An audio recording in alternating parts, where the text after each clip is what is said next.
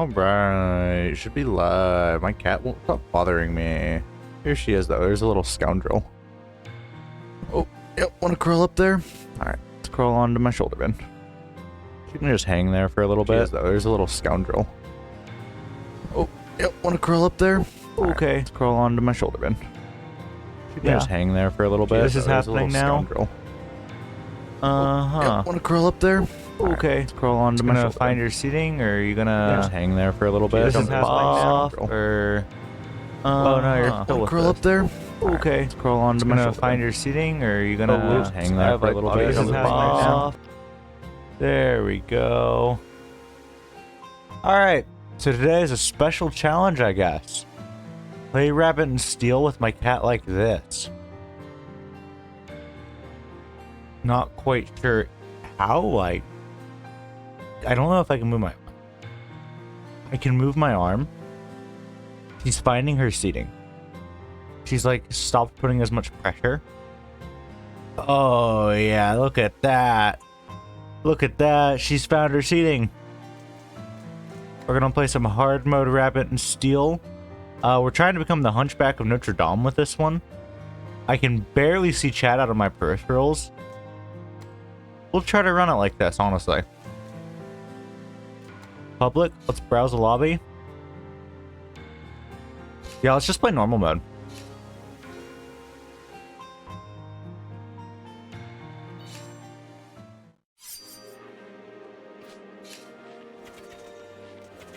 Ooh, some sniper. Fuck yeah. Staying and working. Let me play some heavy. Ooh, shoot. I don't want that drinker to be just out here. Black Shackle works. But we'll go with Hi Daisy. Can you hear her purring into the mic? Probably not. I have my volume like be kind of far down.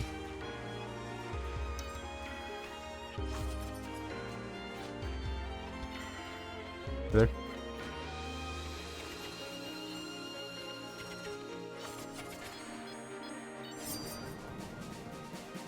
Ooh, sniff that mic. Make my audio sound all. Oh, claws in the back. Fuck.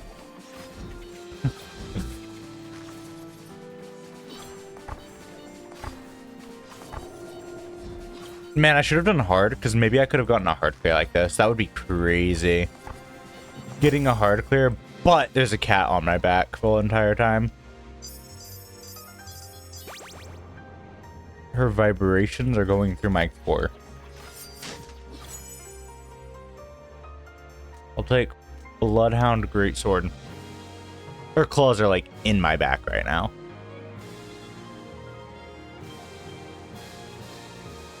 Ooh, oh boy. Also, Sniper doesn't want to take that, but I'm not a backseater because one, these guys are new. I just mentioned it for, oh my god, her claw is like, it's just going deeper.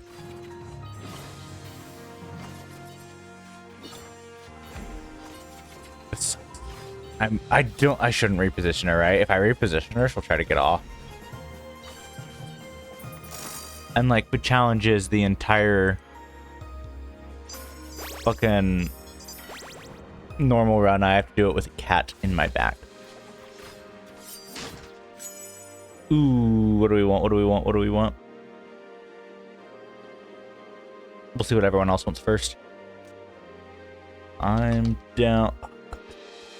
Or anything.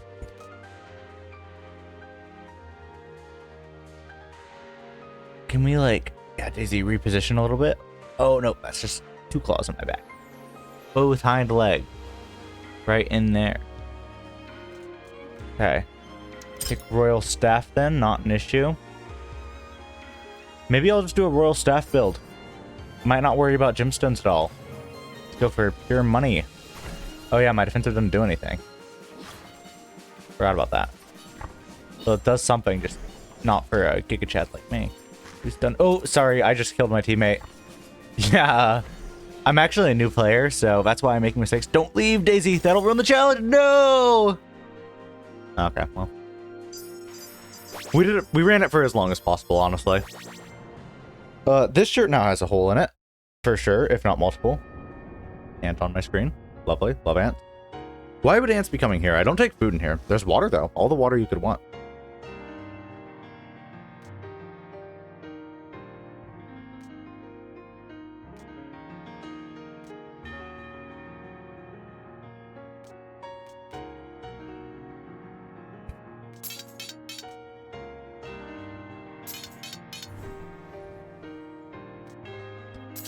All right.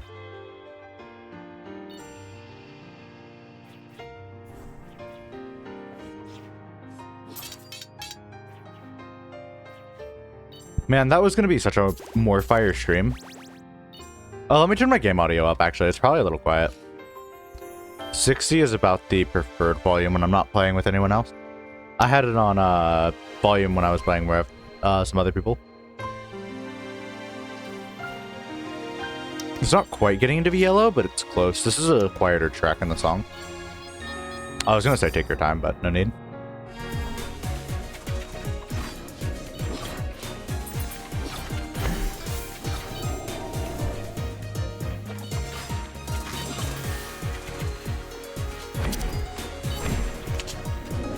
Oh, I already got my normal unlock, by the way. I literally played like one round without it, and I got the unlock, so it was not an issue at all.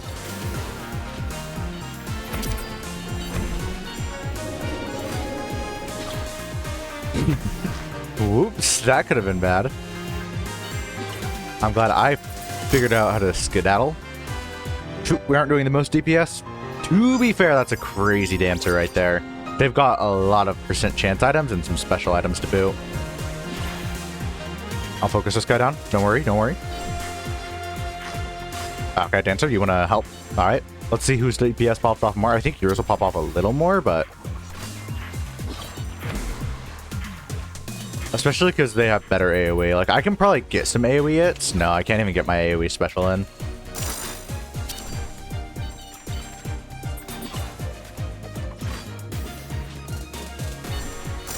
Okay, awesome. Oh, lowest DPS hurts. That's the price of heavy, I guess. No, I'm kind of down to just take the back seat here, especially because I was playing with the cat on my back/shoulder. Which, boy, did that stiffen it up. I need, like, a massage or some shit.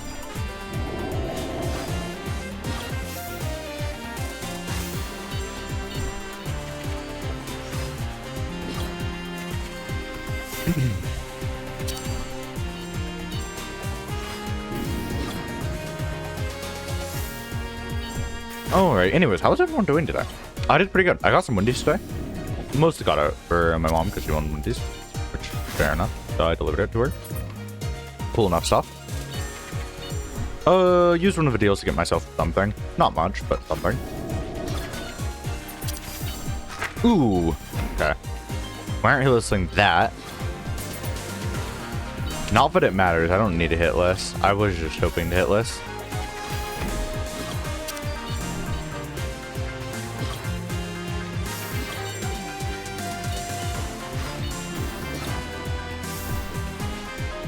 Yeah, I'm probably going to join some hard lobbies and stuff and just mess around.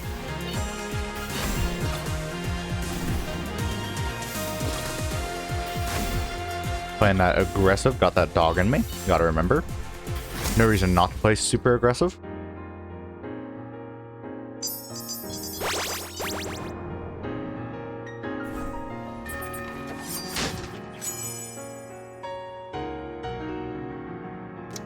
I can walk climb.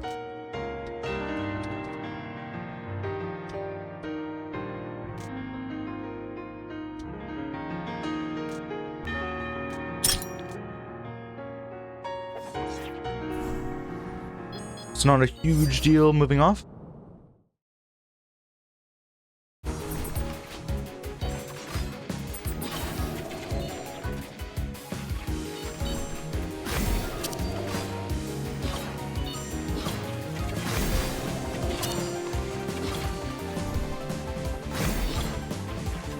Played some Monster Hunter today, which was cool. Just getting started up with a friend. He plays, oop, moved up, buddy. Apologies though, because I moved up a little bit, but you would have been fine. Watch out, Dancer.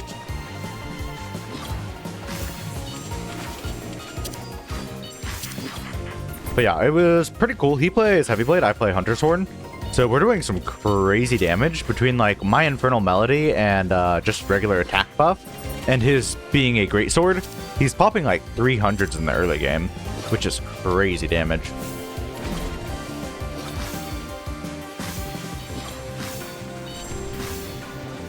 We should be severing tails like crazy whenever we get a monster that can have their tail severed, at least. Severing the Riothan's tail is so cool. I love Monster Hunter so much. It's just so well designed. I really love the monster design and everything. Like, both the way they act and... oh, that was a voice crack. Fuck. 13 with that one. Yeah, both the way they act and just, like, how they actually look. Because, like, they feel very natural, I suppose I should say. For some reason, my tongue is swollen. Why does that happen? I woke up with a really dry throat. My tongue was so swollen. Maybe I should ask Dr. Google to diagnose me with, like, cancer or some shit.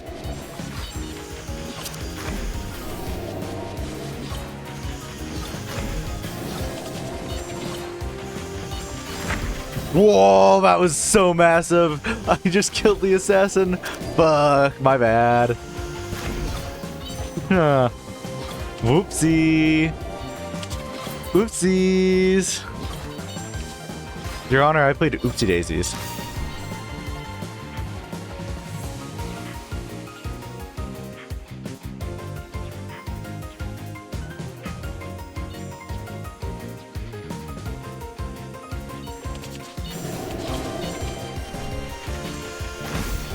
Aw, womp womp.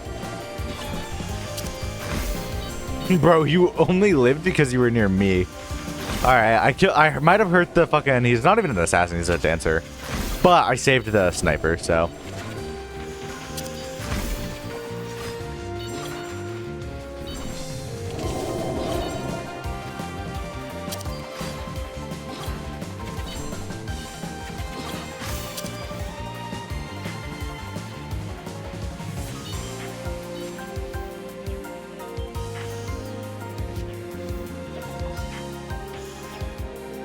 I want to get fucking Sapphire secondary, actually. That would have been so much more fun to fuck around with. If I see it, I'll still probably grab it. Even though I'm, like, running a build that doesn't really want to waste money like that, it would just actually be really fun. Beyblade, Beyblade, let it rip! Aw, bye-bye, sniper.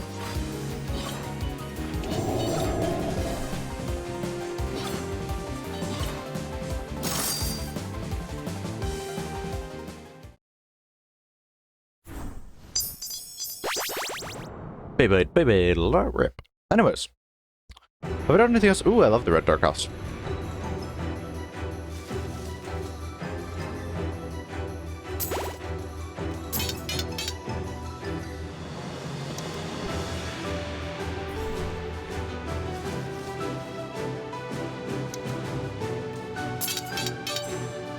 Animal special dancer could be.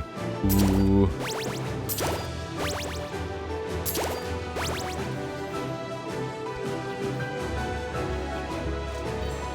Time for some shenanigans. Everyone here isn't too talkative, but they don't need to be.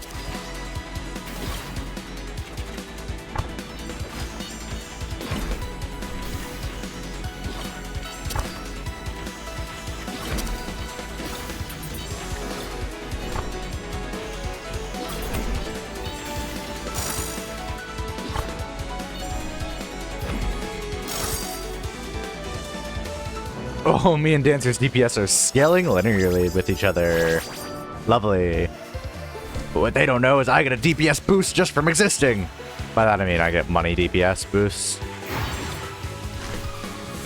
If I was playing out of my mind, I could definitely be like popping off with damage-wise, but I'm not playing out of my mind.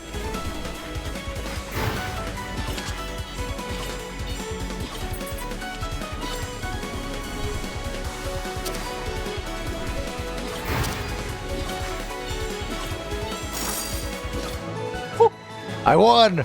I win! No, I'm fucking with you. It's not a contest. It's kind of a contest, but it's not a contest. Also, if I took damage somewhere else, which makes me feel good because it means my fuck up wouldn't have lost them the game, presumably. Unless they, like, clutched the fucking mess up. I use clutching correctly, like, half the times.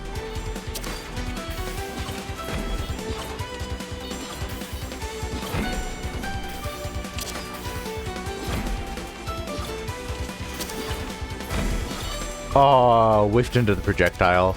I feel that so hard. Hey, it's alright, man. It happens to the best of us.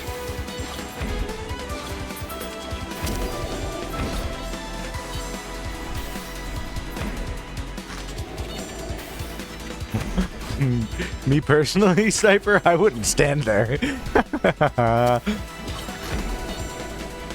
Fuck. I'm in danger.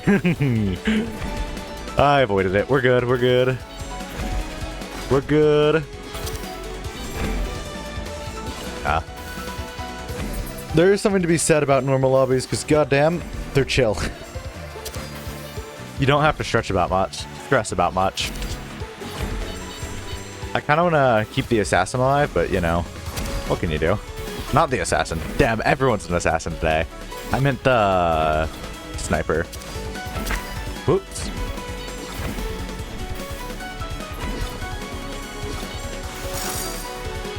Good shit, boys. Oh, am I slowed? Wonder from what? I have not been paying too much attention to this build other than greed would make me happy. I can take that 100%.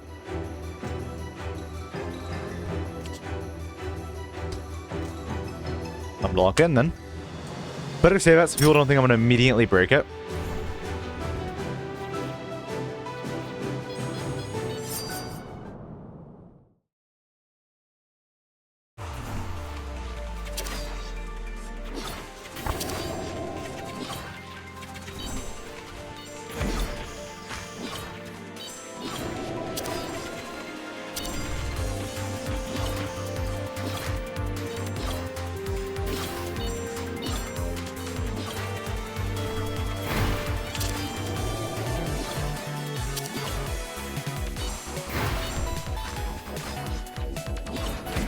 Alright, we're going wild to hit with it now.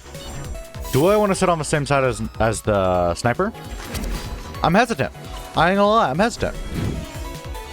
I think we'll be fine though. They're honestly, for a new player, they're pretty good.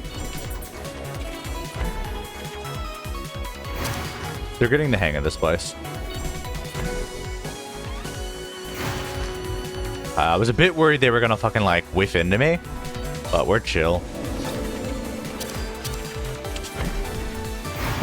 Yeah, just in case I was like, I should probably shield that. Hey, 3 Ps in a pod. Good thing they didn't DI up. That would have been bad. I say DI like we're playing a fighting game, but you know what I'm talking about.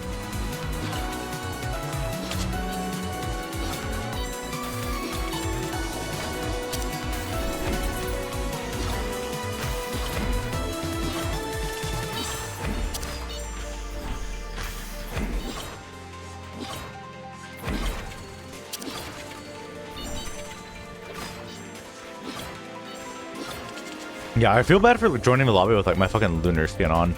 Wasn't really trying to rep Lunar. Lunar's cool, but I don't want to brag about it.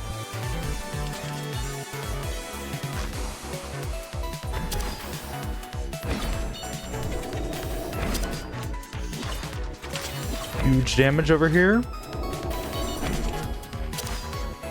Ooh, they almost DI'd into me. Just stay with me, man. We'll be fine together. On God, from this point out, doesn't it just get like substantially harder than what anything else you say? No, okay, it does not.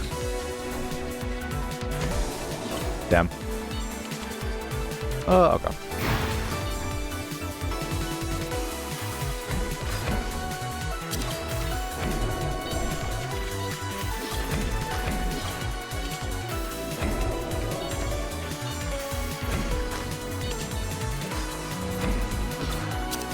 And should be death there. One clap of these mighty die. Okay. Hey, there we go. Rune set. W unlocks.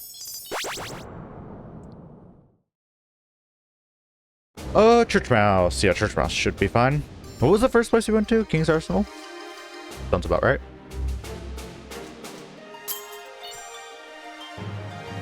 No longer places on a field is not it. Should be good to just run it though. Take my extra profits and just vibe.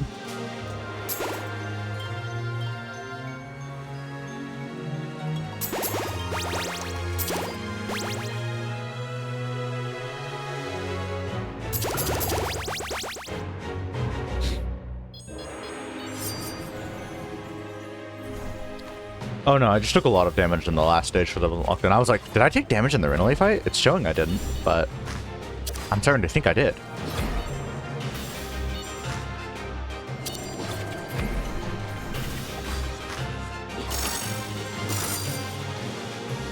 Good work, team. We are starting to go wild. Give me Ruby Circlet, isn't that what it's called? Yeah, it's Ruby Circlet. Yeah, we're going to be tier listing the items today, so I better keep all that shit in mind. Re-tier listing, I should say, because I have already done it. My first tier list just kind of ass. Not kind of ass, it was just bad. I'll see if I can show you the original tier list, but I think I deleted it. I think I already reset it. We'll see if I can revert it, though. Tomorrow we should also be in for a long stream, which is kind of cool. Grab a drink of water. See if that soothes my aching tongue. Alright.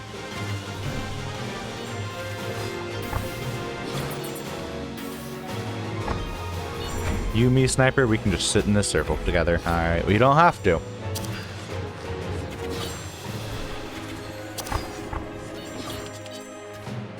Ooh, you guys better stretch the tether. Ooh, you better stretch the tether. Yeah, they stretch the tether just fine.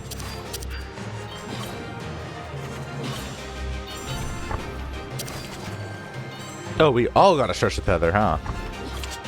I see how it is. We're all in this together kind of shit. The tether is stretched just by going down, which is kind of crazy.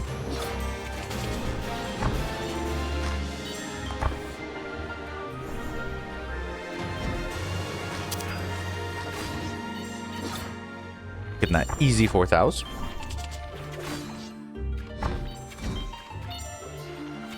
Just you and me.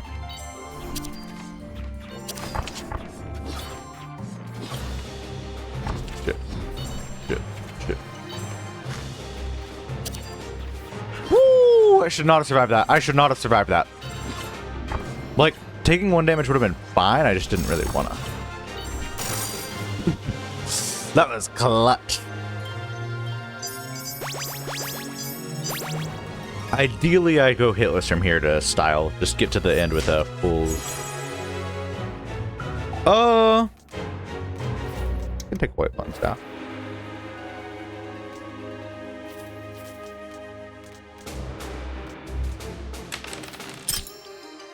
No! Oh!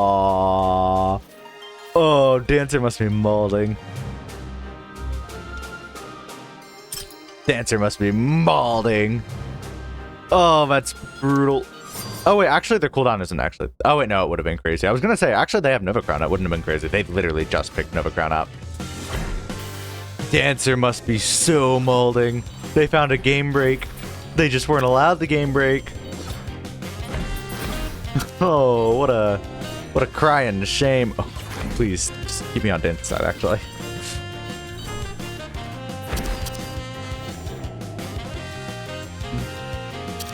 Yeah, Dancer kind of knows what's up.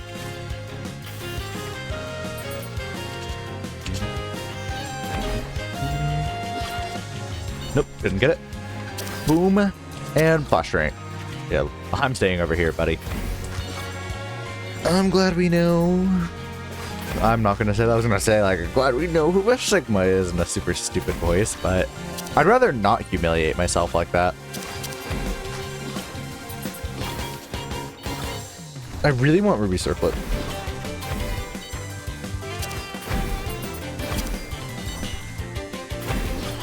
Really, circlet would be so huge for me here.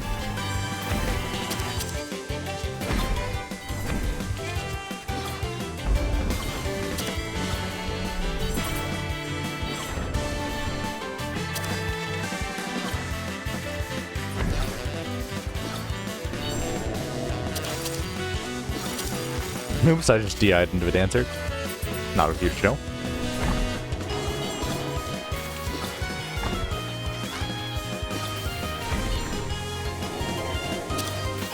Or sniper, man.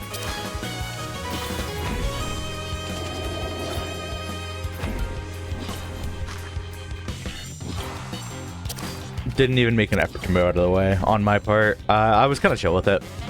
What happens, happened.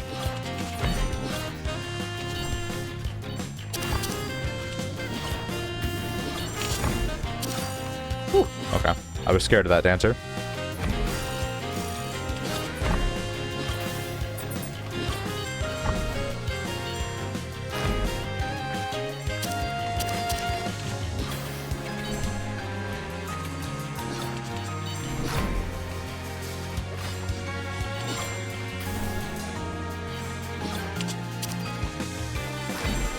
Oh, what a whiff.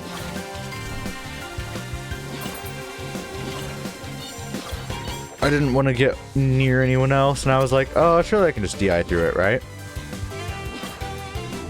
We're still beyond fine, but it's like, would have been cooler if not.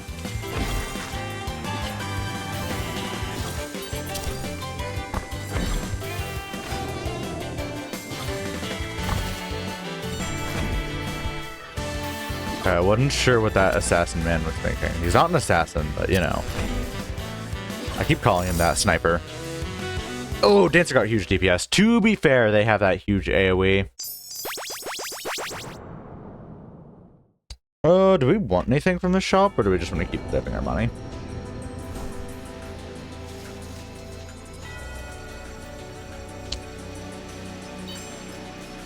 No, we're good.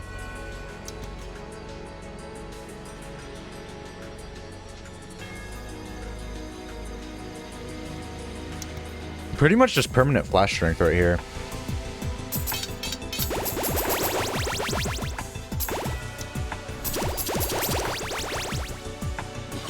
Or I guess flash special. Flash int would be the correct term, but you know. Does anything use flash int in the game?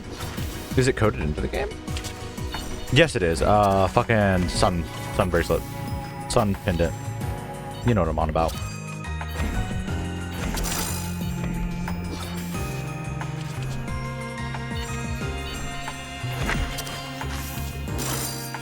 Damn, yeah. We all took damage there. I tried to defend, but then I realized we were too far off.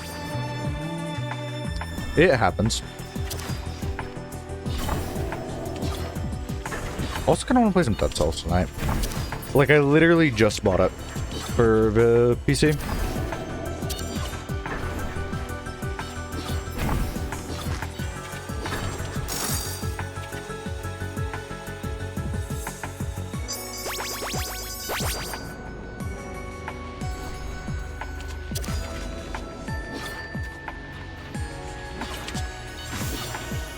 Oh shoot. Sorry, my like lunar instincts kicked in. I'm like, that's got a super short timer. That thing's about to kill me. And then I realized, oh wait, this is normal mode. This is normal mode. I don't actually need to like be playing this like it's lunar mode. Ooh. That's more intense than I thought it was for normal mode. So, to be fair. Hey, W sniper going in with full HP.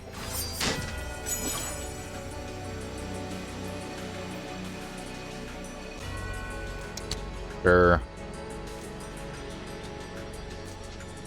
W items.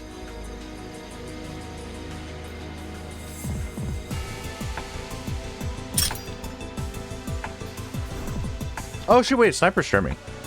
I didn't actually notice that. Fucking hello, sniper.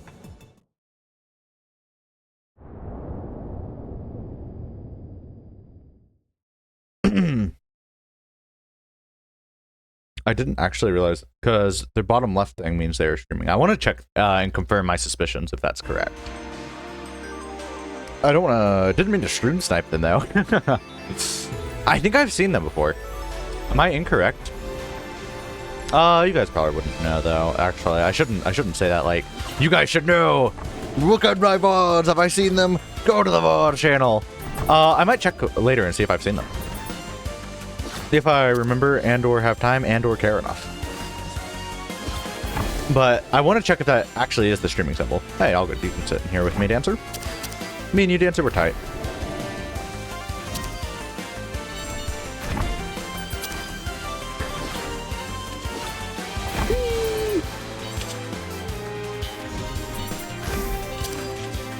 Beyblade, Beyblade, let it rip.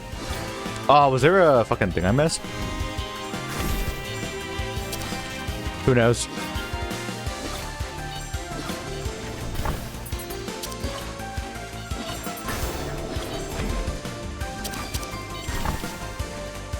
Oh, that's what Davies is doing. I was like, what is my cat doing? Pounding on her little box, scratching her claws. Much rather it be a cardboard box than my bed. She's pretty good about not doing it on furniture. She used to be very bad at it at first, but she's gotten quite a bit better. I mean, I say that like it's recent, but like it's not. She's been good at it for literal years, so. Cutting a bit close there, Dancer.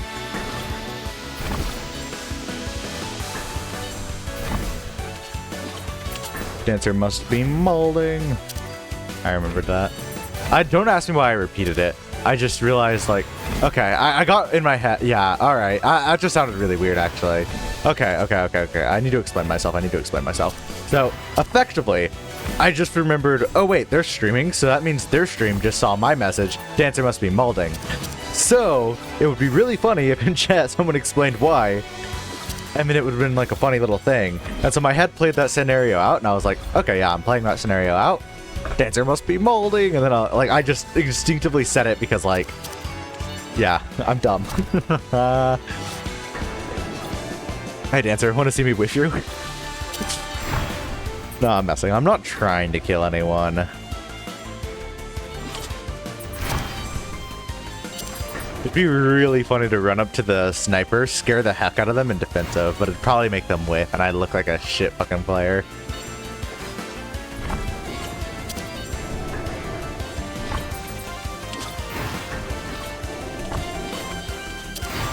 Oh shit, that means their stream probably caught, but I fucking beat Lunar Solo. That means this playing is just embarrassing. Mr. President, no! Just in case you need a little defense bubble. I didn't figure Dancer would, but if it did, I'd help him out.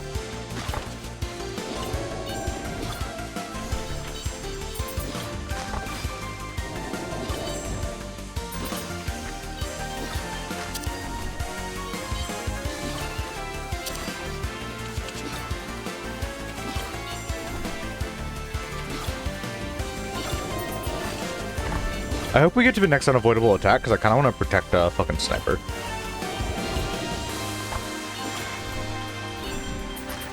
Damn, I think I just killed Sniper. Apologies, Sniper. I was hoping you would DI into me and I could protect your ass, but... Ooh, got the timing off.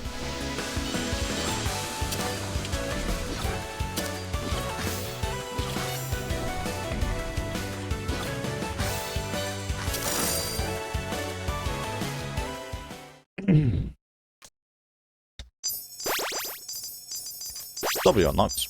And I don't mean that sarcastically. Yeah, let's go stream snipe. Or rather, not necessarily stream snipe. Lobby was disbanded harsh. I just want to quickly see if I am not mistaken and they are streaming.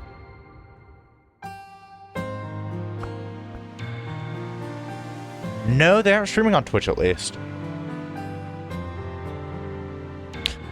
Perhaps I'm incorrect then.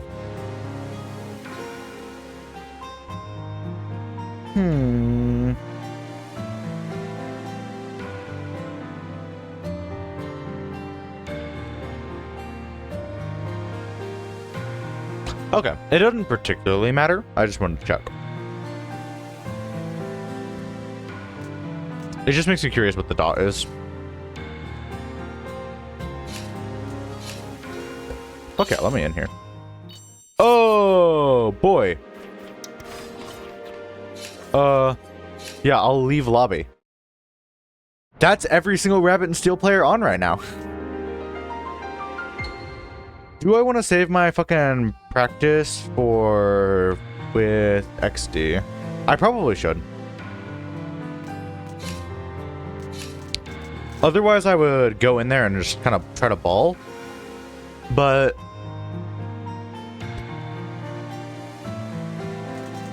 I think I want to save it for with XD. Get our impressions with it first. So we'll just prepare a hard lobby. If I'm not finding many people, granted, with how many people joined that, I think that will not be the issue. But if I'm absolutely not finding that many people, then perhaps play some wizard. No, I should actually say perhaps what I should do. So perhaps I'll finish that tier list up. The question is, do I want to make the tier list or do I want to make the lunar video first? Chronologically, the lunar video should be first. Also, how I got my lunar run will take more time than the tier list build to edit. Because I'll have to go through and compile like a lot of my deaths. Doesn't need to be all of my deaths. But I think it would be good if at least some of my bigger deaths were in there. Just to show people it took some time.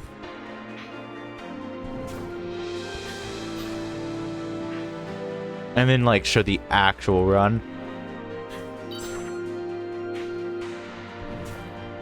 We'll see how... how long do I want to give it? Probably 3 minutes.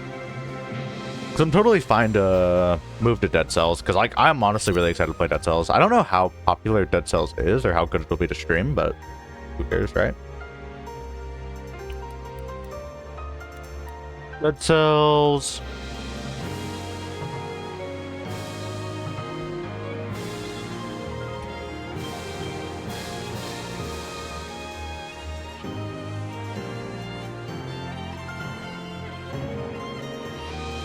Not too popular, but there's quite a few people.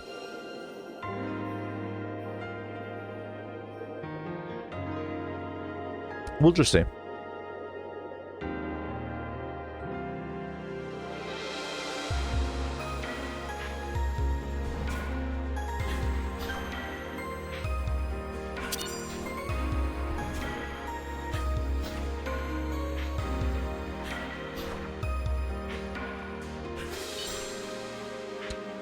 Oh boy. Let's see. What do I want to talk about? I could talk about D&D. Do I have anything interesting to say about D&D? It's been a bit busy, so I haven't gotten much D&D in. I rewrote the plans a little bit.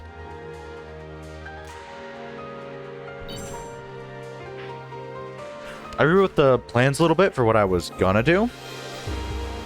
I've decided I really want to show how powerful a god is. So I'm going to... Instead I was going to make an excuse. Oh, I can change class. If they really want to play wizard, I can change class. But I'm not sure if that's just like what they want to play or what.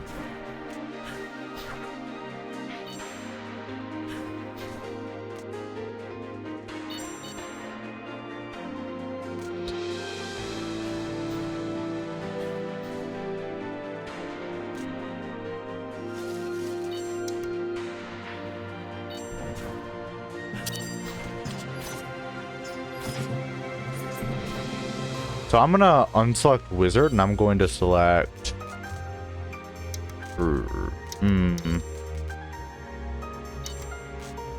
dancer.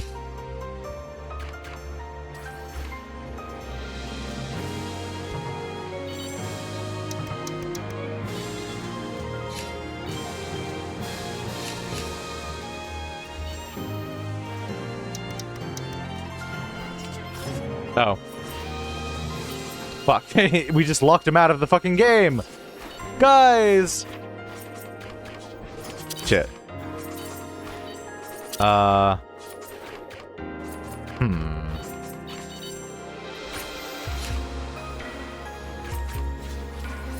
Hmm. I didn't want to lock him out of the game. I think everyone else is pretty intent on locking him out.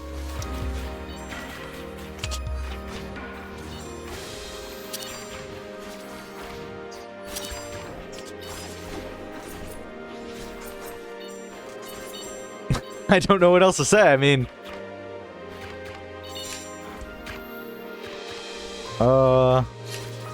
Yeah, we got Gimbo back in. Cool. Heavy Blade's a good class to start with.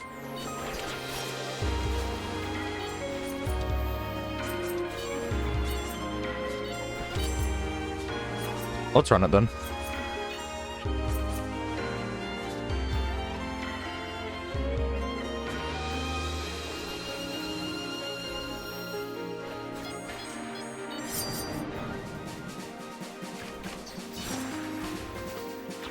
Swiss.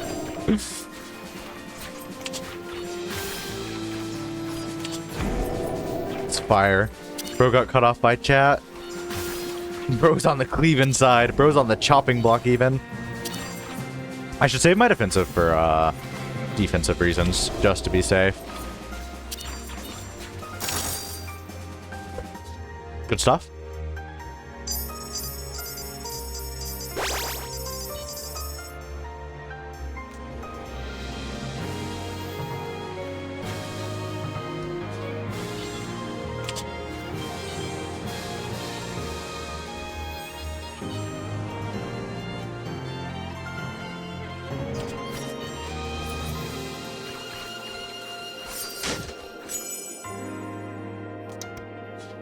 Take that.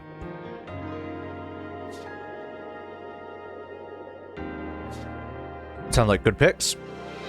Peridot Rapier wouldn't be bad for a newer player, not that I would expect them to use it crazily. They get it though. I can already see like their mental cognitions working. They're like, all right, I need invincibility to survive this stuff.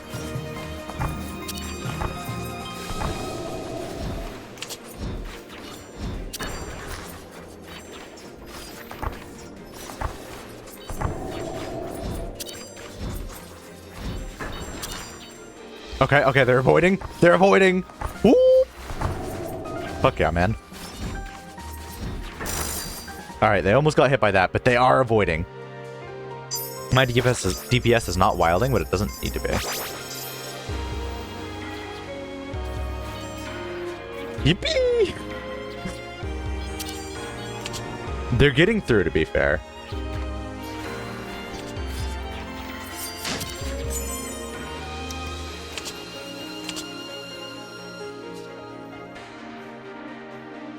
They're gonna have it a bit rough for a while, but it should be fine. Someone should take the Blood Vial. That would be so good. Oh, take Blood Vial. He's gonna take Thieves Coat, though. He's gonna take Thieves Coat. Because it gives invincibility. Oh, he rolled for it? That's crazy. Blood Vial is crazy. To be fair, he probably doesn't know what he's gonna take. Alright. Blood Vial is chill.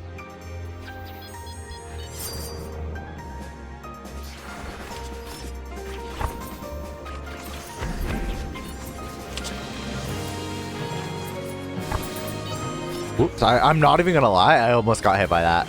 I am not going to lie.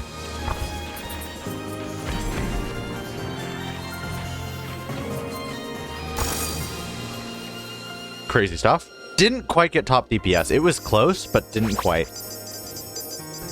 God, he must feel daunted.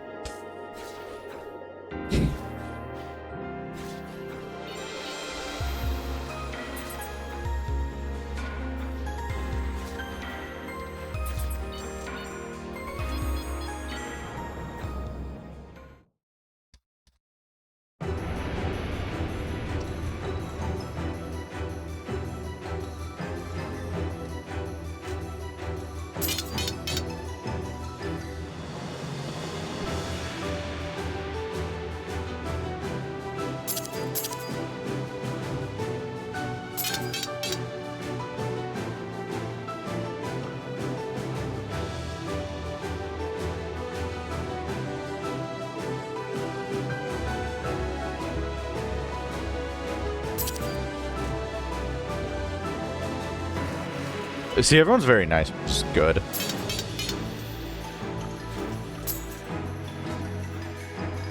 Looks good to me.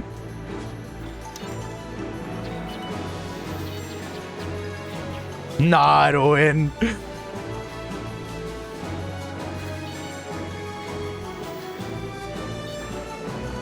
Oh boy.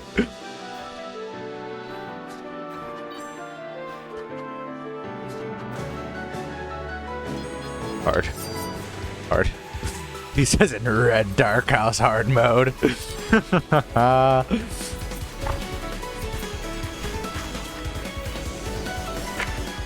Oops, did I just DI into something?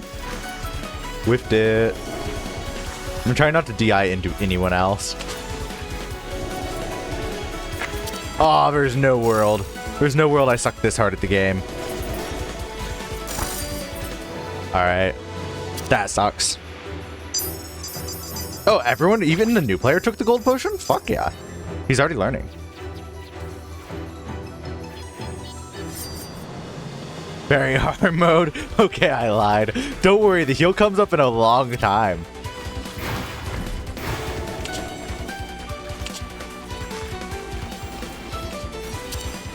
Don't worry.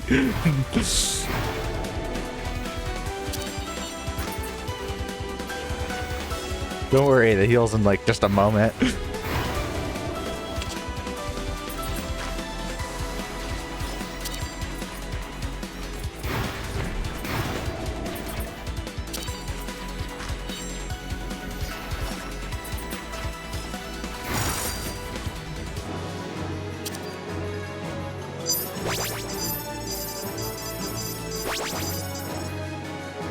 Don't worry, the heal is just after this fight.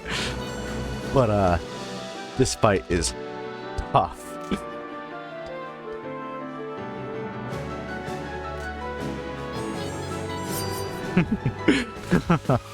I hope this isn't turning him away from the game. Starting on hard mode is not it.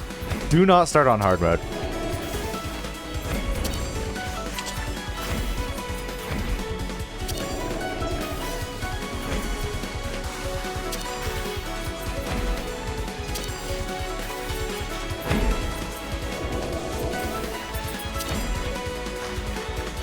No bullets on that? That's crazy.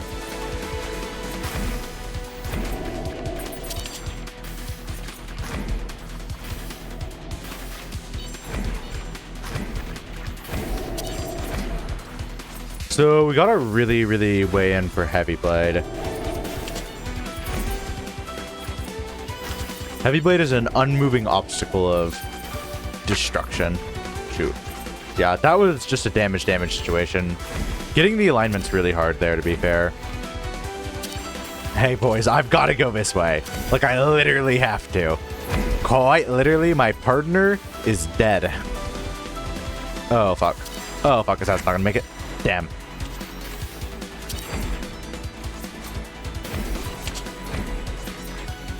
Brother, you don't want to be with me.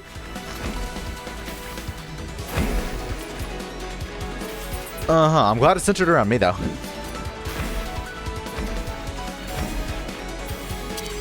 So I'd really rather not die here. That'd be a bit embarrassing. And our DPS would tank. Don't DI into me, don't DI into me, don't DI into me, don't. Just kill her, just kill her, just kill her, just kill her. We can kill her, we can kill her. Low health fight. Scary. A little bit scary. Yes.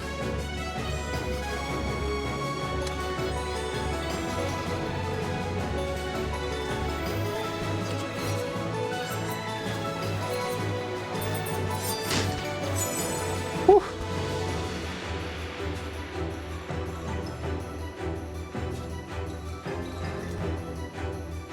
Can take a Raichu Crown.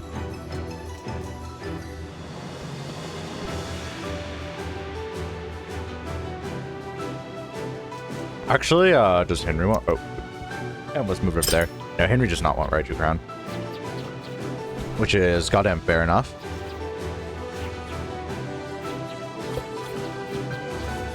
Yeah, let's get this guy a bruiser.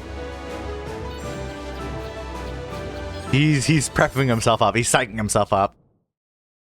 Rinaldi's not so bad, honestly. Rinaldi is honestly easier than what we just went through, in my opinion, at least. So I'm gonna DI with the assassin. Yeah.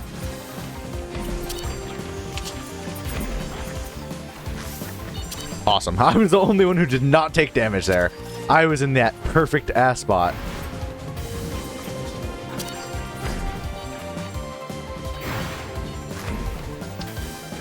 We're just going to try to keep everyone alive to get this unlock.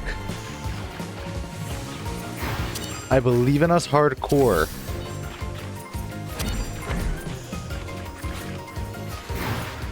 War cry, everybody. War cry. I just said that with like the war cry. Go on, assassin, assassin, assassin. Me and you, buddy. Ooh, shut. Me and you, Druid. Damn it, man. Should have trusted in the Druid. Alright. Not too many of us want to go this way. I almost DI'd straight into that. Did you see that? That would have been crazy.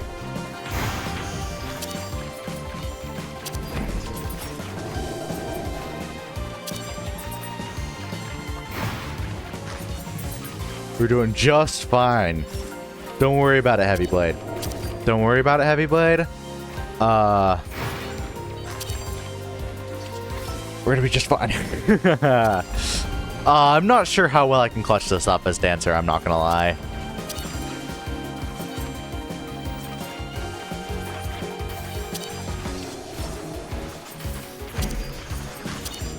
Fuck, man.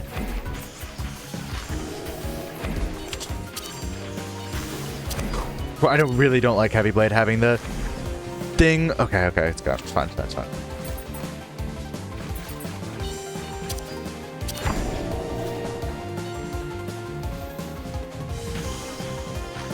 We're doing just fine. Just fine. I got the hit off. Oh, it's alright. It's alright. Just stay near me and you'll be fine. I know this attack like the back of my hand. It really helps when the attack doesn't actually change. It really, really does. It's not always right side though. Alright, I'm gonna need to start using my defensive offensively, but now is not the time for it. Okay, let's get in here. Please don't come over to me, Heavy Blade. Thank you very much.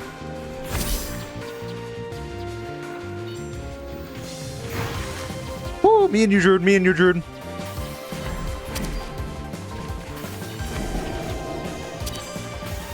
Me and Druid in a very, very lonely world.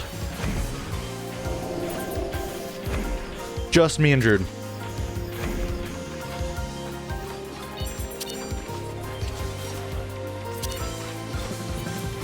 We gotta hit the damage cap. That's what I'm worried about.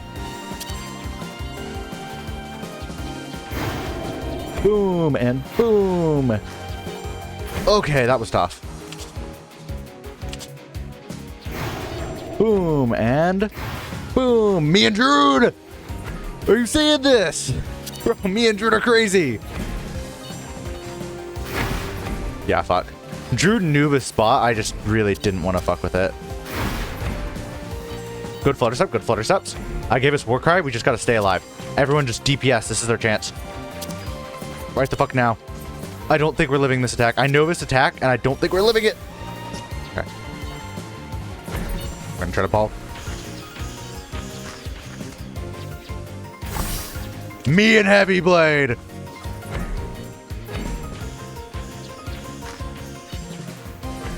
Not an issue, not an issue, not an issue. Daijobu even.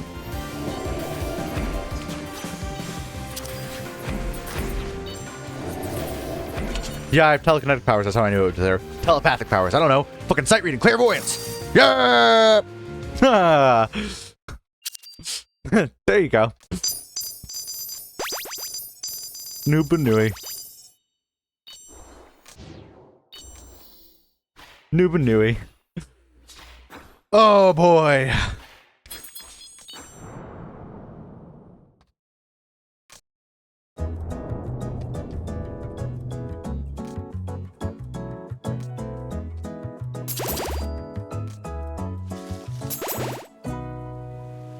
There's buy 2? I don't know.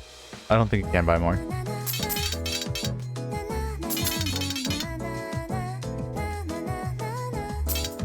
Bro.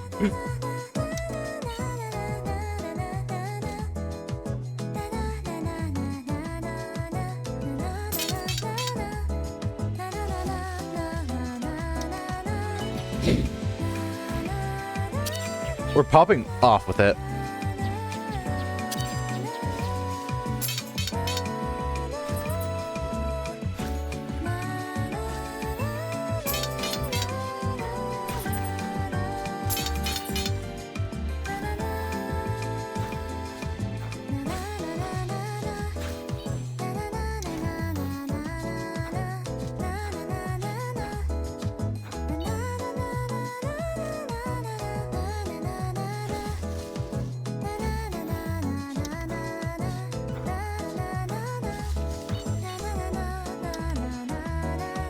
How do you play the game controls the best way?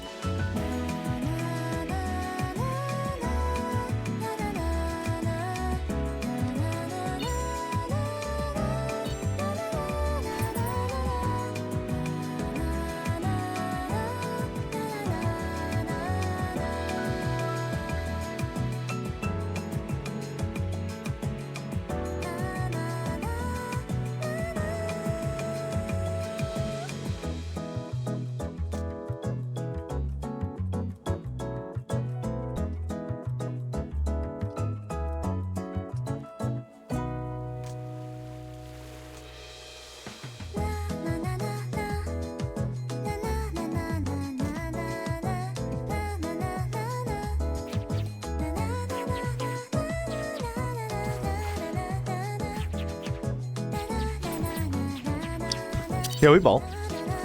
What's everyone running? Just a bunch of Sapphire stuff?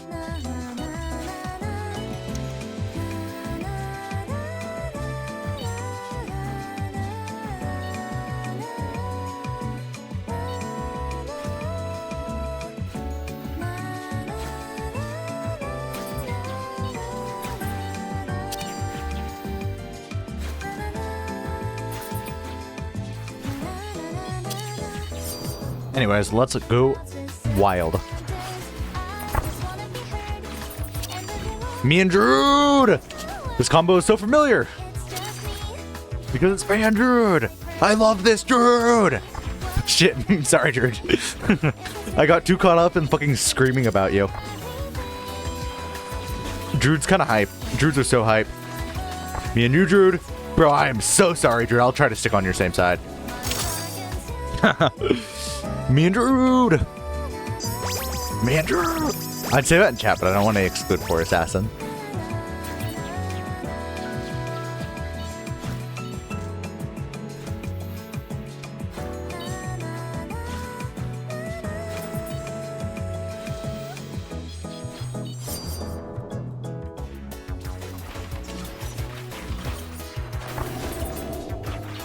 Oh, does he notice to keep moving? I don't think he noticed to keep moving. Someone should probably tell him about to keep moving, so I'm fucking with you.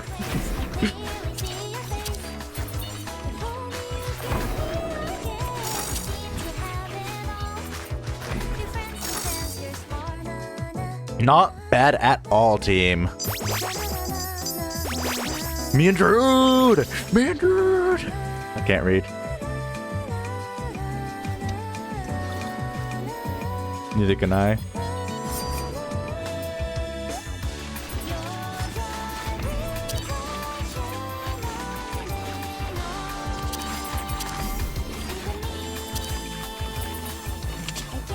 Doing huge fucking AoE.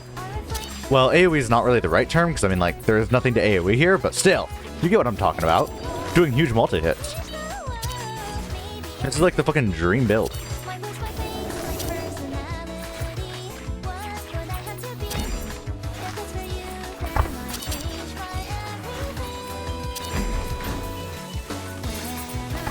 Assassin, bad assassin.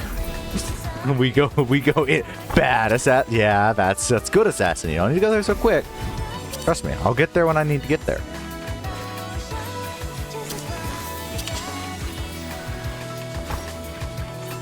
Just listen to the music. Enjoy it for a moment.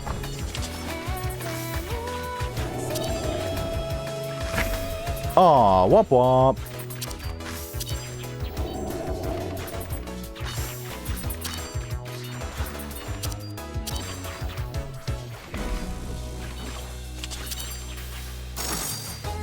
Oh yeah. Good work, team. Drew, what are you doing? Fucking whatever you're doing, I need to fucking take some notes.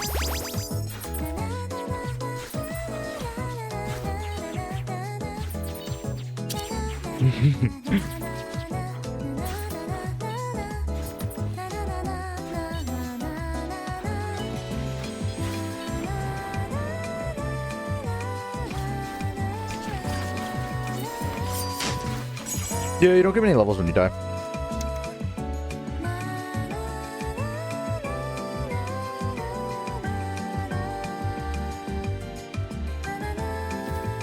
Who has multi-hit? You don't have multi-hit. But you activate whenever you do any ability. You have 2 times multi-hit, what's really better. As long as no one tries to take this, because I literally have a chance to hit like 4 times. That's like a very high chance of doing something crazy. Who left it? Assassin? That was probably a good choice, yeah.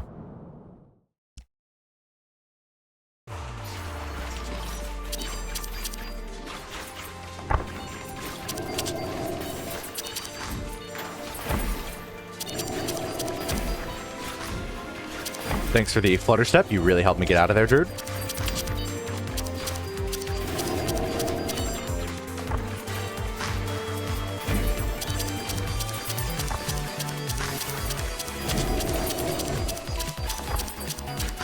Yeah, sorry guys, I'm doing something. I'm doing a little something. Bro, that was insane. Alright. Deja vu. You know me fucking speaking Japanese over here? Fuck, we're taking damage there. Oh! Oh, Heavy Blade! Huge defensive! Hahaha, that was awesome.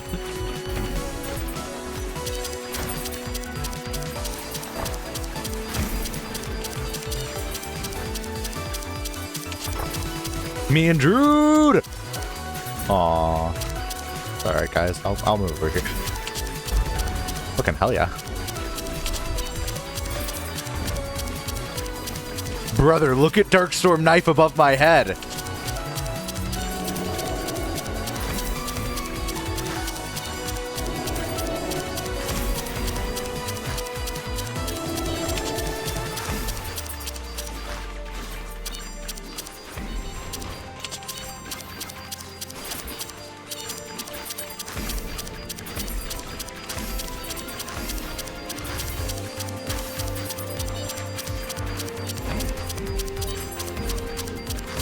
Oopsies. Oopsies. Oopsies. Oh, yeah, delete those projectiles. Fuck yeah. Heavy Blade. I need to fucking tell Heavy Blade they fucking saved my ass.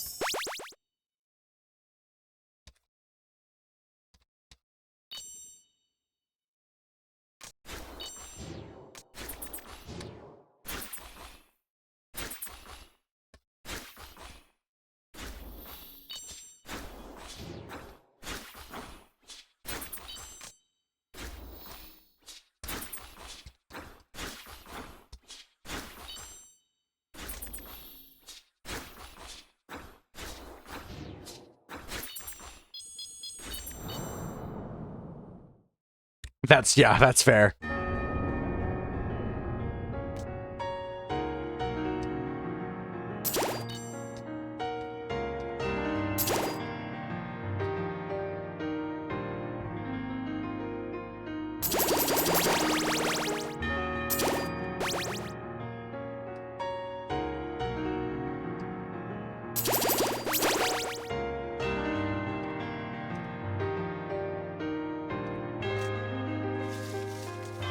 It's kind of goofy. It's kind of silly even, but it's fun.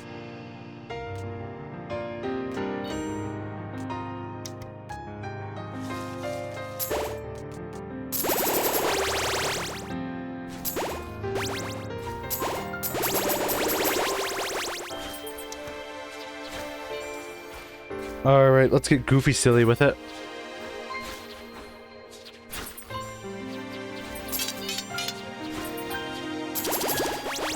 We're getting goofy silly with it.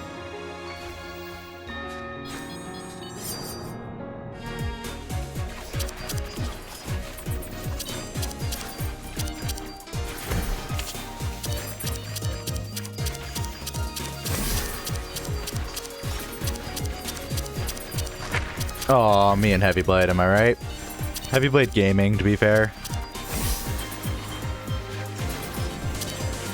Oh, we got rabbit luck.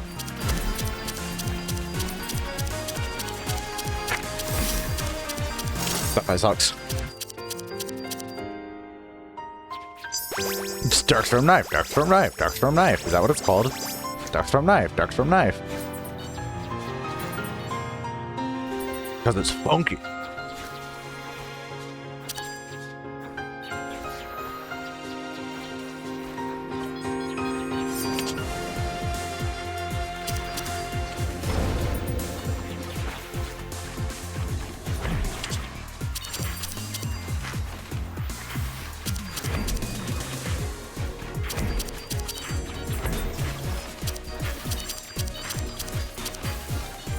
So no rabbit luck. Hold team. Rabbit luck is coming soon. And we got rabbit luck. Pop off. Me and Druid, man. Me and Druid. Feels good. We're just running a fairly standard Druid build, it looks like.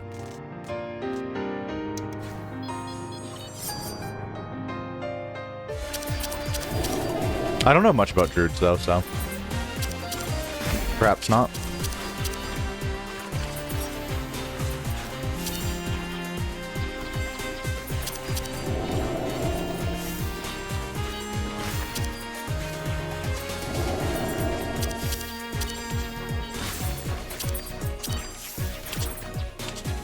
Me and you are not the same.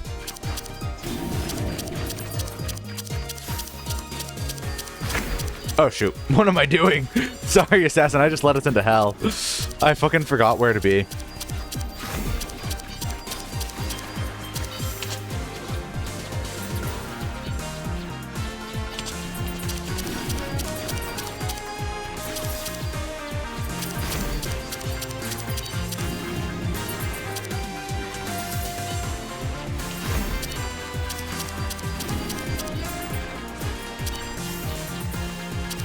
Oh, shoot.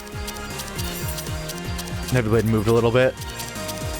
That's what we call a crazy, crazy whiff. That's what we call DI out of the projectiles team. Okay. Not as in this team needs to do that.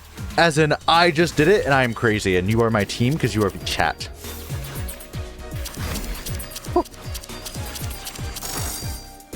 Awesome stuff.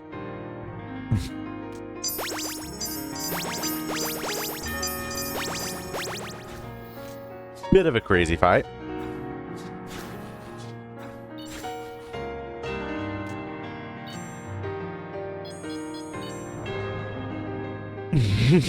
Truly.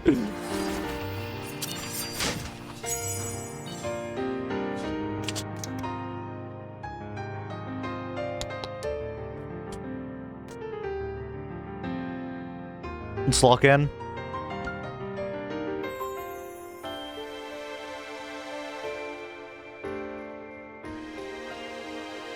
I can't go truly wild with it, but I can do my best. In the fight before it even starts. Storm Dance Crown could be crazy for me. I feel like Drew's a really weird pick, right?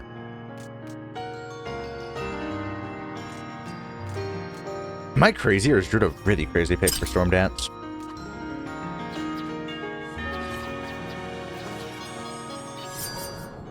I'm not too confident about taking Amethyst here, but we're gonna ball with it.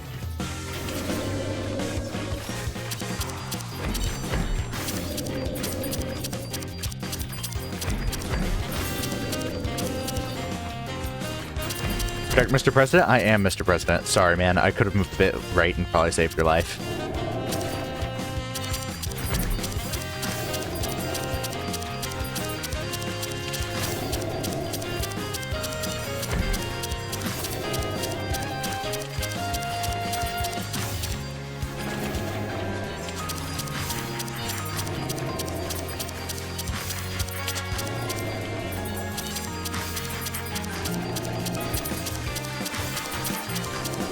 I got very nervous there. I thought I was done for. I thought I was gone, goners. Minced meat. Oh, Swiss cheese, goners. If you know about anime, fucking shout out to you, because that's a very niche line from a moderately popular anime, but not like crazy popular or anything.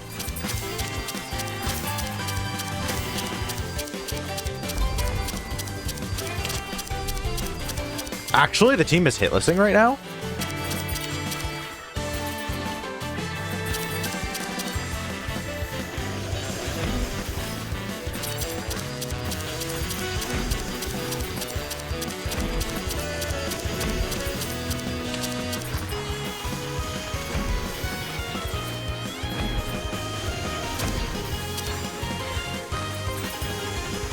Honestly, you could just move like horizontally, right? And that attack would be like uber consistent. Yeah, you should probably just move like horizontally on that attack, but now I'm probably popping off. I'm not gonna lie. Sorry, but I'm in the never get hit zone. Just find your fucking quadrant and go wild.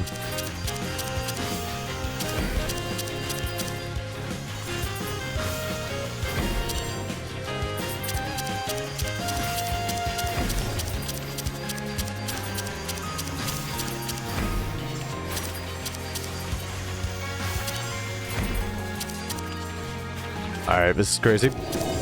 Sorry, I'm getting lost in the sauce because I love this build so much. Just give me Crown of Storms and then watch me fucking go.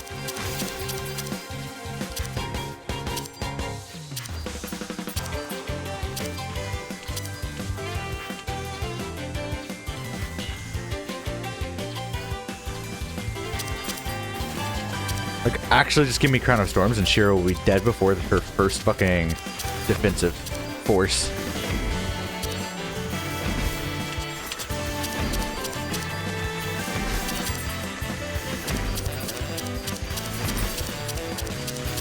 Oh, Crown of Storms would go so fucking hard right now. Have we already seen Crown of Storms already, though? I feel like we kind of have. Maybe I'm incorrect. Sniper Rabbit. Woo.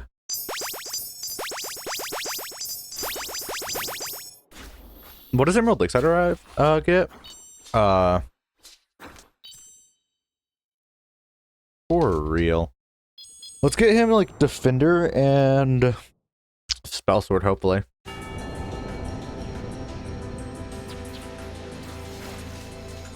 Do I just want to run all fucking...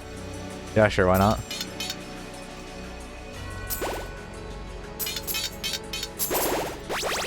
All Sapphire Gang.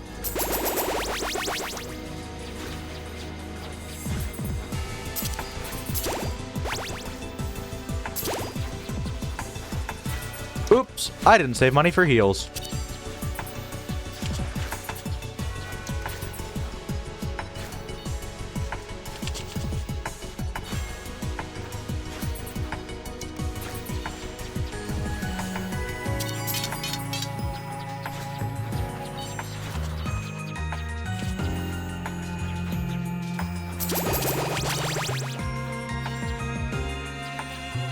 Alright, let's ball.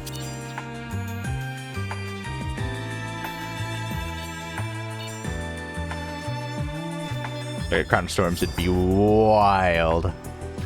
Like, I'm trying to call... Go for, like, a hard call right here, because that would be so fucking fire.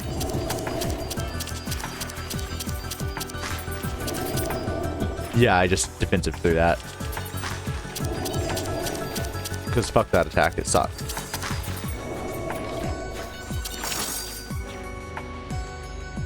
Good druid, good druid, good druid.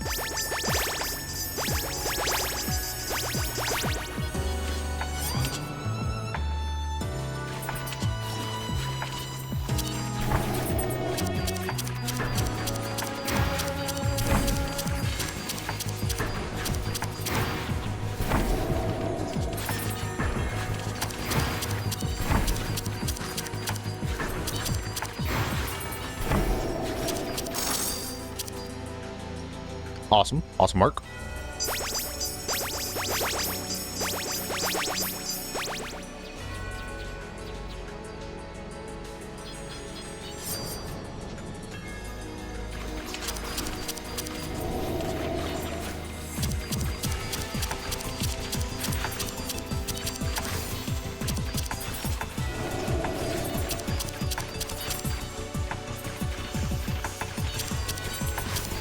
Yeah, kind of killing the assassin there, but I'm down to kill assassins. I tell you, assassins are a piece of work. I'm joking.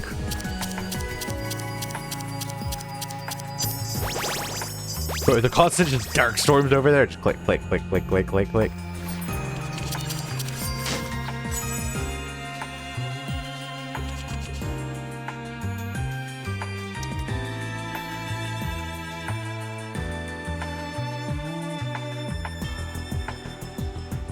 I don't need my defensive until later, so I can try to run it. Can't promise it'll go well, but I can try to run it. That was such a bad voice crack, too.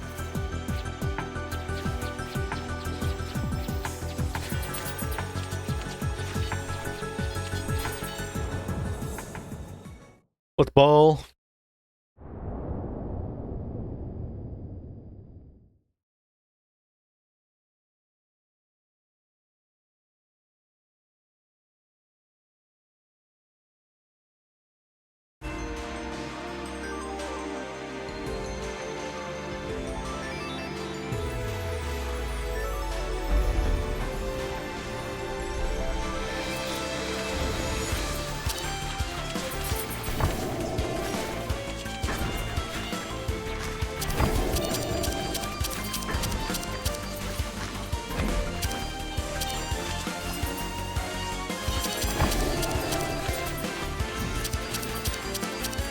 Just gonna quickly fucking spam this.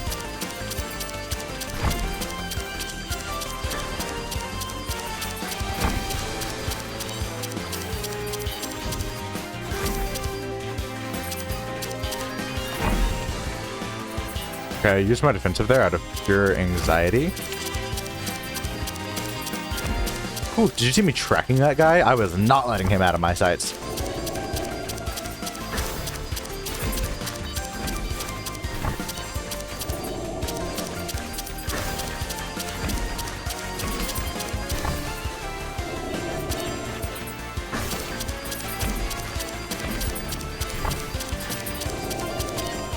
I find it best to just DI down, is what I try to do at least.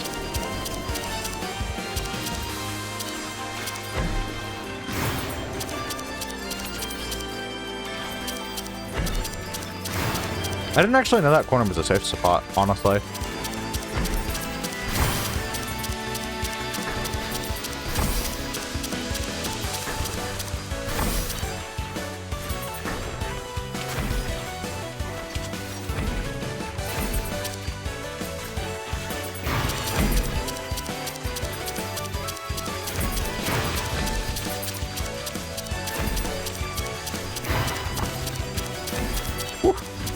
We are spamming.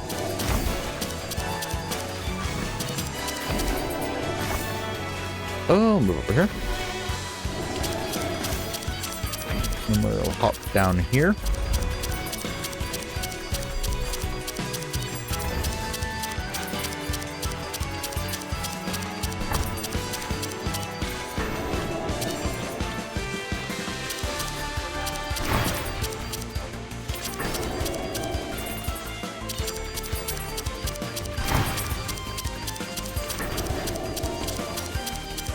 We don't even need to use our defensive right now, so we'll wait.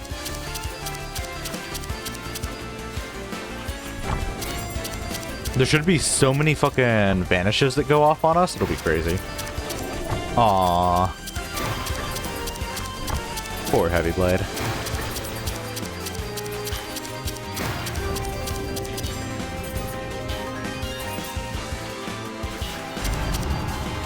Yeah, we were just all in Uber Vanish.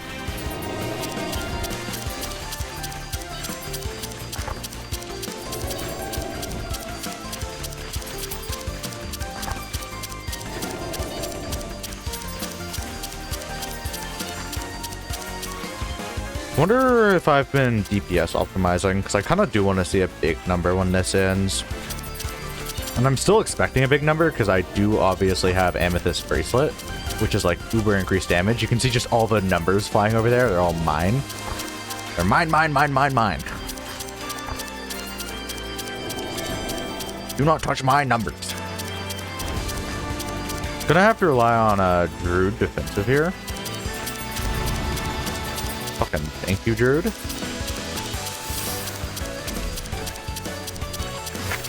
Sorry, Druid.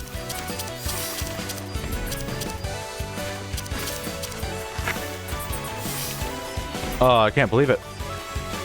Ooh, don't make me lose my bracelet. I want to do good damage until the end. Let me ride my high.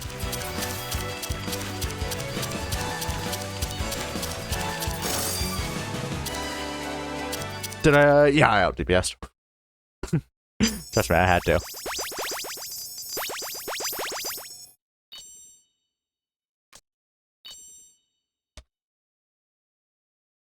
Good work, team.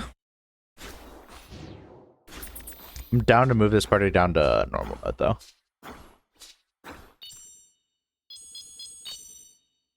Thanks for playing. Just in case anyone wants a picture of the cool builds. And done.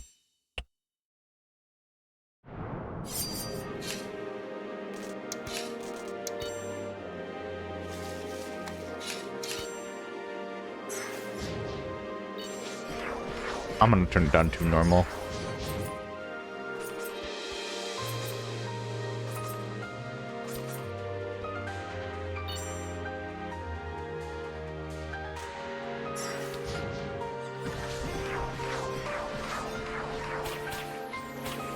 Normal should be significantly more manageable.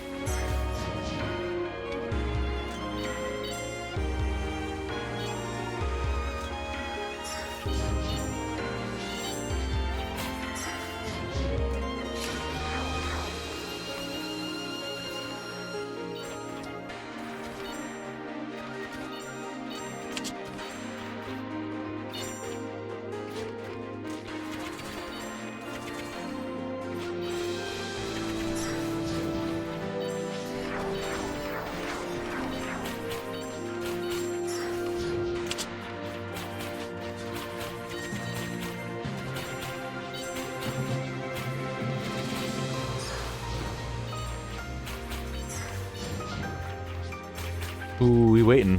We waiting.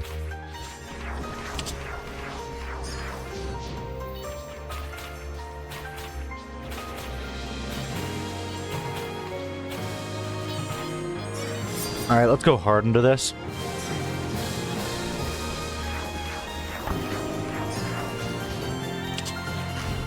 Me and Druid. Druid is the dancer there now, so I guess me and dancer. I need someone to scream at / about, so. Fucking W dancer.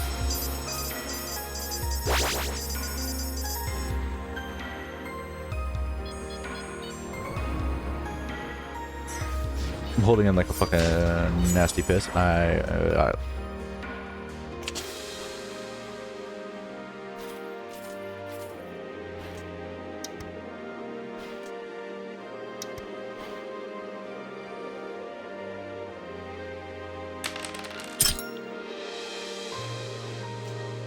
Muffin will definitely take first strike, right? What the fuck did you just do to your...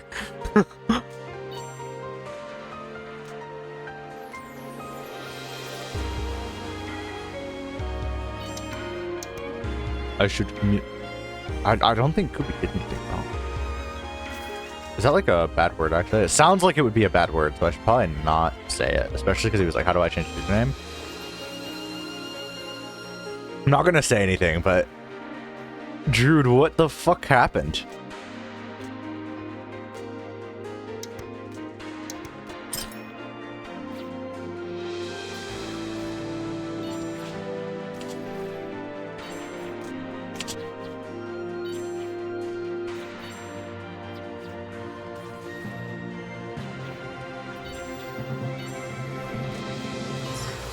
With a Mega Charge / Mountain Staff, still cooking.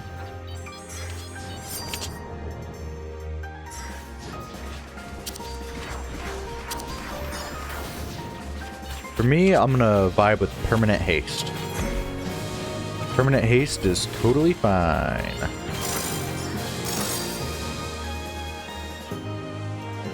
Oh, new player. That makes sense. Very new player. I'm gaming this time, correct? Even though you were totally outside of the field and about to get hit, correct? You are indeed gaming. Are you gaming, son? I could take Necro. Oh, then I'll take Necro.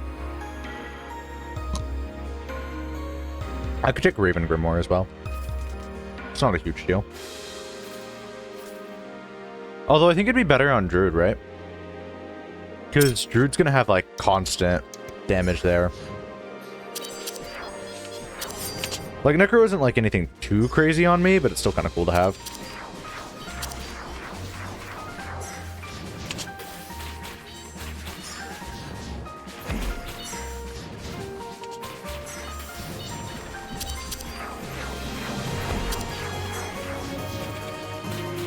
Kind of cool. I get like 4 charges of it. Like it's not anything like super crazy, but cool. Bro, me watching fucking Fly Sakura's DPS go down because they like 1/3'd their if we get Emerald Dance, it's gotta be molding, right? Okay, okay, it's not Emerald at least.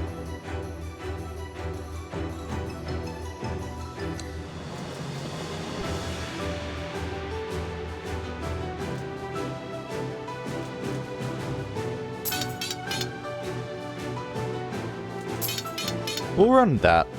I think every other option might be better, but I think it'd be more fun to run this. To just fully spam. See just how much we can spam here. Gosh, the global cooldown of 0.6 seconds is low.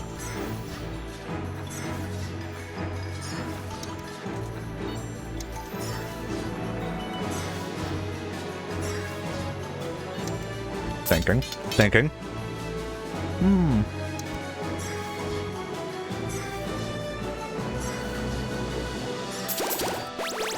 Few levels for the road. I feel that.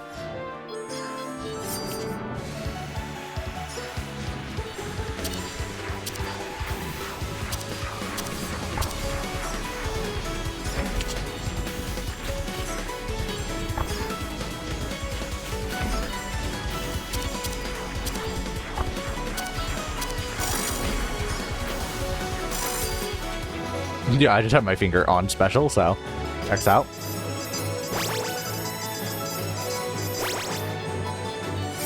I think we just made a sniper rabbit, which is interesting. I don't mind sniper though. It's definitely not a bad thing.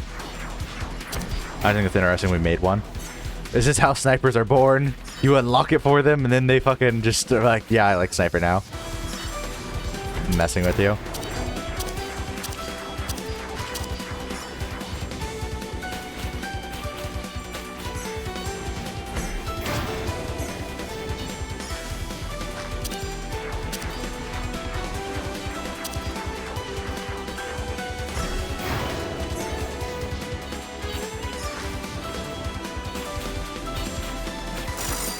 Awesome. Going wild, me and Muffin are. 32 DPS is kind of crazy. Hey, we had 9 last game though. And still, new players got to start somewhere. At one point, I was there too.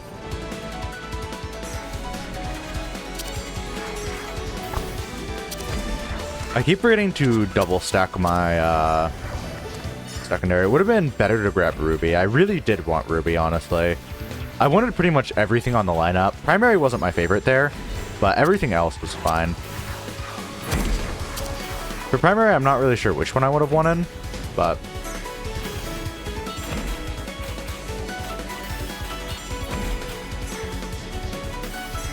Are we going to be fine on the DPS check? Oh, wait, this is normal. There is no DPS check. Just don't take damage, I guess.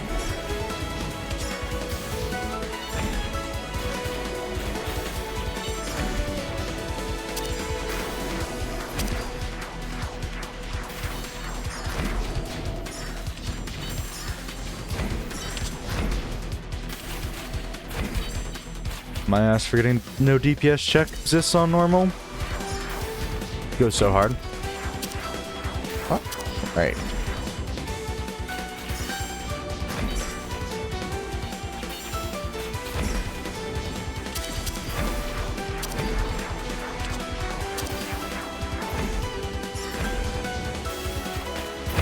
W fucking sight reading on my part. Just me and you, Dancer.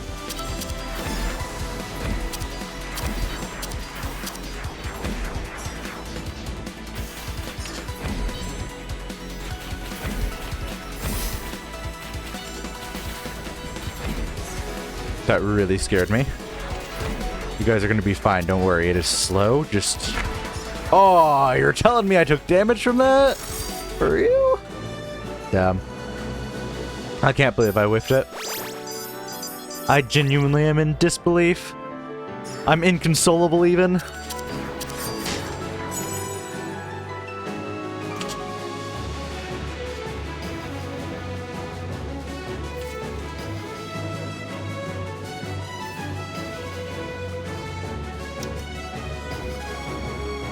I definitely don't mind Nova Crown. Oh, I need to go to the bathroom. Oh, do I hold it?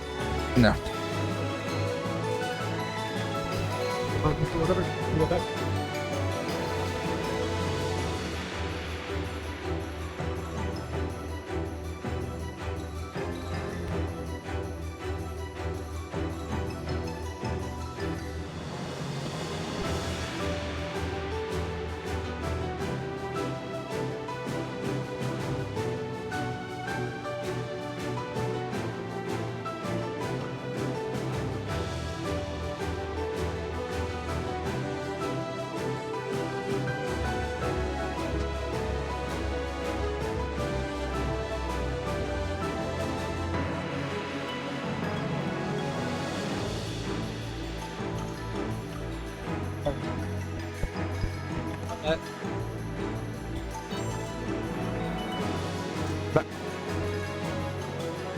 Ooh, communication. W communication. Windbite Dagger could go crazy, right? Oh no. It's actually really good on I don't it sounds like it's a bad word. It, to be fair, is kind of crazy though.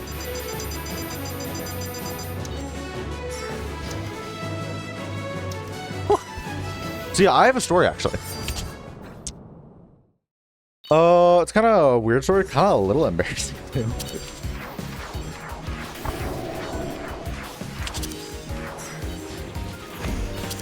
So effectively, it's about gaming and fucking. All right, so I was 8, right?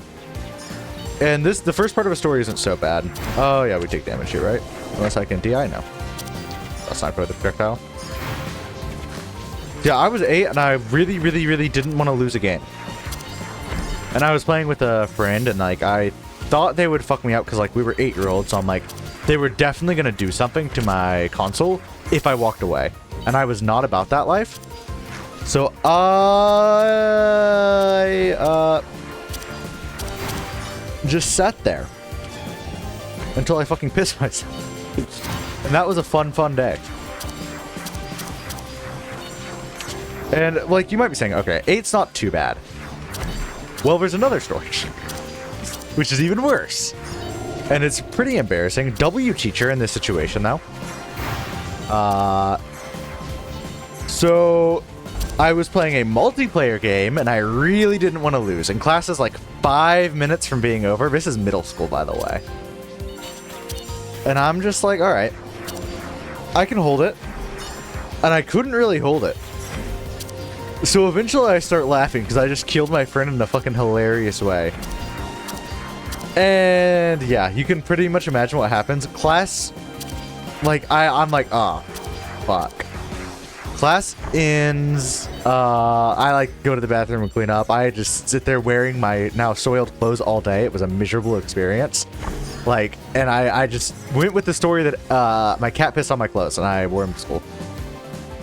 And it was a pretty miserable experience, but I felt worse for the teacher. Because keep in mind, I left to go handle it in the bathroom. There was still like just puddle. And the teacher was actually chill as hell. Because you know what she said?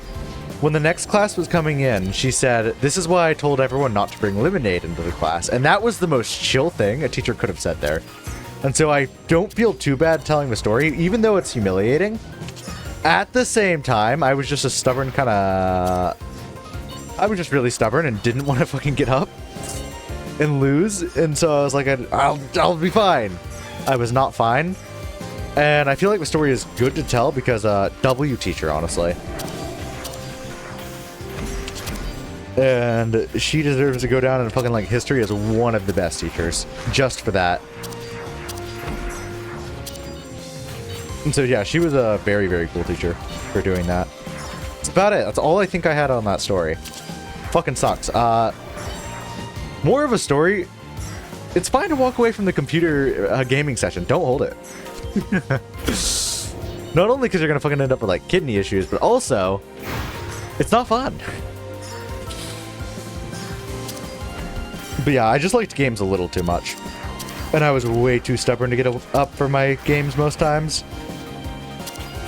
Fortunately, the last time that happened was then, but goddamn, middle school is tough. It was 6th grade, I guess, for better or for worse. Oh, they already have Bruiser? Someone's already led them through this, then? It's weird because my tongue is sore, and so it's making talking, like, kind of uncomfortable. Like, it's definitely inflamed, or whatever the hell.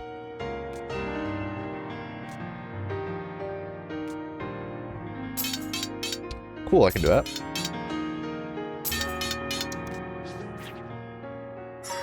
My second run, fair enough. That makes sense. It's the first run, they must have carried him through to get whatever it's called. Bruiser. Oh, wait. We aren't on hard mode. No, fuck, he doesn't have Bruiser. Never mind.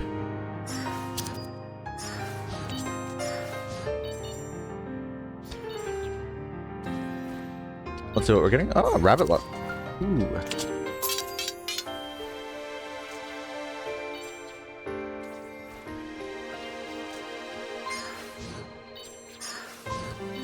Rabbit looks awesome.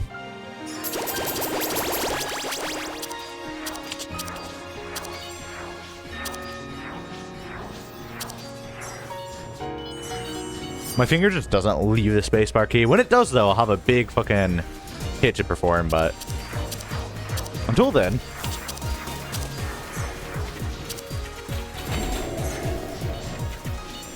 I'll just be spamming away.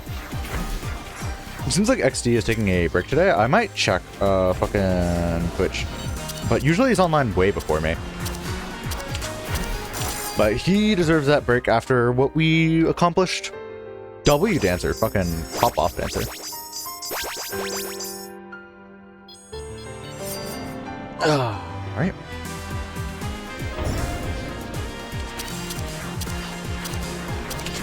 Ooh, okay. Me and Sniper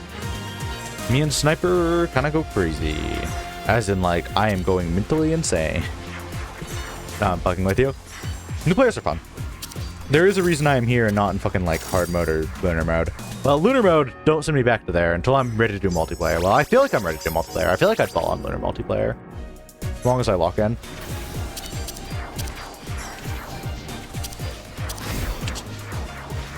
I really need a big secondary upgrade. I want a lot of Dark Spell for this build, so probably Sapphire. Actually, I want Emerald. I want Emerald a lot. Pretty much all of them are good. It kind of depends what you want. But I'd like Emerald.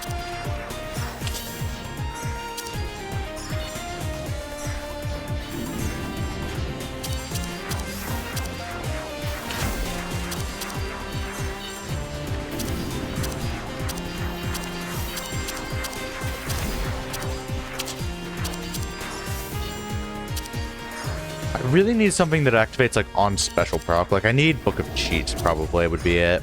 Book of Cheats would go so goddamn hard right now.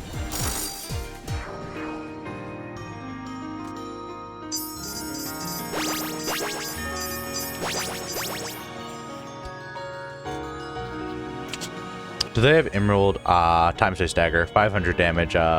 Secondary does go hard.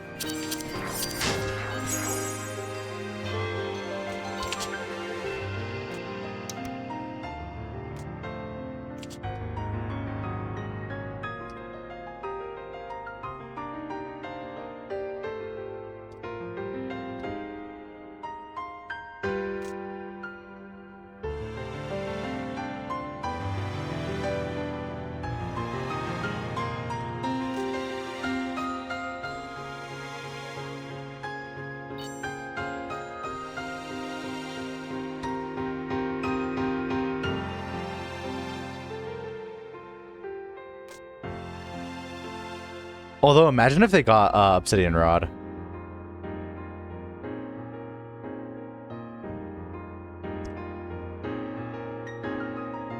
I know they won't want Tacticians. Tacticians suck for them.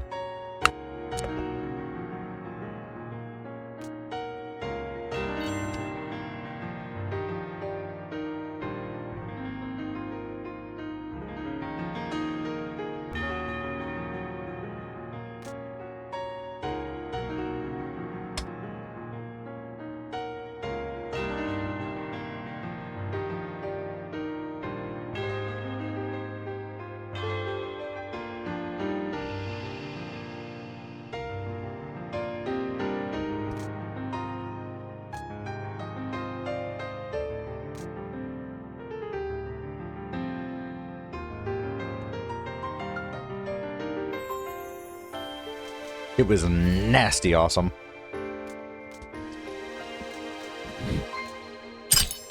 Not me knocking over the water bottles. All of them gone.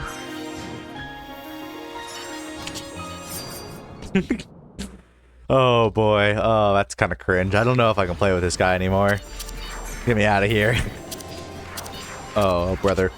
Oh, just clutch up. Just clutch up. Did you see me just phase through that projectile like a madman? It's that lunar difference. This is lunar difference. If you haven't cleared lunar mode, you wouldn't understand. Like, you can tell Dancer probably hasn't cleared lunar mode because they didn't avoid that projectile.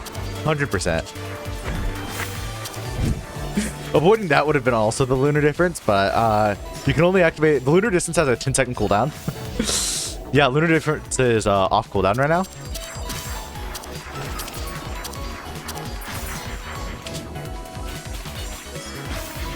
The truth is already gone. Dude, no!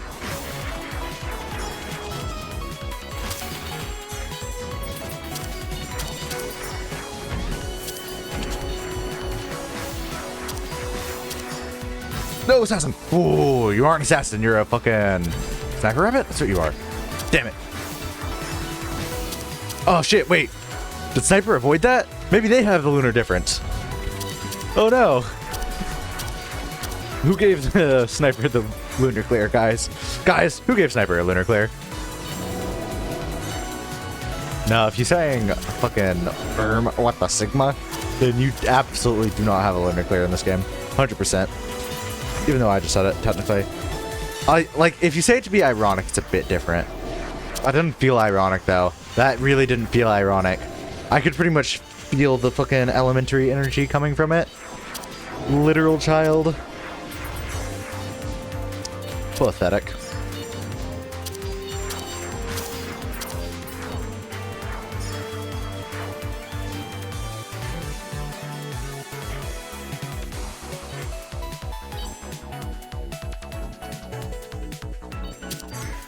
I was doing that to style on them. Hopefully they don't take that and think that's like fucking etiquette. Guys, I figured out this crazy new way to avoid that attack. Also, am I crazy or is this harder in normal mode? It has spread outs in normal mode instead of the extra line. Like, the extra line is way easier to deal with than the fucking spread outs. Dancer, I need you to help me pop off. Me and you, Dancer.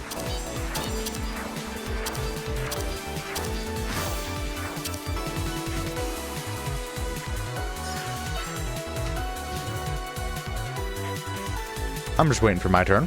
Do I get a turn? No, I don't get a turn. Okay.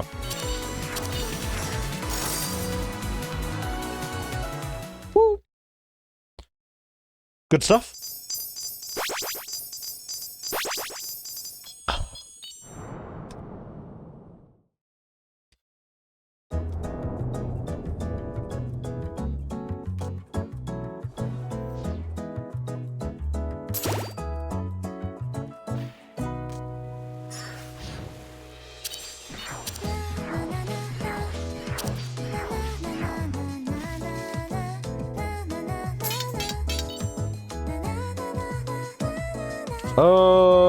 Deals more damage. Well, guess not that much more damage. Charging itself is tempting. We definitely want that.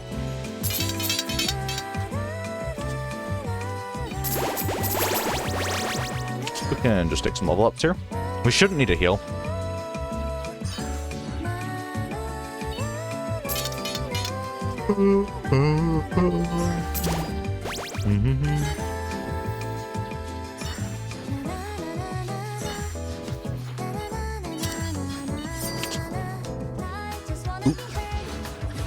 Not a big deal.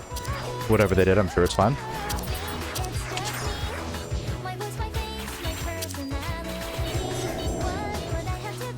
Like, I could kind of pivot into a primary build, but like at the same time, I definitely shouldn't. It would be bad news bears.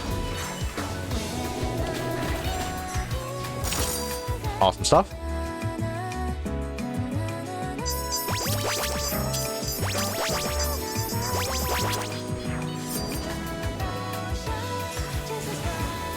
Alright, let's go wild on him. No spread out. Is there anything for that attack? There's the spreads out. Spreads out.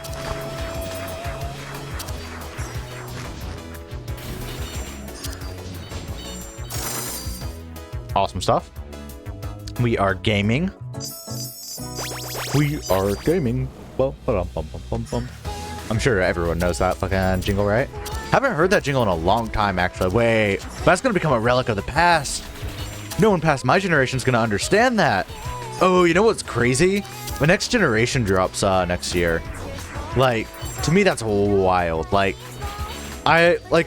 used to, my generation was just like the newest generation. It was like, okay, that's chill. Fucking Gen Z, yeah, that's the newest generation. That makes sense to me. And then like Gen Alpha dropped, and I was like, huh, I don't really like this patch, but it's all right. It's all right. They're kind of a product of fucking the gamers in the last century. So, is it really their fault? Not real. No. So it's like not really their fault. They spawned into a pretty buggy world. And like I'm like, oh man, millennials are old. They're the second generation. That's crazy. There's 2 generations before them now, which is crazy. I mean, like, they've got Gen Alpha before them and they've got Gen Z before them. And so like they are old shit. Next year, I'm going to effectively be a millennial. Like, not like really, but like there will be both Gen Alpha and whatever the fuck they're calling. Oh, Gen Beta. I feel bad for Gen Beta. Beta males, I'll tell you. Beta. Womp. Womp.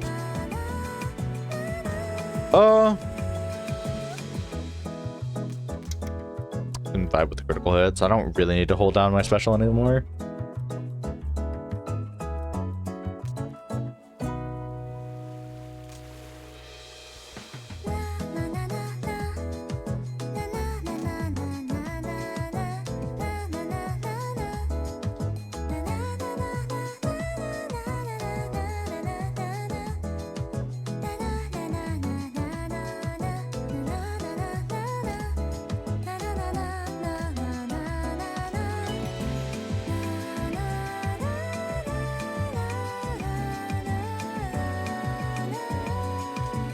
Nothing wild on this end, unfortunately.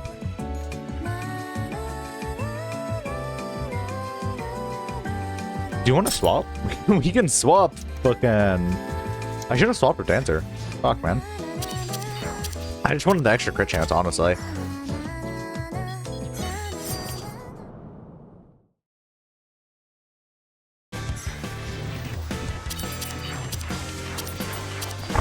Like, I'm not even gonna lie, I only took that for the extra crit chance. If Dancer wanted that, would have been chill. Oh shit, yeah, they DI'd into me. Which was fair, but it happened. Well, yeah, you know, that was an interesting way to put that.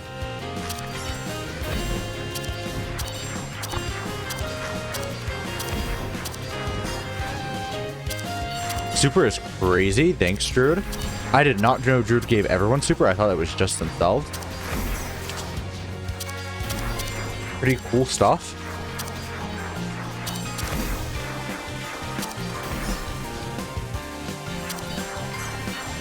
Oh, guys, my special's recharged again.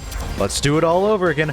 Oh, yeah, I meant to talk about the fucking Risk of Rain situation. It's crazy. So I logged on to play some Risk of Rain last night. I was like, okay, stream's over. Cool. I did some chores, and I'm like, oh, I have a little bit of time.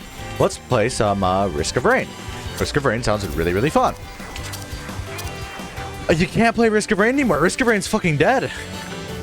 Like, so the game is just, like, so buggy. Like, your teleport ultra can spawn in the wall, and, like, maybe I should play Risk of Rain today so I can make, like, a fucking video on it. Like, what happened to this game stream, effectively. Because, like, I kind of want to make a video just going over it, and I didn't get any footage of it last night.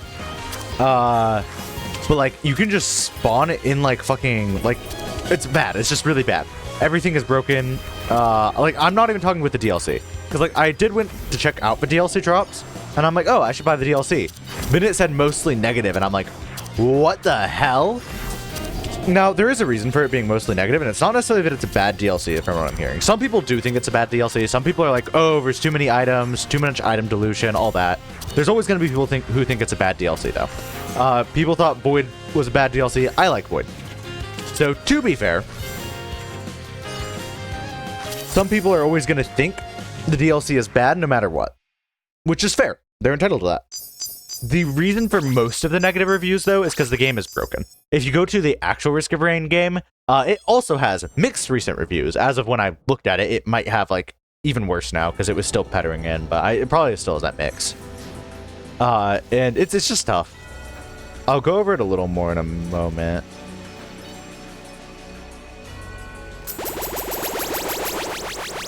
It's good to me. But, yeah. It's kind of crazy, because, like, So, okay, yeah, I'm getting back on my train of thought. Apologies. So, if you look at the DLC, while it does say it has, like, awful reviews, it seems like it's not necessarily the DLC is bad. It's the patch that came out with the DLC is broken. Now, some of the items are just bad, apparently. This is the legend. I'm not a huge Risk of Rain player. I like to be, but, this doesn't look good. You can revert your version back to an old one, but, like, I don't want to play Risk of Rain that bad. Like, don't get me wrong, I wanted to play Risk of Rain. Not enough to spend, like, 30 minutes getting it set up on an old version. And then, like, turning off Steam updates and fucking with it. It is worth noting that, the last DLC also was uber buggy. It just definitely wasn't this buggy. And, like, this is a little crazy. Because, like, the game is, like, in a nigh unplayable state. I would argue, at least. Like, you can be having a great run, and then the run will just 6,000 DPS. Fucking pop off, brother. Yeah, you can be, like, just fucking trying to play your damn game. And then it's like, I don't know how to explain it. I mean, I've already explained it, I guess. Is that, like, you just can't play Risk of Rain right now, and I'm hoping it gets updated. It definitely will. It's just like, come on, guys. Me? I'm a hitless player now.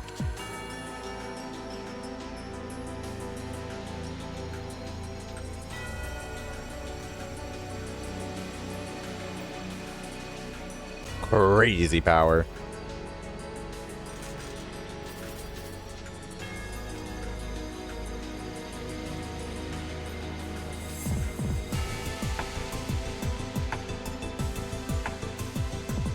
Ruby Circlet, gonna go wild.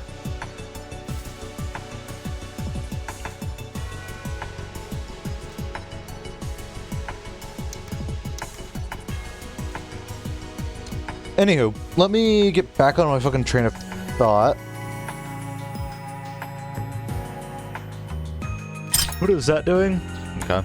44 damage, so it never ended up popping off with Druid. Interesting stuff.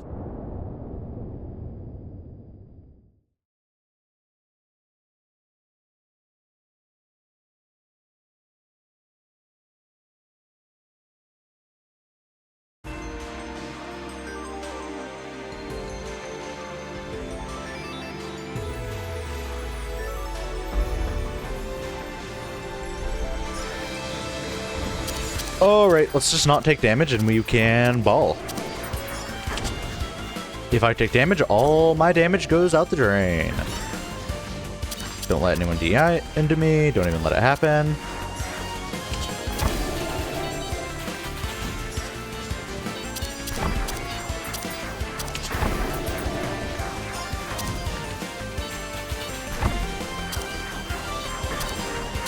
So, as I was talking about Risk of Rain, is there anything else to say about it? Other than I don't think it's the DLC that's necessarily the issue. I didn't buy the DLC because, like, I'm not sure if they're going to fix the game. If they don't fix the game, then I'm not paying any more money. It sucks because I got into it not too long ago. And so, like, I was kind of excited to, like, continue playing it after my Rabbit and Steel grind, but, I guess not. That will not be happening anymore. I'm tempted to make a video on it, but I imagine there's more competent people than me on the topic. But at the same time, I know a little bit about it, and so I could definitely put some research into it and try to make some video and just like, this is my opinions on it. Just my impressions, because the situation's kind of wild.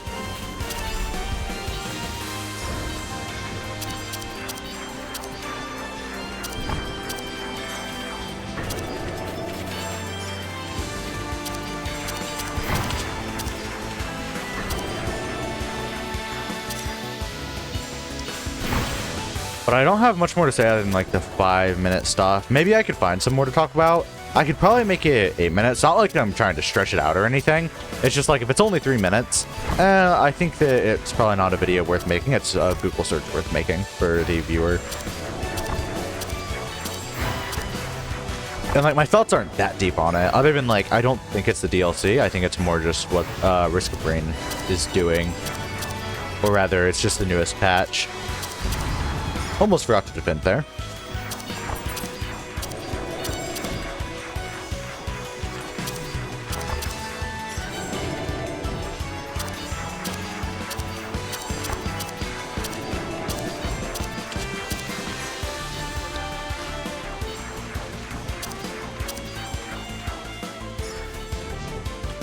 After this run, I'm probably going to hop onto a tier list, do that. I mean, I might end the night with some Dead Cells, or I might just call it as an earlier stream, because I've been doing some hardship. And I don't know if I want to start playing Dead Cells alone or hop into it with a stream.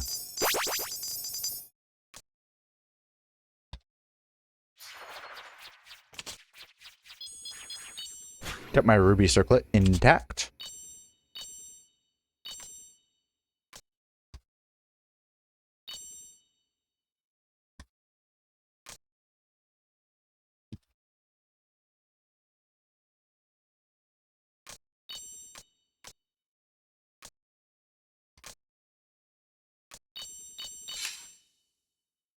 Good stuff. Fun party. I had some really fun parties today. Didn't get much hard mode in. That's fine.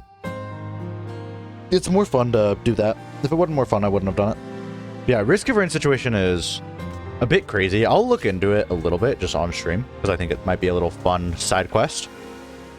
So if you want to join me on the discussing Risk of Rain side quest, let's do that now. Oh, let me just make sure, like, my Steam doesn't have any sensitive information out here. I don't think so. It has my Steam username. Is that an issue, I wonder?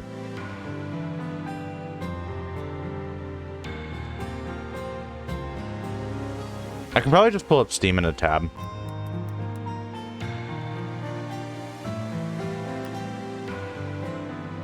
Welcome to Steam. Yeah. And then Risk of Rain. Yeah, we're good. We can just display capture this bad boy. So, Risk of Rain 2. As you can see, mixed recent reviews. If you look at the sidebar, because these are the recently posted, yeah, broken. Console, I hear, is unplayable. On computer, you can revert version much easier. But, like, yeah.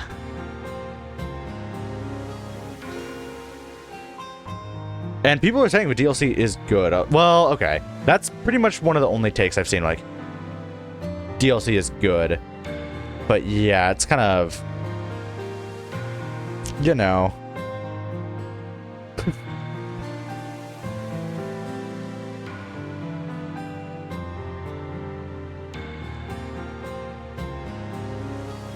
It's just been like this.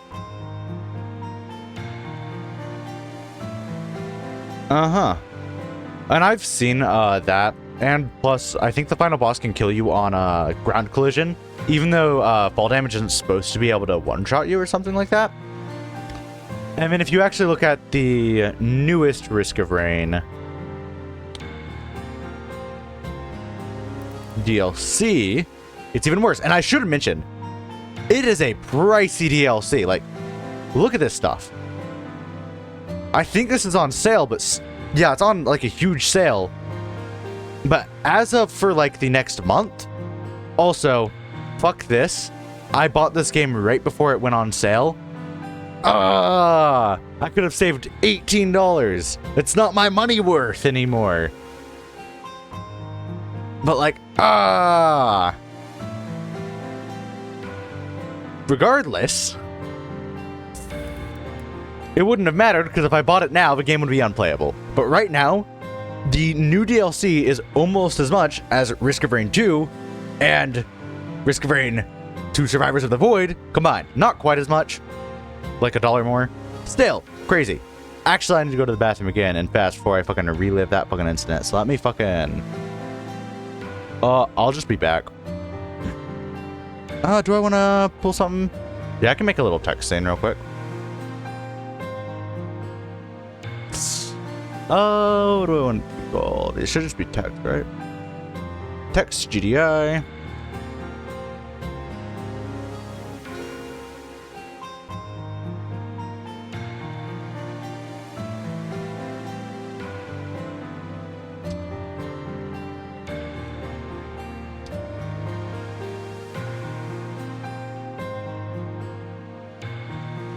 Fortunately, I've messed with this before because of my timer stream. Yeah, that's wild. Back in 10 minutes. Sounds good.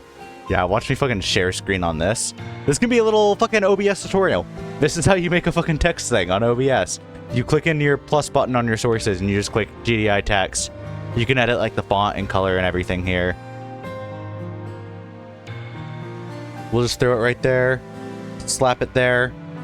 Should be back in 10 minutes. Awesome. Yeah, should be back in 10 minutes, and I'm gonna get into the tier list. Just hang tight for a moment, I guess. Enjoy. I don't know.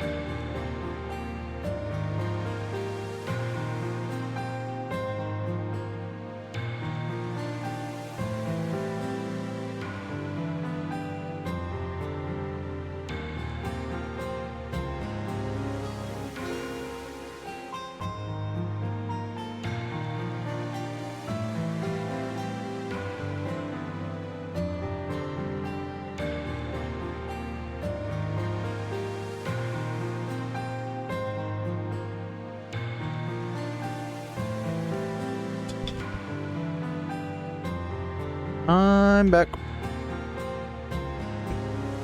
Let's get this texturer off my screen. Let's give everything up. Nothing happened. Nothing happened. What's Pirate Software doing today? Whoa, Pirate Software is like, where is everyone? 4.5k on Pirate Software is crazy. Anyways, yeah, it's me. Let's get display capture off. You can look at the rapid and still menu screen for uno momento.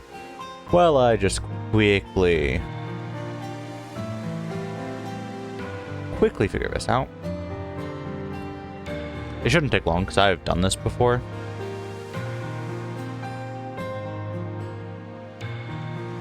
Here it is. And yeah, it's moving just fine. Can you see everything? You can see from left to right. My head needs to move. I'm a little bit big on the screen. So we'll go right there. I should probably just make like a layout for this, huh? But yeah, I probably should. I do actually really like myself like right over here, though. Shouldn't matter too much because the items will move up here as we get going. There is a lot of items. There's 200 total items. That's a lot. Ugh. Need to blow my nose now. But I'll refrain. I'll just try to like fucking sniffle. Is this a good view? Should it be a little wide, maybe? Cause like it feels like it's a little cramped. So let's make it smaller. Smaller for me is larger for you. That's what she said.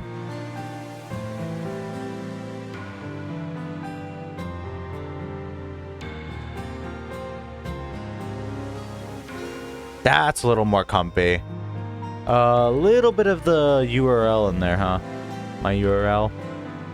That does matter too.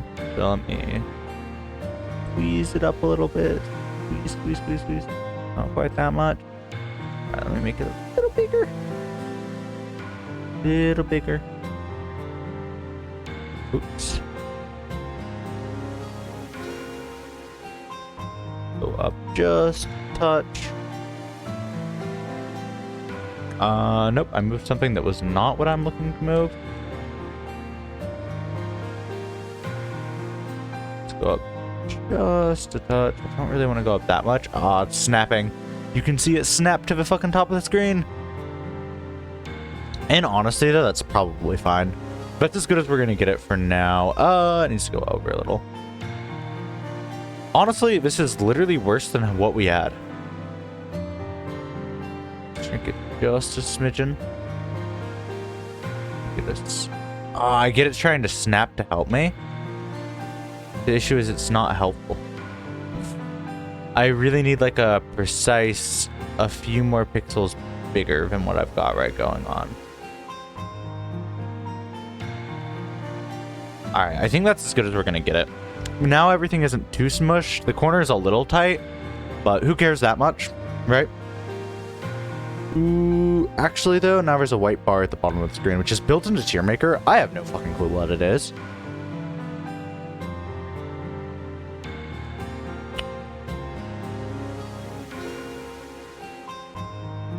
Okay, we got rid of it.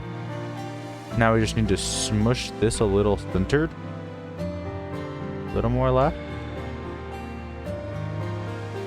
This is about how good we're gonna get it. 100%, I do believe this is as good as we can get it. Oh no, the white bar is back. Gosh darn. Gosh darn white bar.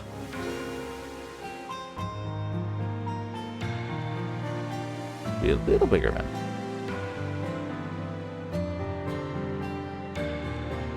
Little like that. Smidgen this way. Too big, too big. Smidgen more this way. Smidgen down. Now we have the URL though. Hold the same as, no, we still got the URL. Okay, that's the best we can do without getting the URL, but then we get the white bar. Frick, man.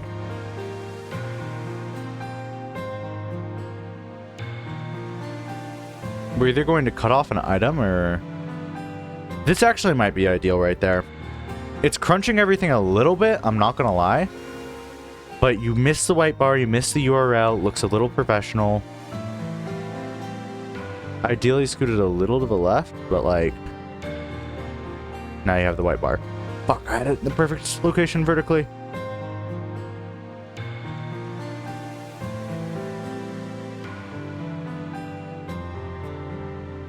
Up to the left, don't move it much vertically. Fuck, it's already moving vertically. To the left a little bit. Right, just... White bar is back! What is that white bar at? Make this send.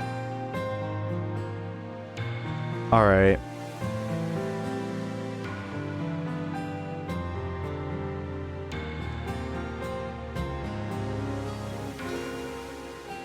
This looks like the best you're gonna get it. I think you have a smidgen of the URL in there. Actually, that annoys me.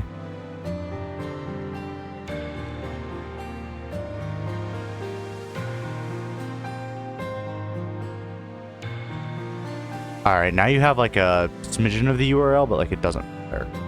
It's just like a little black bar at the top of the screen. No one's gonna notice that. I'm happy with that. That feels good enough. We aren't perfectly centered, but we're there. It's... I could throw it in a normal view if I wanted. I kind of liked presentation mode, but... No, normal view is going to be better, honestly. Alright, let me redo this in normal view. This one won't take near as long. Normal view has a lot more to work with. Like, I can zoom everything out, like, way more. And then just do it like that. Throw it a little up here. Throw it there. Boom. Now you've got pretty much all the screen that matters. You also got like weird save or download or whatever the hell. But whatever. Let me turn off the Rabbit and Steel audio. Let me get open the extras menu, collection. So I can just have a look at every single item.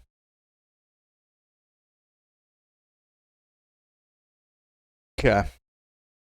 Should be ready. We're going to try to blitz through this.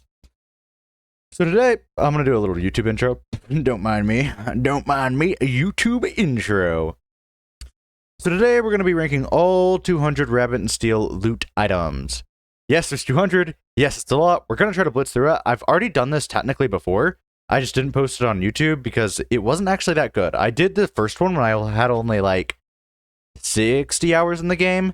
Now two things have changed. I have like 140 hours in the game, and I have Lunar Mode Solo Clear. Lunar Mode Solo Clear has changed my opinion a lot on items, because you are going to be getting DPS checked a lot in Lunar Solo. And so if you don't immediately get a good item off the bat, you aren't going to win. So it really separates like what is a good item, what is a bad item. I'll be ranking these across all characters. What I'll be mostly ranking them off of is their ceiling and how good they are when you get them. For example, something like Obsidian Rod has a ceiling of 1,000 base damage. That's as good as the item is going to get, but you can also increase it with like Mountain Staff for 200% for a 3,000 ceiling, which is crazy. But by itself, the most average ceiling you're going to get is going to be like the 1,000 damage. And then if you actually don't have anything crazy going on, like you're just sniper running with Obsidian Rod, you're probably going to see like a 500 damage. How good is it going to be immediately? How good it scales up? Effectively like that. And like how hard it is to find items that pair with it, how good it is across all characters will be taken into consideration, because most of these items are pretty generally good across most characters. It'll get special mentions if an item is like really good on certain characters, like Bleed being very good on Dancer because of multi-hit. Same with like Shadow Bracelet being very good on Dancer because of multi-hit. Black Hole Charm being very good at Dancer because of Emerald Special. Everything being kind of crazy on Dancer because of Emerald Special. You get the idea. But yeah, so I'm going to redo this. It should go fairly quick because I've already technically done this before. This is just going to be a bit of a enhanced version now that I've done some lunar clears and kind of know what everything is going on. So first item is Raven Grimoire. Pretty much all of these are going to have the curse effect. All of these next few have the curse effect. What curse does is curse makes afflicted enemies take 10% extra damage. pretty good. It's better in party play, which I will be ringing this mostly based on party play, even though I got my Lunar Solo clear. So, like, you know. And so 10% damage globally, it is literally just a ornamental belt. This thing right here, permanent smite, pretty not bad. Actually, let me fucking add some things. I'll have to cut this out, but add a row below. We'll see if F tier is necessary. I think F tier definitely will be necessary.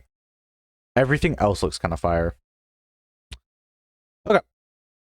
So, Raven Grimmer Special Applies Curse is a 10% global damage up, pretty much, because you should be taking it on a character that has special, which has 100% uptime for this.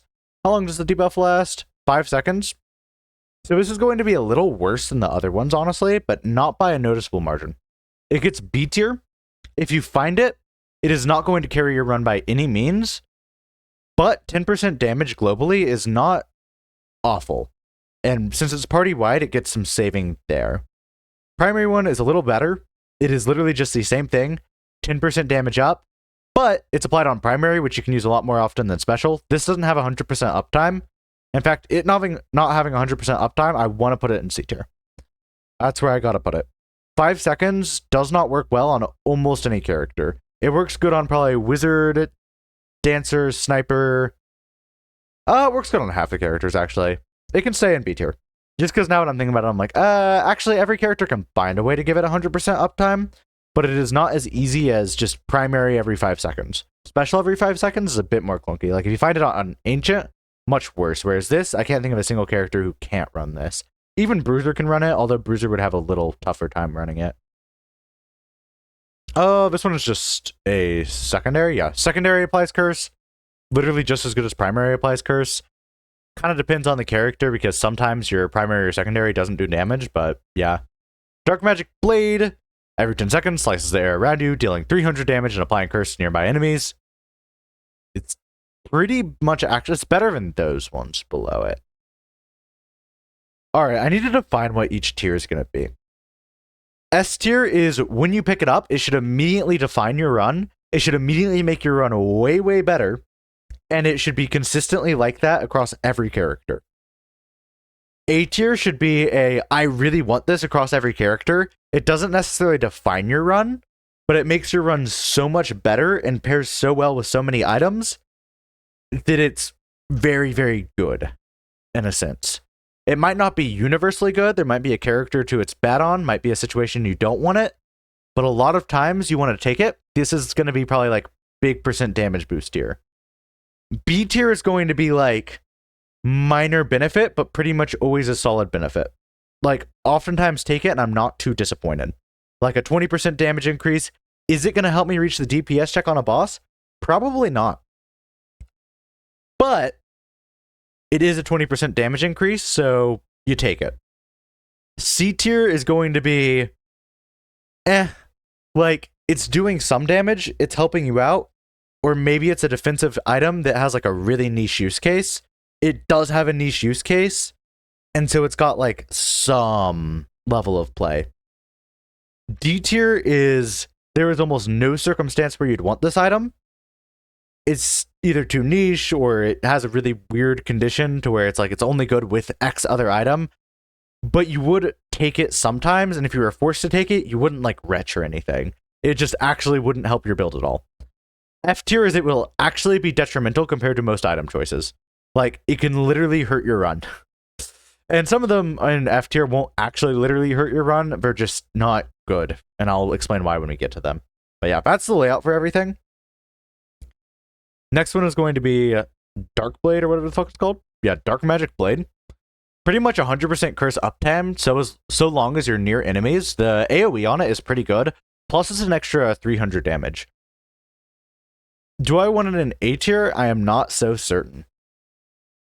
If it's in B tier, then these things need to go down to C tier. And global 10% damage is good. This is global 10% damage plus... So maybe A tier should be... Maybe A tier should be like % damage increase.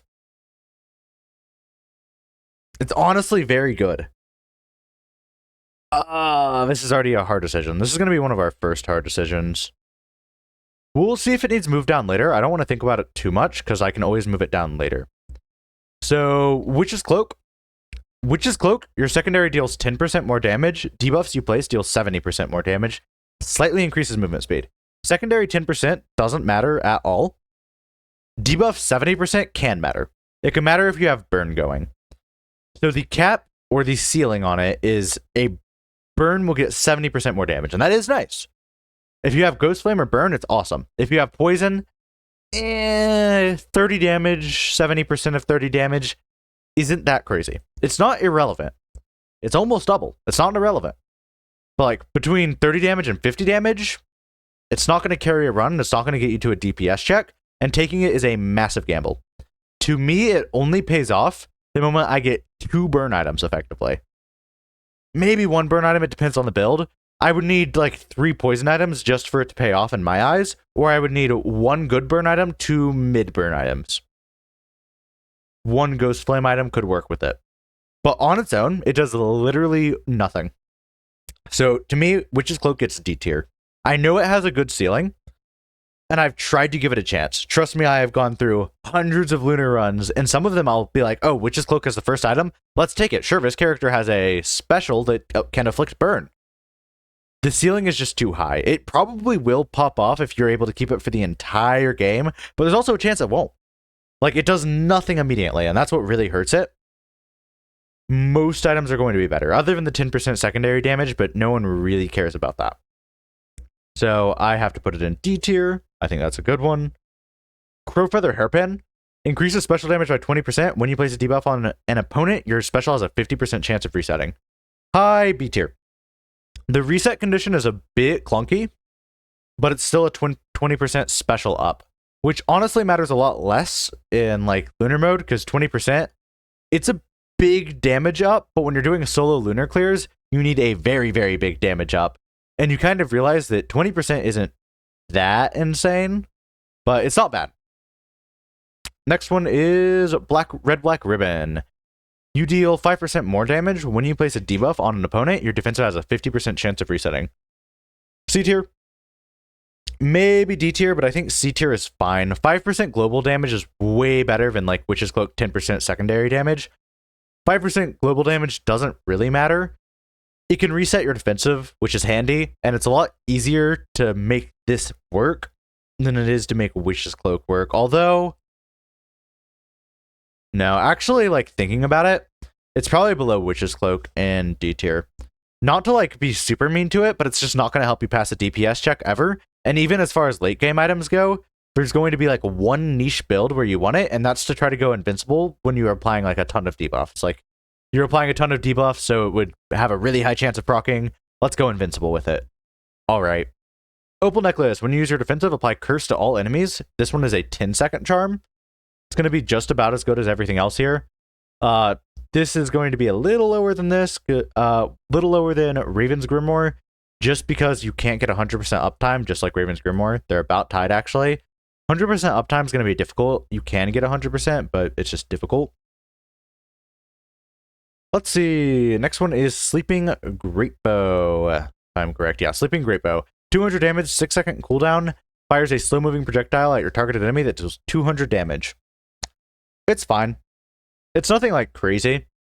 It's fine. It's going to do some damage. It can help you get to the DPS check. It won't carry you to the DPS check, but the extra damage is noticeable. Like when I pick it up early on, I'm like, okay, this item is going to make sure I get to the DPS check along with my additive damage.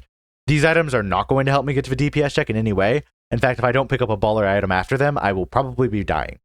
This one is like, all right, I can reach the DPS check with it. Am I going to be having a fun time? No. Crescent Moon Dagger is every 10 seconds, your secondary deals an extra 400 damage on hit. Roughly the same as Great Bow. I have a little more luck with it because the slow projectile can miss. That's about it. Lullaby Harp, every 10 seconds, resets defensive cooldowns for you and all allies. You can effectively read this as everyone has a global cooldown of 10 seconds. Well, not a global cooldown, but a cooldown of 10 seconds on their defensive, which is crazy. Wizard who has a natural like 20 on defensive, this is now a 10-second just because your ally picked it up. Pretty much every class benefits from this in a very good way. And it's not even like a bad item where it's like, oh, it increases your cooldown to 10 seconds. No, it's just a solid item. Definitely bottom of A tier. It's not an item you want to take like super early on, and in solo it suffers a little bit. But even on characters like Wizard, it now gives you 100% defensive uptime and so much defensive liberty. So it is very, very good. Let's see. Nightstar Grimoire, every 25 seconds, deal 900 damage to all enemies. About the same as these. I might rank it a little higher because the high cooldown does have some synergy with a few other items down here. But effectively, it's like, oh, it'll help me reach the DPS check, but it's not going to do any major work. This item is also the same. It is Moon Pendant. Every 12 seconds, your special will deal 400 damage in a radius around you. It's worse than Crescent Moon Dagger because Crescent Moon Dagger is 10 seconds, and it's on your secondary, which is a lot easier to get off. Although, sometimes your secondary doesn't do damage, so, you know, can be kind of different there. Yeah, Moon Pendant still stays there. It's fine. It'll help you reach the DPS check. I've been appreciative for it sometimes, especially in fights where AoE is necessary, like Tasha. It can be really nice because you can clip all of Tasha with it, so that's really awesome. Pajama Hat, defensive and loot cooldowns are shortened by 2 seconds. Feels awesome in theory, oftentimes falls short. Gonna put it low B tier. It's definitely got a good... It's always kind of useful, because it's all cooldowns other than special. Yeah, all cooldowns other than special. At worst, you get a defensive 2 seconds cooldown reduction, and that's not bad. That honestly isn't bad. But it doesn't actually end up usually doing too much. For example, or I guess I'm trying to think of a good example. There's a lot of items that have cooldown, but 2 seconds doesn't really matter for many of them. Like Pigeon Bow, it can kind of matter there. Other than that, it doesn't super matter. If you're running like a bunch of these C tier items, it does amp them up quite significantly. That's why it's in B tier. It's always going to do something, and it does have a higher ceiling than most of these. There are some crazy builds you can go with it. It's very helpful to have, but I wouldn't say it's anything crazy, so it's low B tier. Stuffed Rabbit. Increases special damage by 20% every 12 seconds. Using your special will grant you invulnerability for 3 seconds. Start battle on cooldown. Want to put it low A tier, but it might be high B tier. So it is the same as Crowfeather, 20% increase to special damage. Special is very valuable. And it's going to give you invulnerability for 3 seconds. And I've actually found myself more recently playing around this quite a bit. 3 seconds is a long time. That is Heavy Blades defensive right there. You can effectively treat this as Heavy Blades defensive if you have it. And sure, the timing isn't always perfect, but if I'm coming up on an attack that I know is kind of bad, sometimes I'll be like, all right, let's hold the special for 2 more seconds, barely lose out on DPS, and then fire the special off right during that attack, invincible for the whole thing. Crazy useful. Other times it'll just save you randomly, but it's best if you're playing around it. Not to mention, the 20% is always good. Next item we have is Nightingale Gown. Every 15 seconds, Omega Charge your special. I'm putting this in S tier. This goes in S tier because single-handedly it can get you to the DPS check and clear it. It's kind of crazy. Omega Charge is 3 times damage on your special. Almost every class wants this. Even Berserker, who only does like 100 damage on their special, that's still like 300 damage now. Is it crazy on Berserker? No. But on a class that can actually use it, which is pretty much every other class, it's absolutely insane. It's going to be a very quick way to start doing some massive burst damage. So easy S tier for me on that item. Pretty much always useful. Windset is next. Let's see. Oh wait, no, the Windset is not next. Times Boost is next. Wow. Eternity Flute. Every 12 seconds grants haste to all allies for 5 seconds. So about a 40% uptime on haste. Haste is useful. It gives you 20% less global cooldown time, which you can almost read as 20% more damage. Effectively, it plays out in a very similar way to Curse, except it is less reliable. But not that much less reliable to where I will still put it in B tier. Still handy. Time Warp Wand, your secondary has a 40% chance of giving you haste for 5 seconds. Haste, again, is like a global 20% damage increase in most cases. Some cases it does not apply. I would put this also in B tier. It's not going to carry me to the boss or anything, and it's not even going to make like a huge impact, but it makes a significant impact. I guess huge is kind of weird. Chrome Shield, using your defensive will grant you haste for 8 seconds. This almost wants to be A tier because you can almost keep the buff on permanently on a lot of classes. Trying to think of a class you can't. Like Dancer you can't, but Dancer it's 50% uptime. We're going to tie it here though, because there is a good margin of class where you can't keep it 100% uptime, but it is very good because it is consistent. You can choose when you get the haste, which is better to me. It's movement speed increased. Yeah. It goes in A tier because you can choose when you get the haste.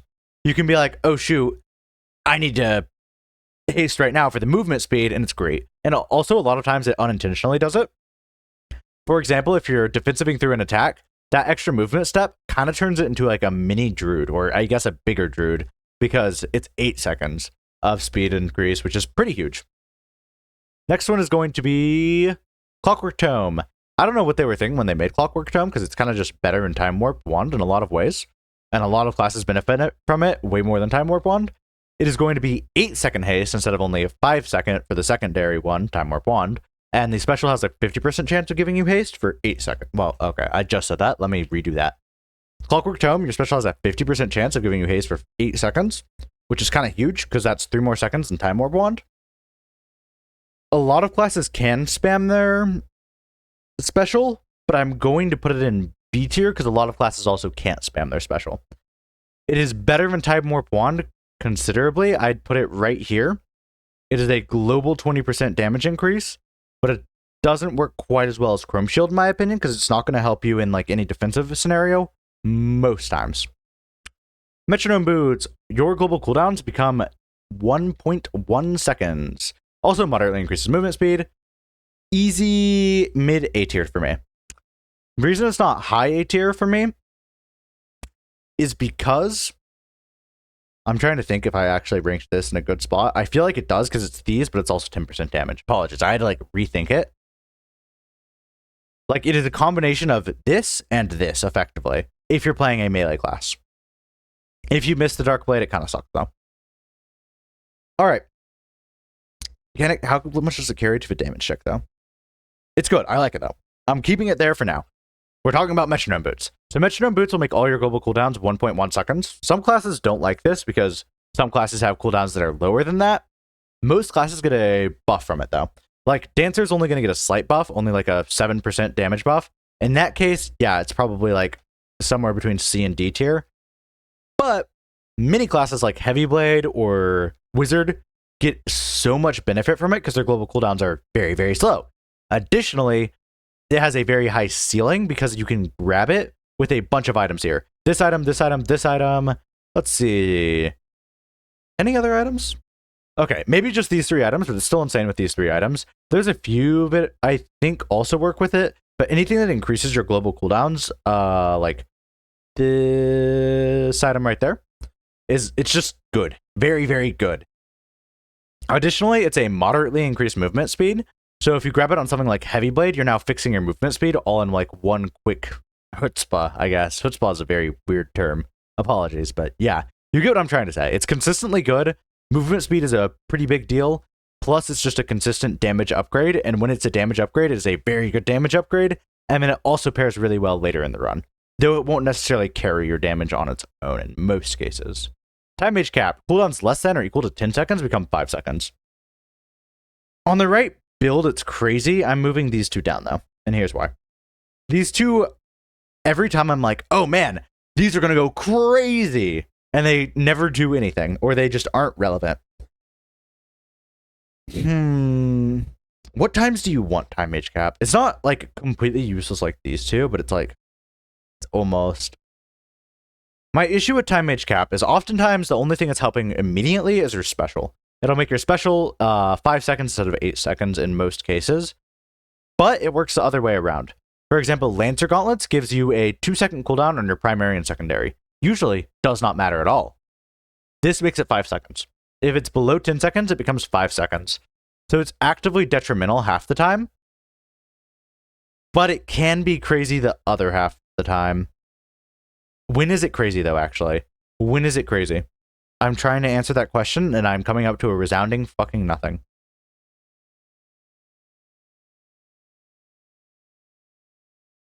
5 seconds is good. Don't get me wrong.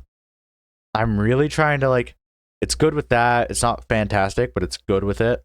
It's pretty great. Yeah, it's fine. It can be like a 30% increase on special in some cases. In a lot of cases, if your special is like 8 seconds, 5 seconds is like a 30% increase. So it is good. It's just also a lot of cases where it's bad, and it's not going to necessarily carry you. And it has very weird stacking with everything. So just be careful if you take it. Not my favorite item. It moves down to there. For this one, 2 seconds just doesn't usually end up mattering. There's very few things in this game that are cooldown. Well, there's a lot of things in this game that are cooldown. 2 seconds just doesn't matter on like 90% of them. Defensive cooldown 2 seconds less also like somewhat matters. Only somewhat matters though. Just not that huge. You could convince me to maybe move it up, but when I'm picking between first items, I'm always picking these first 4 over these 2. I'm not going to lie. These 4 are way better than these 2 in a first pick. These 2 just have a slight edge as later picks. As later picks, when your build is established and you can say, oh, this is going to increase all of these that I already picked up, or, oh, this is going to increase these few that I picked up, then it's like, yeah, all right. That's where it pops off. Starry Cloak. Your defensive cooldown becomes 10 seconds, slightly increases movement speed. Pretty solid because you know what it does and it's consistently good. Most defensives are never going to get below 10 seconds, so it's not bad that it makes it 10 seconds, if that makes sense. Whereas this one, a lot of cooldowns are below 5 seconds, and that's why it's bad. This one, your defensive is never below 10 seconds. So it's consistently good. On like Wizard, it's as good as Lullaby Harp. But Lullaby Harp, again, that's why I said it has really good stacking. Lullaby Harp doesn't have this weird, like, it's going to turn your defensive into 10 seconds. And so this one's going to get probably C tier as well. The thing is, it doesn't help you that much get to a damage check. It really helps on something like Wizard. On Wizard, that's like fantastic, awesome. On Bruiser, who cares? On Heavy Blade, 5 seconds more defensive. All right, that's cool. But it's just your defensive. Like, just don't get hit, lol. And I hate to say that, but your defensive isn't going to help you when it gets to a DPS check, unless you have an offensive defensive, in which case it is better. It's just like, I'm really thinking about it. And I'm like, 5 seconds on a Dancer defensive, how much does that matter? Probably a 10% increase to damage. Is it better than just having these? Not really. And in party mode, it's not that crazy. Gemini Necklace gives you a 30% chance of instantly resetting your defensive and special when used. Pretty crazy A tier. Up there in A tier, a lot of classes really appreciate it. Pretty much any class doesn't mind doubling defensive in a bad situation, and pretty much any class doesn't mind a double special. Bruiser double special, cool. Now you get 2 layers of Berserk to apply back to back. Heavy Blade special, not bad. You can probably build into special with that. It's pretty dang good. Hexblade special, okay. Yeah, you're just not unclicking special. Your finger is on special, it will stay there for the entire game. Solid item, really easy to build around. It also helping defensive, it also helps in ranking a lot. Next, we got the Wind set. Hawkfeather Fan reduces their specials cooldown by 2 seconds. Kind of sucks. Yeah, kind of sucks bad. I used to think, oh, for some case you want it. Oftentimes it is worse than Time Age Cap, and it is definitely worse than Sleepy Cap. Most classes don't care about their special cooldowns in a lot of ways.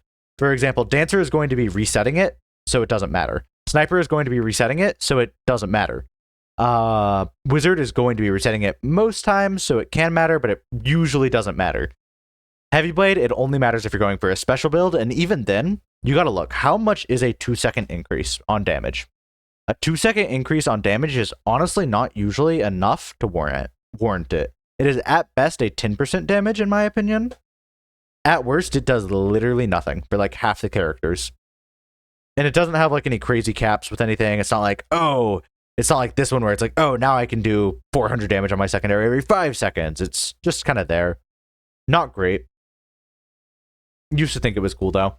Windbite Dagger I used to sleep on. Your secondary's global cooldown becomes 0.5 seconds, but its damage is reduced by 60 seconds. I mean 60%. Apologies, not seconds.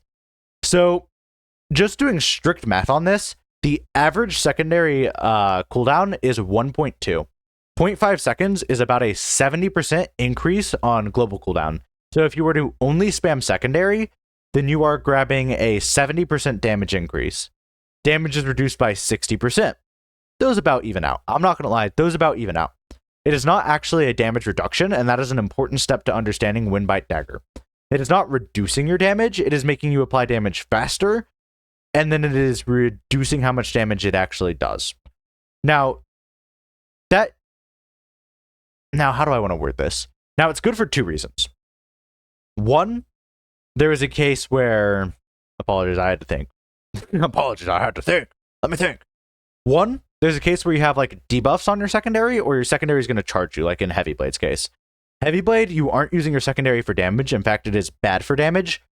But by grabbing this, you can now quickly use your secondary and then get more time on your primary. It gives you more time to not use your secondary in a most general case.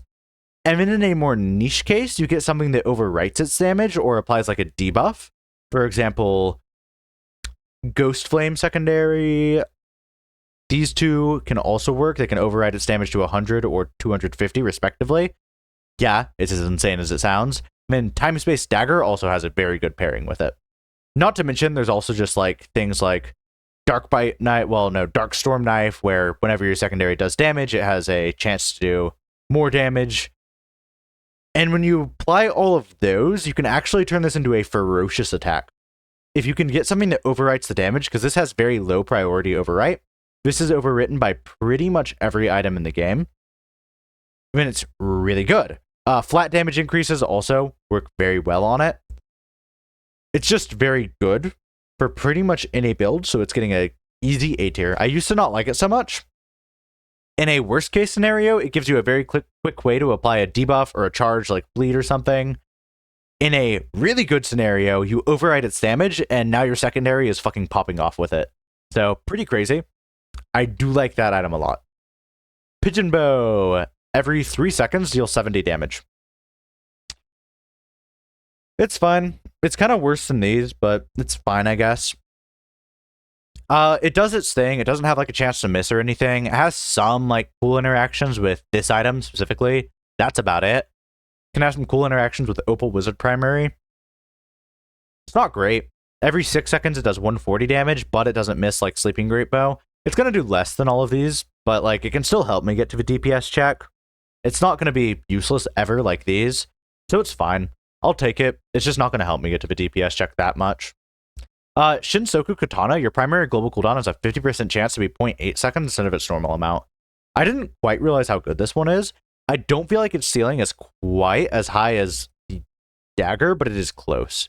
Effectively, for something like Heavy Blade, that is double damage on a primary because you can get your primary out twice as fast on a 50% chance. So 50% chance to do double damage? Hell yeah. Now, it's not that way for every class, but it's never bad for any class. No class is going to look at that and be unhappy. On Rabbit Luck, it's pretty insane. Arguably more insane than Windbite. I'll put it in A tier. I haven't ended up using it too much, haven't had as much success with it as Windbite, but there is a lot of cases where it's going to be very good. Don't discount it. Very good stuff. Eagle Wing Charm. All of your abilities deal 20 more damage, significantly increases movement speed. Also probably going to be a solid A tier for me, but it's close to B tier.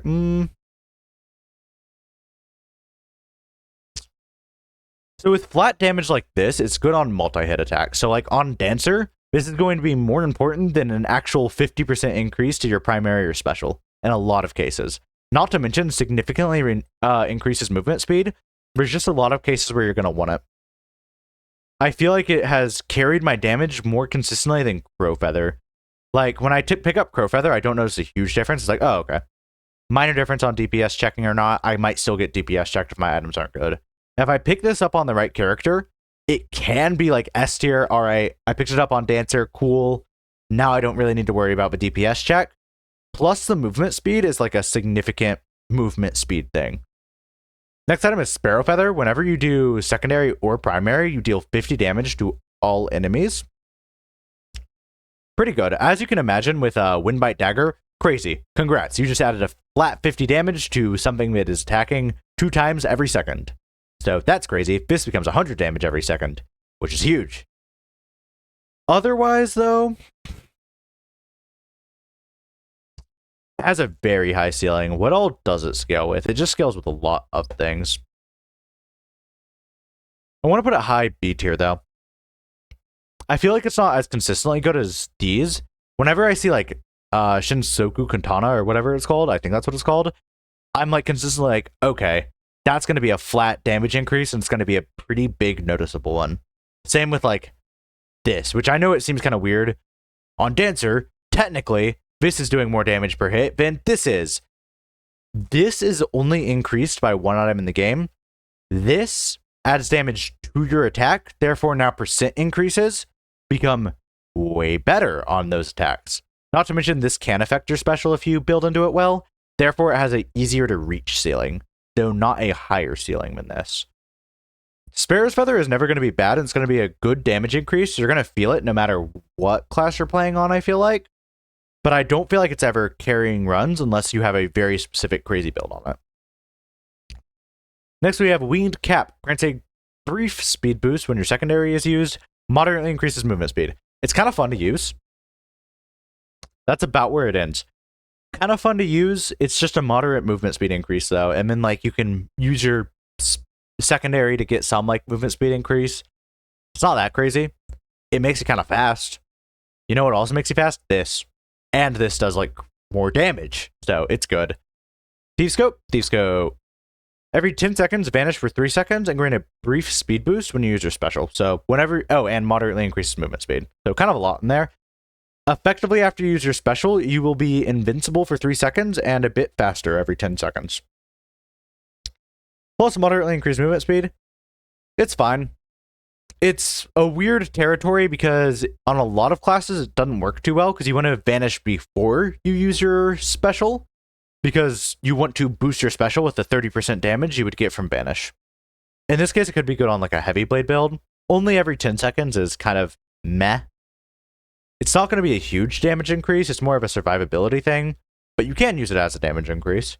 If I were to see it compared to all of these, depending on my build, if it was like a cool heavy blade build, I might take it. It's got some usage. These are this next one is one of the main reasons I am redoing this tier list. I underestimated bleed a lot. Bleed is important. So, what bleed does is every time you deal damage, you do extra damage based on the bleed amount. So if the bleed amount is 20, you will do 20 extra damage every time you deal damage. Pretty good.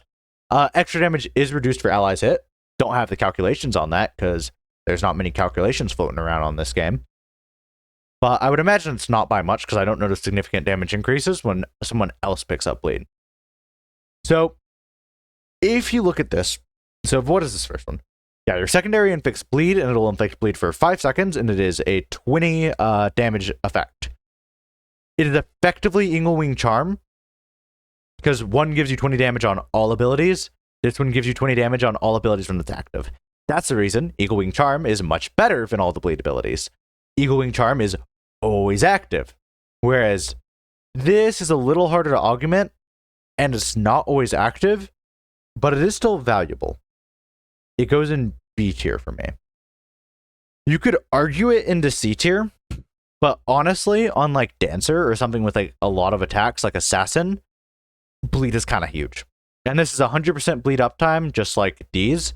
If you ask me if I'd rather have 10% damage or 20 more flat damage, it's going to solely depend on the character and the build. That's why it's equal to me. Also, it's a little easier to augment than the 10% extra damage, in my opinion, because you can get something that like increases, like you could get Witch's Cloak, but again, 70% of 20 is not crazy. It's better with Venom Hood, which is coming up.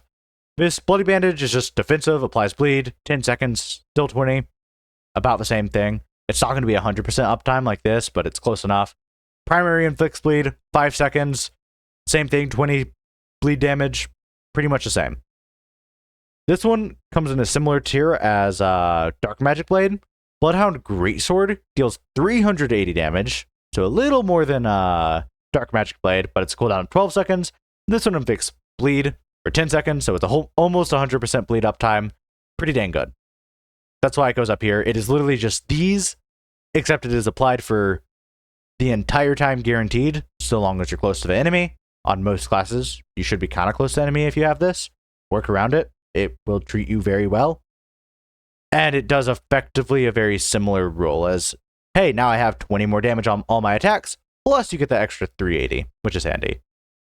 Now we're out of the bleed territory, minus like one more thing. Reaper Cloak, your defensive additionally deals 100 damage 3 times to enemies facing away from you, slightly increases movement speed. 300 damage whenever you use your defensive when enemies face away from you. Right around here, it's lower than a lot of these. So this is going to do 400 damage every 10 seconds. This is going to do 300 damage every probably 15 seconds. The average for a defensive is 15 seconds. If you get it on 10 seconds, great, but then it's only equal to this, so it's like, what the heck, man? Need to clear my nose, apologies. Yeah, that felt very nice. So it's going to, on average, do a little less damage than these. Plus, it's only on backstab, which is just weird. Not too much of a fan of it. Bloodpower Brooch is interesting. Abilities deal 40 damage 2 times to enemies facing away from you. This means this is 80 damage. 80 damage every time you use an ability. Holy moly, that's almost double Sparrow Feather. Only on backstab, though. Granted, boss fights always do backstab. Second phase of boss fights, at least. The second phase of boss fights are always going to do backstab.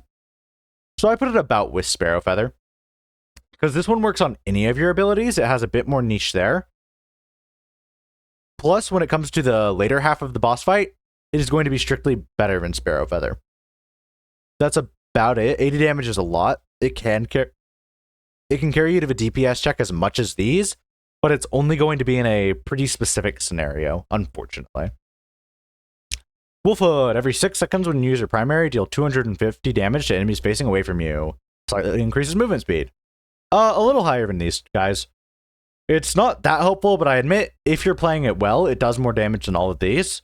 The issue is, usually you're not playing it too well, although it has 100% uptime when it comes to second phase of bosses. So, that's about it.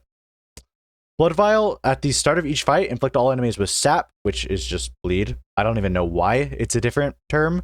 Well, sap is slightly different in the sense that extra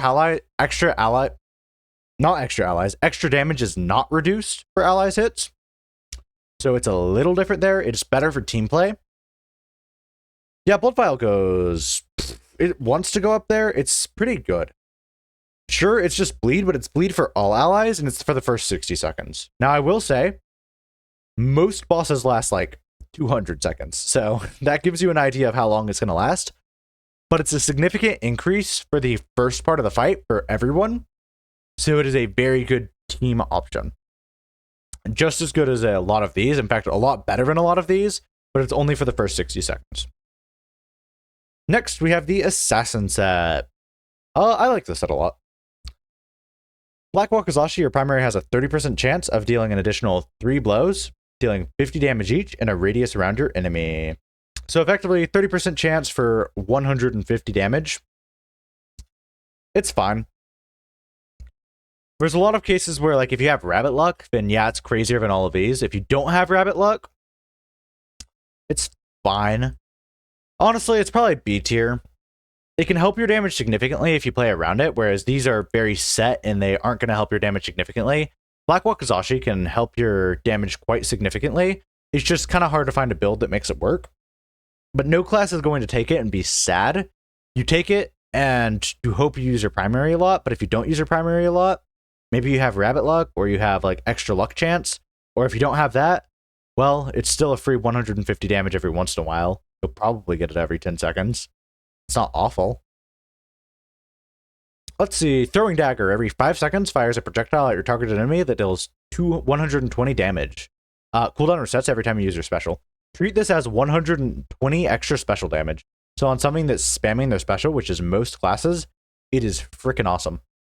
Helps you get to the DPS check a lot, although not as much as a lot of the other items on this list. It's about equal with a lot of these, actually.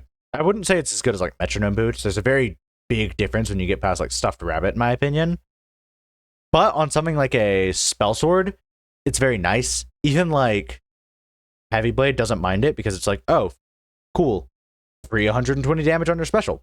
120 damage is significant. Plus, even if you aren't using your special, every 5 seconds, 120 damage, not that much worse than Sleeping Great Bow. Pretty comparable to Pigeon Bow, honestly. It's actually really comparable to Pigeon Bow. In fact, it's better than Pigeon Bow, just outright. Yeah, just outright better than Pigeon Bow, if I'm doing my math almost anywhere correctly. It's like, okay, I know it's comparable. Still, you get the idea. 120 extra special damage, or at worst, it's just a C tier random activated loot. Pretty good stuff. Assassin. Oh, and I should mention, it can get you to the DPS check all on its own, like some of these items can, depending on the build. Assassin's Knife. Your secondary has a 30% chance of dealing an additional. Sorry, I fucking had a moment. Fucking epiphany. Not an epiphany, but your secondary has a 30% chance of dealing an additional 2 blows, dealing 50 damage each in a radius around your enemy. So it is Black Wakizashi, but it does 50 less damage. If you're running a secondary build, you'll take it over Black Wakizashi. Otherwise, it's not great. If Black Wakizashi is bottom of B tier, this is probably a C tier, because on average, it is not helping my runs that much. Now, if I get it with Windbite Dagger, yeah, I'm taking it. That's not like a Black Wakizashi thing, or like not a Black Wakizashi thing. Assassin's Knife thing, that is a Windbite thing. So, yeah. Ninjutsu Scroll. Your special has a 30% chance of dealing an additional 3 blows, dealing 150 damage each. So that's 450 damage on a 30% chance. Pretty dang good. I like it a little less than the kunai because it's not consistent. If you aren't using your special, then it's not actually crazy.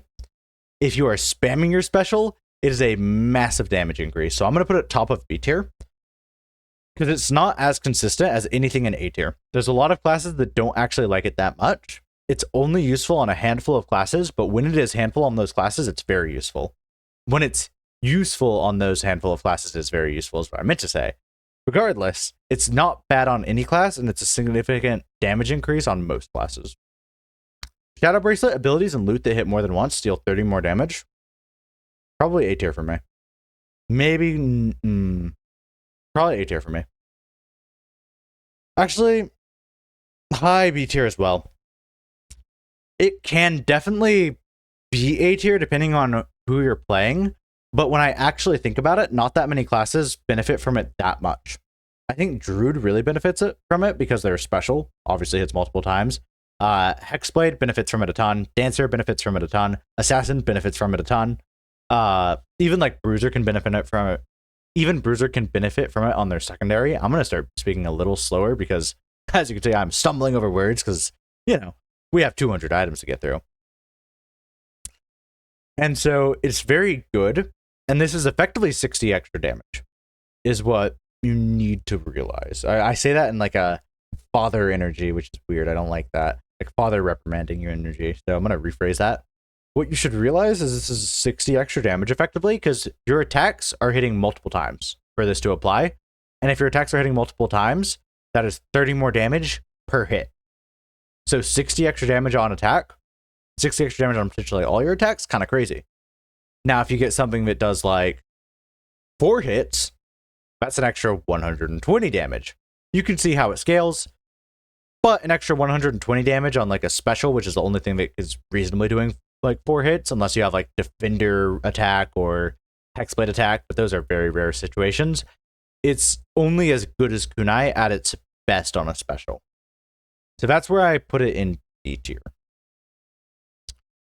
Ninja Robe, when a % chance succeeds, erase projectiles around you and vanish for 3 seconds, slightly increases movement speed. Probably low B tier.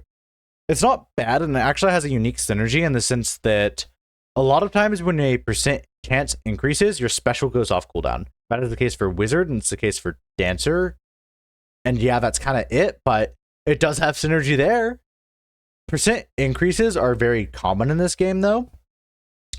And so going invincible through them is very, very nice because it's invincibility. Plus, it gives you 30% extra damage on your next attack, and it's a slight increase to movement speed. It is much better than Thieves' Coat because you can kind of predict when it's going to happen. Well, you can predict less of when it's going to happen, but it happens at a more valuable time, typically. And it can happen way more often than 10 seconds, and it usually will be happening more often than 10 seconds. Kunoichi Hood. Your abilities do 15 more damage. Your loot does 50 more damage. Slightly increases movement speed. Similar to Eagle Wing Charm, where it's like, this is a damage increase. 15 more damage is nothing to scoff at, especially for you multi-hitters. The loot doing 50 more damage is actually kind of garbage, though. Like, yeah, there's a lot of loot that does damage in this game. Most of it either doesn't care that much, or... I mean, yeah, that's the end of it. Most of it doesn't care that much. Every 10 seconds, an extra 50 damage on your greatsword is a nice little bonus. There's some loot where it matters a little bit more, like Crown of Storms build or something like that, but if you're running a Crown of Storms build, this isn't making it pop off, this is just making it a little better. Crown of Storms and another item are probably making it pop off. So it wants to go in C tier for me, but it is a slight movement speed increase, and it's a 15 extra damage on attacks. For most classes, that's not very huge. Like if you're playing Heavy Blade, it's not going to carry you anywhere.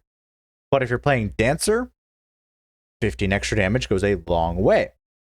Now, I'd much rather have the significant movement speed than loot does extra 50 damage, plus this is 20 damage, but 15 extra damage is 15 extra damage.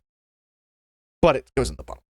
It goes in top C tier. There's not enough classes that use it to a good caliber. Shinobi Tabi. Shinobi Tabi is kind of a loaded... Shinobi Tabi is kind of a loaded die. Standing still will cause you to vanish for 5 seconds and resets your special. Available every 8 seconds, starts battle on cooldown, slightly increases movement speed. Movement speed doesn't matter too much, but it's a nice little benefit. So, being invincible every 5 seconds for 8 seconds is invincibility 70% of the time. This can go absolutely crazy very quickly. Get time mage cap, congrats. You can now be invincible 100% of the time. So this is a very easy way to go invincible 100% of the time, but you probably aren't looking for invincibility, or you're probably looking for damage as an early pick, and this is still not a bad pick, because it makes you vanish, which makes you do 30% more damage on your next attack, and it resets your special. Resets your special is the huge thing.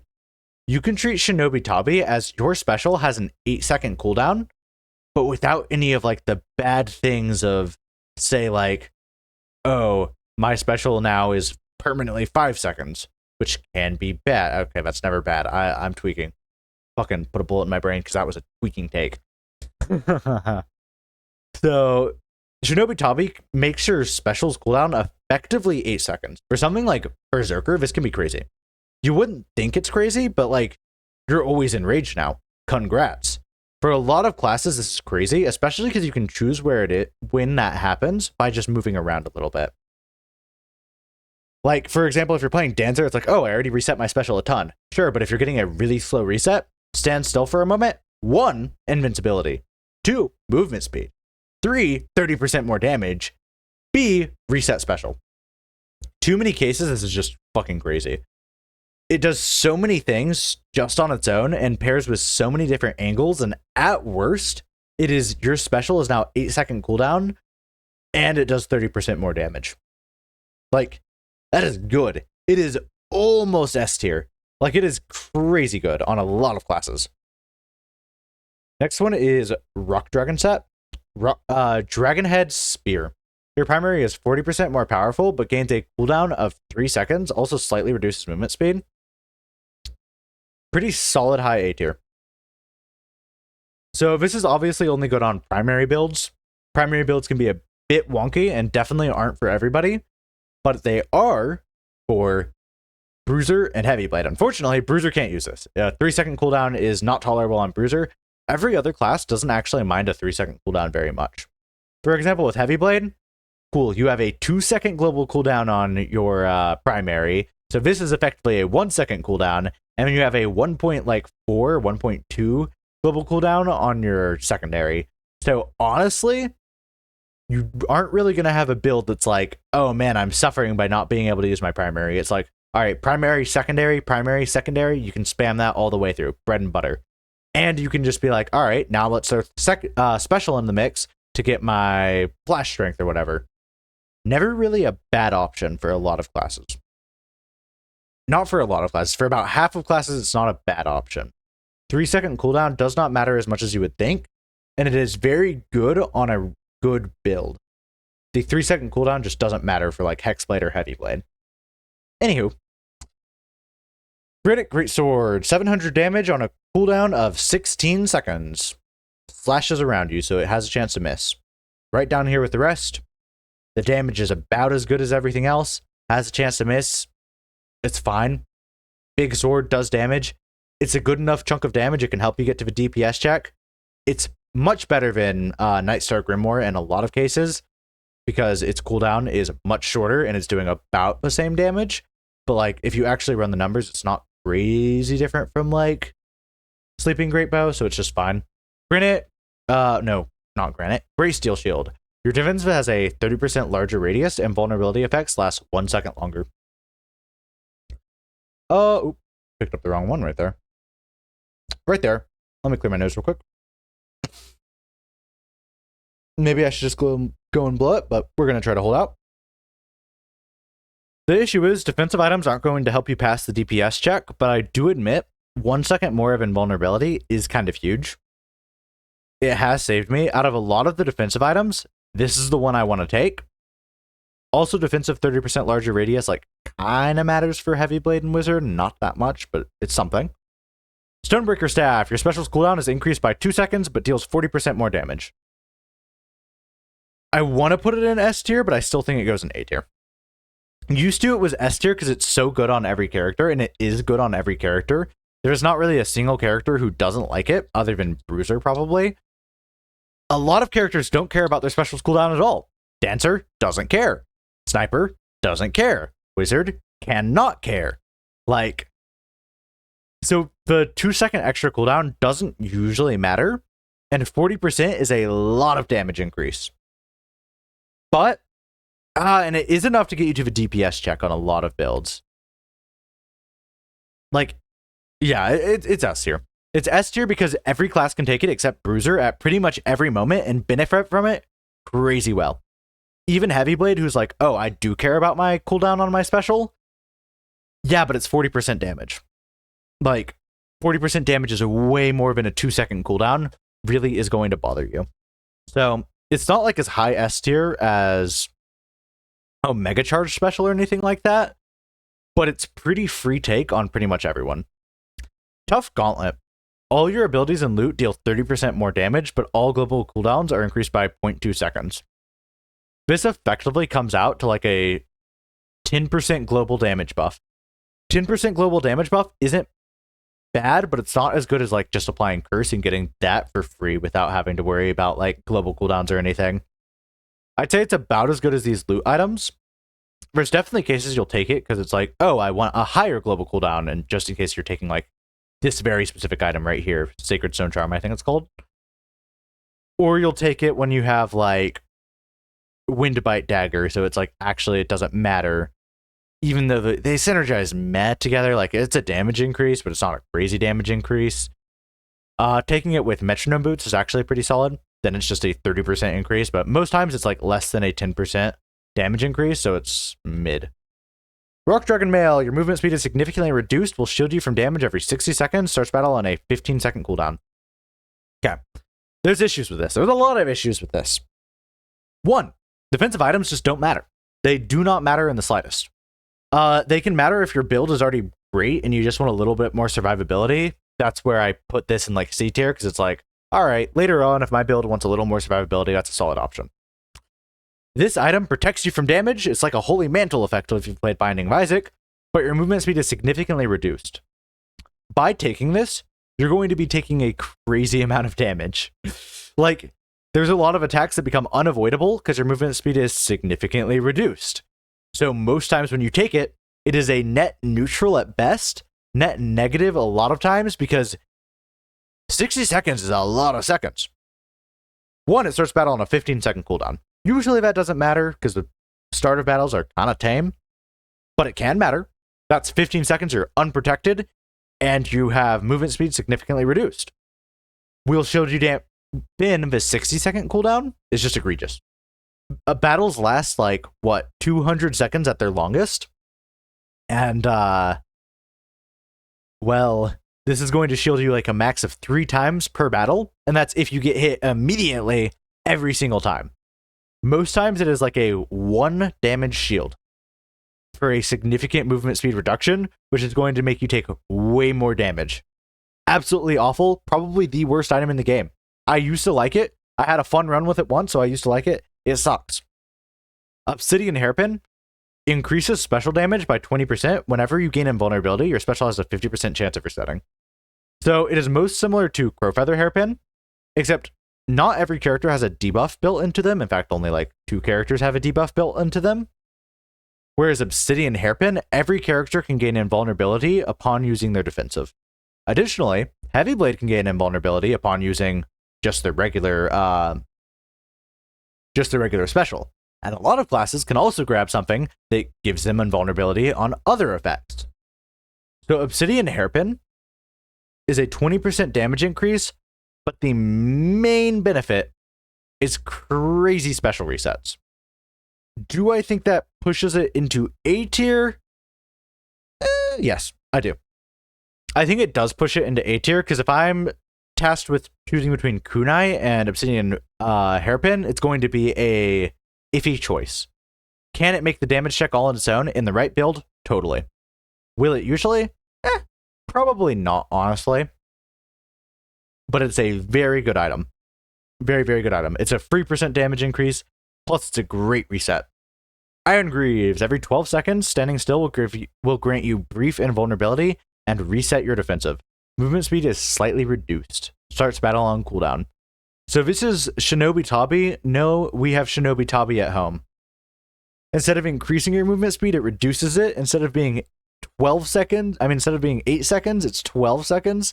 Instead of granting you 5 seconds of invincibility, it grants you brief, which is 1 second invulnerability. Instead of resetting your special, it resets your defensive, which honestly can be better. And instead of giving a 30% damage increase, it gives nothing. What a joke, honestly.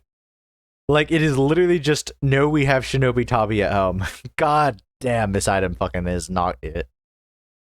It wants to go in F tier, but resetting your defensive can be useful on, like, Wizard or something. So it can help you do, like, some Nova damage on Wizard. Other than that, most of the times it's, like, just bad. Isn't it, like, what's the reduction on it? Let me check on the speed reduction. It's just slightly, right? Yeah, it's slightly reduced. It's still, like, a net negative. Like, even if it was movement speed is slightly increased, brother, you're still just a worse Shinobi Tabi. So yeah, this is the Shinobi Tabi that's been sitting in the fridge for way too long. Growing a little bit of mold. Volcano Spear, your primary inflicts burn. Burn is busted. Burn reapplies your damage after 5 seconds. So you hit once, you redo that damage after 5 seconds. Great pairing with, like, Dragonhead Spear. A lot of classes like Bruiser or Heavy Blade, not so much Bruiser, but Heavy Blade, it's like, okay, I'm only going to be using my primary once every 5 seconds anyways. You just doubled my damage. Now on Bruiser, it's less of a double damage, it's more of a, cool, I get an extra primary hit every 5 seconds. That's not bad. That's not bad at all. A tier, because it can totally carry runs on the right character. Actually, maybe it wants to be B tier, because not many characters actually have that huge of a primary. A lot of characters can, though. Yeah, as long as you aren't running, like, Dancer or Assassin, it's pretty good. And even if you're running Assassin or Dancer, still extra damage. Still a lot of extra free damage that's comparable to Bleed sometimes, not always, though. Whereas if you're running, like, Wizard, cool, extra 500, well, not 500, extra 200 damage, cool. Running Heavy Blade, awesome. Running Bruiser, cool. I'll just do 1,000 damage again after another 5 seconds. Not bad at all. Great item. Red Dragon Blade, your secondary inflicts burn. Used to rank this a lot lower. Honestly, it's not so awful. I can see a use case where you've amped up, like, your secondary.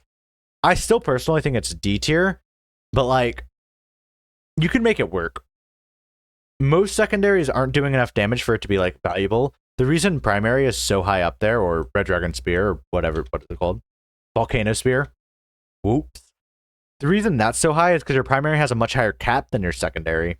Most secondary builds are going to be, like, fast Windbite Dagger builds. But, I mean, if you're running a 500 damage secondary because you for some reason have, like, Obsidian Rod or something, not Obsidian Rod, Time-Space Dagger, then yeah, fine. This is, like, a very good option. It's just very niche, and most times you won't want it. But hey, It's a damage increase. Like all of these, taking it's not going to hurt you. It's a damage increase, even if a slight one. Although I would definitely take Witch's Cloak over it. I would take most of these over it, actually. Because these are going to increase your damage in a very not impactful. There's a reason they're in D tier, but Witch's Cloak has a certain like higher ceiling than Red Dragon Blade, and it's much more likely to hit that ceiling. Flame Bow, every 10 seconds fires a projectile at your targeted enemy that deals 180 damage and applies burn. You can effectively treat it as every 10 seconds do 360 damage split up. If you do the math, it's better than a lot of these, but it's not quite enough to get out of C tier. I used to like it a lot more, and then I did like some of the math, actually played around with it. It's never helping me get to the DPS check that much, but like, it's some aid getting a DPS check. It's not significant, but it is there. 360 damage every 10 seconds is not awful. I'm not gonna lie. Not awful. Meteor Staff, special inflicts burn. Almost wants to be S. It could be S tier, but we're gonna put it right around here. Pretty crazy. Unless you have a multi-hit special, because multi-hit does not really pair well with burn, it's busted. If your special has one big hit, for example, Dancer's 500 damage Emerald special, cool. You now get to apply that again in 5 seconds. Oftentimes, this can double your special's damage in a lot of cases, and even if it's not doubling its damage, it's at least giving it like a 50% increase. Crazy powerful. And the more powerful your special is, the more it scales. It scales with literally everything. Get Stonebreaker Staff? Cool. This does 40% more damage. It's like actually really, really crazy. And this actually will carry you to the damage cap pretty much 100% of the time. Now, the only reason it's not an S tier is because it's not like a must take, but it's goddamn close. I'm not going to lie. There's a few classes like Ancient doesn't want it as much. Druid doesn't want it as much. Bruiser doesn't want it as much. Everyone else? Actually, Hexblade doesn't want it as much either. That's the only reason it's not an S tier, is like a lesser half of the cast doesn't want it on certain gemstones. You can easily upgrade into a gemstones on most of those characters, which will want it. And the characters who do want it use this thing to a crazy degree. It is almost S tier. It's very close to S tier. I'm debating it. I'm having to convince myself not to. Phoenix Charm. If you perish in battle, restore 2 full HP instead. Only works once. Doesn't do anything to help you reach the DPS check unless, like, I guess it helps you with 1 DPS check because you can get a little bit of extra damage while you're sitting there dying to the DPS check. It's fine. If you're in a party, just wait for yourself to revive. Not that big of a deal. If you aren't in a party, it can save you in a very weird circumstance where it's like, if you get to Shira, your damage is God tier, you don't need any damage, and then you see Phoenix Charm right before Shira, okay, you've got to pass. Take it. And that way, it's like, fine, it can be D tier. Honestly, if you had to tell me which I'd be more excited for between Phoenix and Greaves, it's a close fight. Both are kind of... It just doesn't do anything to help you reach the DPS check, so it gets right there. But it's not like actively making you take damage like the armor. Demon Horns, all your abilities and loot deal 30% more damage. If you use your defensive, this effect ends until the end of battle.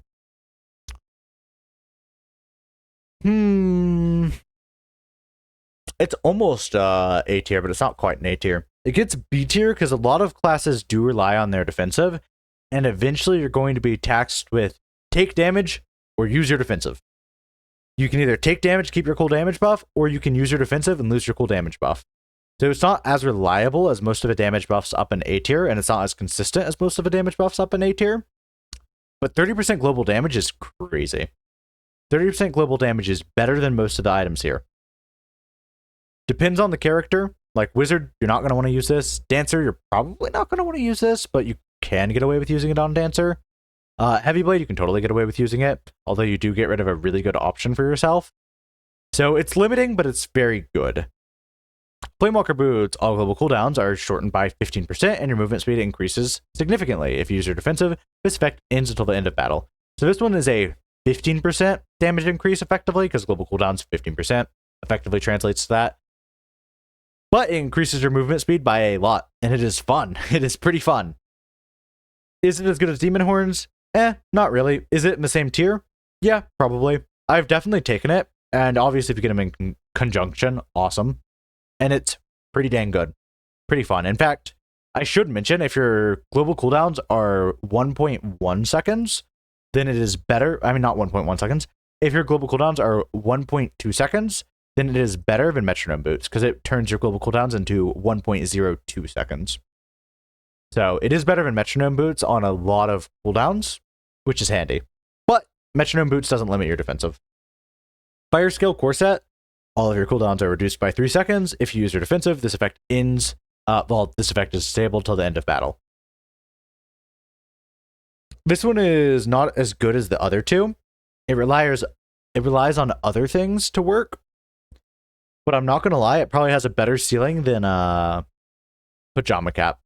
About the same as Pajama Cap for similar reasons.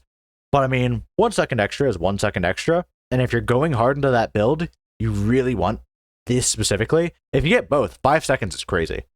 Absolutely crazy. Plus, it affects your special too. So it is a damage increase. It's just not that crazy of a damage increase. Could be good on like a Bruiser Red Dragon Blade build. Like if you have Fire Scale Core Set, great. Take Red Dragon Blade as Bruiser. Not too bad. My cat's a bit grumpy. She wants pet. I pet her so she isn't meowing on the recording. We're already about halfway through. Not bad at all. Let's blitz through the rest of these. These ones are interesting. Diamond Shield. Every 25 seconds, using your defensive will grant you invulnerability for 5 seconds and erase projectiles in a large radius around you. Starts battle on a 10-second cooldown. So effectively, 25 seconds, you get invulnerability for 5 seconds. The issue is, if you're using your defensive, you're already getting some invulnerability, right? And most of the time, that invulnerability is enough. Not always. Sometimes that invulnerability is not enough, and this is helpful. But you better hope it's 1 out of 5 times you use it. Or I guess not 1 out of 5 times you use it. That's definitely a misnomer. You better hope the time you use your defensive, it is with Diamond Shield. Now, if you're only using your defensive every 30 seconds anyway, yeah, invulnerability 5 seconds is very handy. I just don't care for it much because it doesn't do anything to help you get to the DPS check, and it's not going to save you against the DPS check. So it just doesn't end up doing much. And it's less consistent for me than Grey Steel Shield. Grey Steel Shield, honestly, I only need 2 seconds. 2 seconds is a long time in this game. 5 seconds is an egregious time. And a lot of it's wasted between attacks. Because, like, you'll use it, and then most of it gets wasted between an attack. Because, like, oh shoot, I need to use my defensive because this laser beam's coming at me. You defensive through it, maybe you didn't even need the 5 seconds. 2 seconds is enough time, and you want it to be consistent. And this is just not consistently happening every time you use your defensive. Peridot Rapier increases secondary damage by 20%. Every 8 seconds, using your secondary will grant you a brief invulnerability and erase projectiles in a large radius around you. It's grown on me a little bit. It genuinely has grown on me a little bit. Top of D tier. There is a very few circumstances where you want it. But if you have something like Obsidian Hairpin or something that applies on like invulnerability, then it's not bad, honestly. It's not bad. Sometimes I have used it to save my ass. I'm not going to lie. Sometimes I've used it to save my ass. Does it save me as much as anything up here? No. Does it do as much damage as anything up here on average? No.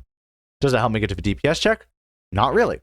20% secondary damage isn't a lot, especially since secondary doesn't usually do much damage. Garnet Staff.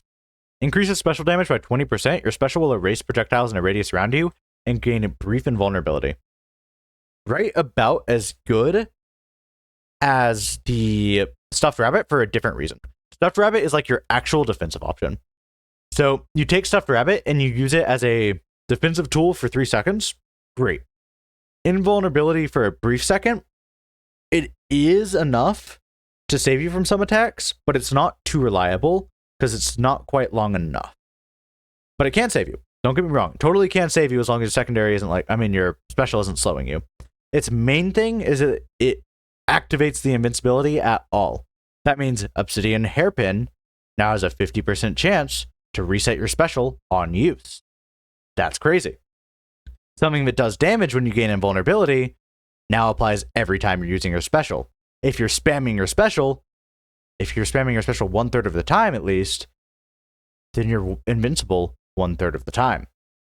It's not actually so bad, but it's not like wonderful. Plus, at worst, it's a 20% increase that has a pretty good ceiling, unlike the ones lower on the list. Sapphire Violin, every 18 seconds, grants elegy to all allies for 8 seconds. So almost 50% uptime, more like 40. Breaks if you take damage twice. Elegy has 30% more damage. To me,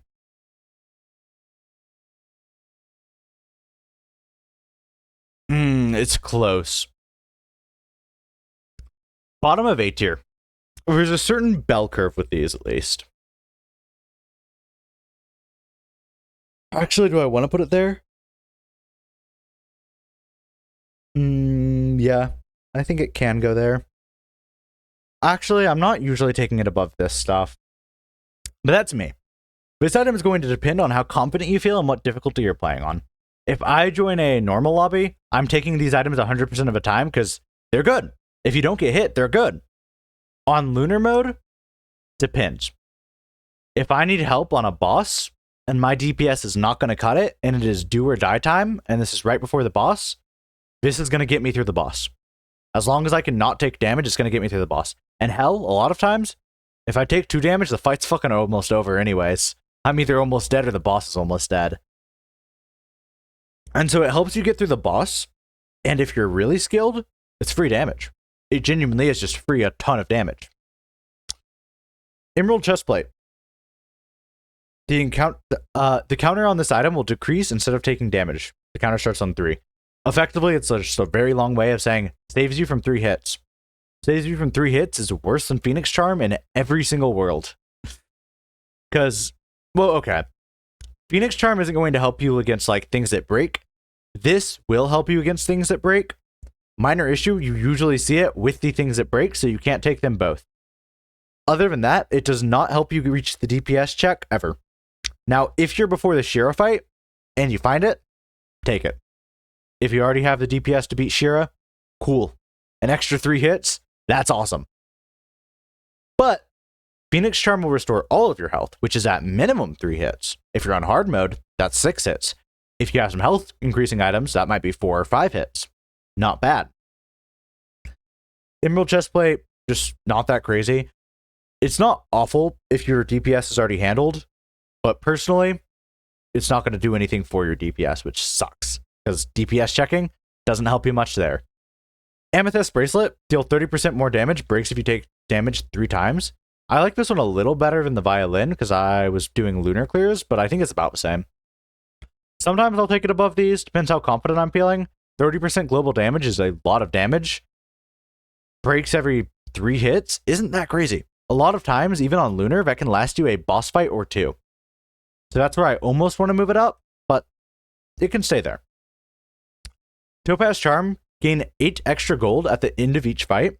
Breaks if you take damage 3 times.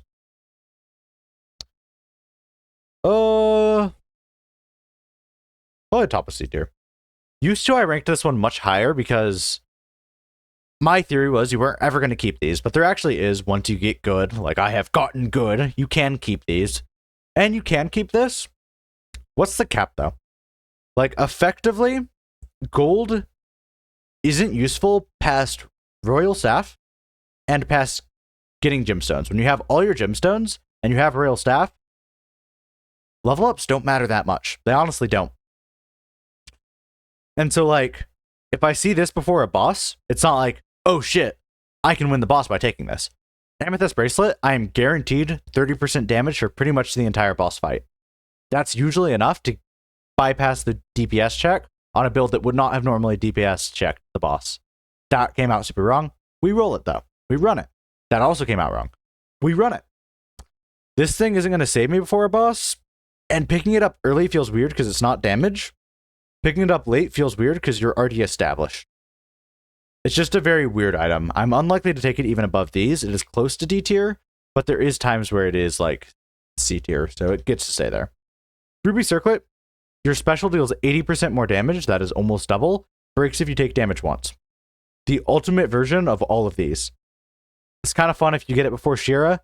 It's a kind of fun, more offensive version of these, but it actually has like purpose. Like this will actually help you if you don't take damage. If you don't take damage, this doesn't help you. If you don't take damage, this helps you. If you take damage, it still helped you for at least an attack or two. Now, if you're going to take damage in the first few attacks, don't take it. But if you're confident, 100% double damage. I love the lightning set. This one's been really fun. Brightstorm Spear has a 30% chance of dealing 100 damage to all enemies when your primary does damage. This means if your primary has a multi-hit effect, this will proc for each time. So if you're a dancer playing like Sapphire and you have 3 hit effects, cool. Instead of a 30% chance, it is a 30% chance 3 times. So it's actually got a very high ceiling. Not quite high enough to get out of B tier though. I put it right here. Most classes, it's going to be about equal to these. On some classes, it does go into A tier, and on some like Rabbit Luck builds or whatever, it goes into A tier. For most of the game, or for most of the characters, it's going to be B tier though. Bolt Staff deals 150 damage to all enemies when you use your special. Cool, pretty much just as good as Kunai. It does a little more damage than Kunai, but if you aren't actively using your special, then it's not crazy. But it's not single target, it's multi-target. Kunai is single target, so that kind of sucks. This is multi-target. Really helps in like the Church Mouse fight. 150 damage is a lot of damage, especially on something like Hexblade, which you're going to be spamming it. Very good. Only class it's not really great on. I've even had really good luck on it with like Heavy Blade. Early game, this can totally bring you to a DPS check. Just don't use it on like Bruiser probably. Lightning Bow. Every 12 seconds, fire a projectile at your target enemy. It deals 300 damage. Honestly, not bad compared to like Sleeping Great Bow. And cooldown instantly resets when a % chance it succeeds. Oh, it wants to be high so bad. It can totally carry your DPS, but only on a very specific build. And so for that, it goes right here. So the thing is, not every class has a % chance. A lot of them do. I'd say not half of them, but a good amount of the classes do have % chances built in. The ones that don't can take things like Brightstorm Spear. Great, now every time Brightstorm Spear procs, you're getting a proc off that.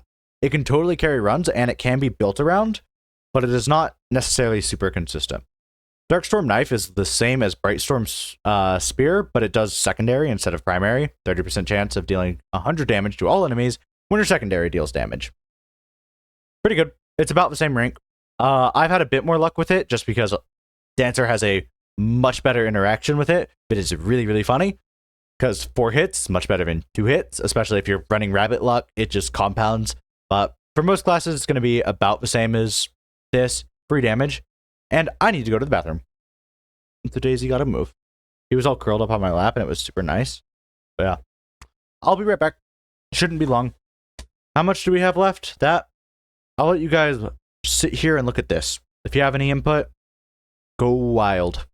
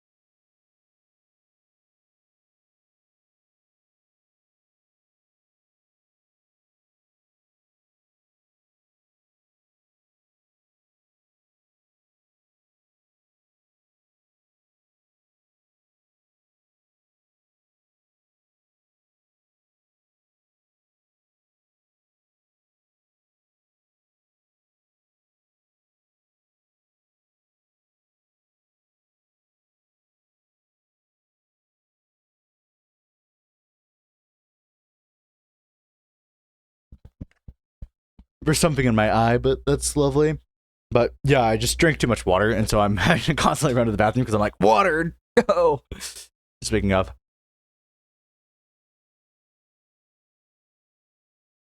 Last night, I downed like so many bottles of water because I was thirsty. Anywho, Dark Cloud Necklace is what I think this one's called. Let me make sure all my stuff is in order. Yeah. Dark Cloud Necklace. Damage from loot is increased by 50%. Pretty basic. I don't like it very much. I'm going to be honest. I do not care for it. Dark Cloud Bracelet has to have at least 2 items to be good, in my opinion. Because, for example, if you have 2 Crescent Moon Daggers, you're never going to get 2, duh, but this is just an example. Let's say you have 2 Crescent Moon Daggers, that is going to do more damage than 1 Crescent Moon Dagger and 1 Dark Cloud. The issue is all of the items it affects are in C tier. So unless you're having a really mid run, you probably don't have many loot items like that. Loot items that actually do damage. Let's take a look at them. These 2 are probably going to be your best bet right here. They don't affect debuffs. They don't affect percent increases. They just affect flat damage. If it says it does 150 damage, great. Now it's doing like 50 more damage. Is it bad? No. Most times I'd rather just have 2 Bolt Staffs than a Bolt Staff plus a Dark Cloud Necklace. Dark Cloud Necklace is actually kind of a mid pick. It is hard to make work because you need 2 of these loot items, and even then, by getting 2, they just barely go into B tier. They aren't crazy. Crown of Storms, when a percent chance exceeds, deal 200 damage to all enemies. So effectively, it is the bow, except the bow will proc every 12 seconds, regardless of if you have percent chance effects. So it's not bad to take, just ever. Because at worst, it's a C tier item, which is kind of what makes it a bit higher up the list. Yeah, I kind of want to put it like right up here now, because it's just not a bad take ever. It's not going to be the best take, but it's better than a lot of the C tier items. This one doesn't have that always going to activate condition, but it deals damage to all enemies. So I honestly prefer it over the bow when I'm running some sort of percent chance actual build, but either of these work. They're both great for what they do. Great for percent chance builds. Easy A tier in the right build, easy S tier even in the right build. You can completely make a run. They're awesome. Thunderclap Gloves. All abilities have a 20% chance of dealing 200 damage to all enemies when used. This one's pretty good. This one, low A tier, honestly. For every class, it's not bad, is the thing. Since it's just all abilities, it works. No matter what your class is, it just works. If you're a bruiser doing primary spam, cool. Your primary has a 20% chance to do 200 more damage. 200 damage is not insignificant. It's a really good gateway drug into like a lot of these percent chance effects. If you have rabbit luck, it goes awesome. If you don't have rabbit luck, I'm not going to lie, it makes the DPS check on the boss way easier. So you need about 5 hits to make it work if you have like no luck boosting effects. Average global cooldown time, let's consider it 1, even though it's probably going to be like 1.2. Let's just say it's 1. Cool. That's 200 damage every 5-6 seconds. Better than Sleeping Great Bow. So honestly, it helps the DPS check a lot. It has way more synergy than Sleeping Great Bow, and it helps the DPS check a lot. So I put it A tier. Easy for me. Storm Petticoat, do 250 damage to all enemies when you gain invulnerability. Another one of these, it fits in B tier. Really good on Heavy Blade because they gain invulnerability so much. Otherwise, it's just when you use your defensive, it's going to give you 250 extra damage. Not bad. It has a little more usability than like Reaper's Coat. Because you might be saying, oh wait, Reaper's Coat's 50 more damage. Sure, but like let's say you get this Garnet thing. That's where Garnet like really makes this pop off. Storm Petticoat has a lot of things it can scale off of, gaining invulnerability. Also, when you take damage, that counts as gaining invulnerability, so you can kind of think of it as a Thorns effect. Not that crazy, but it's pretty good, honestly. Across all characters, I'm never sad to see it. It does help on the DPS check, but it's not going to be as strong as, say, like Thunderclap Gloves. Alright, the next one is the Shrine Set. Actually, I used to love the Shrine Set. Now I think Shrine Set's kind of mid. Holy Greatsword. Every 10 seconds grants you Smite and then slices the air around you, dealing 200 damage to nearby enemies. The Smite has a 100% uptime. It will always be giving you Smite. 100% Smite uptime puts it in B tier. If you're a solo player, it's not bad. If you're a solo player, move these 2 down and put them about with this, honestly. These 2 affect your party, and they do a little more damage. This one affects only you, not your party. That's why it's low. Granted, while I don't think it's as good as like a 10% damage on all allies, it's not bad. 200 damage and a permanent 10% buff for you. It's not bad. I'm willing to put it in C tier, actually. Actually, no, it's about, no. It's just not a big enough damage increase that I care that much. No, it goes up. Like, it does really help me clear DPS checks on solo. It's just not that crazy. This is a better solo ranking. If you're playing, like, with party members, as you gain party members, move it down to C tier. So, that's where that one stands.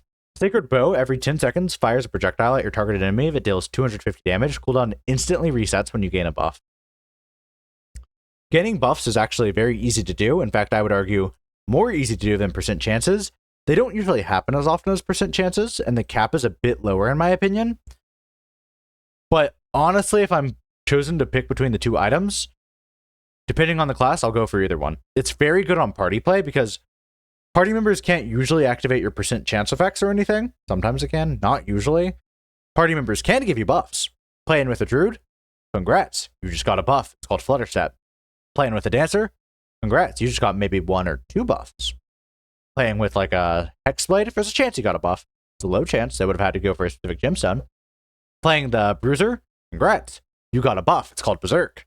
So very good. Even if you aren't able to give yourself a buff or get a buff from allies, it's still like a C tier item because it's going to happen every 10 seconds regardless of if you're getting a buff or not.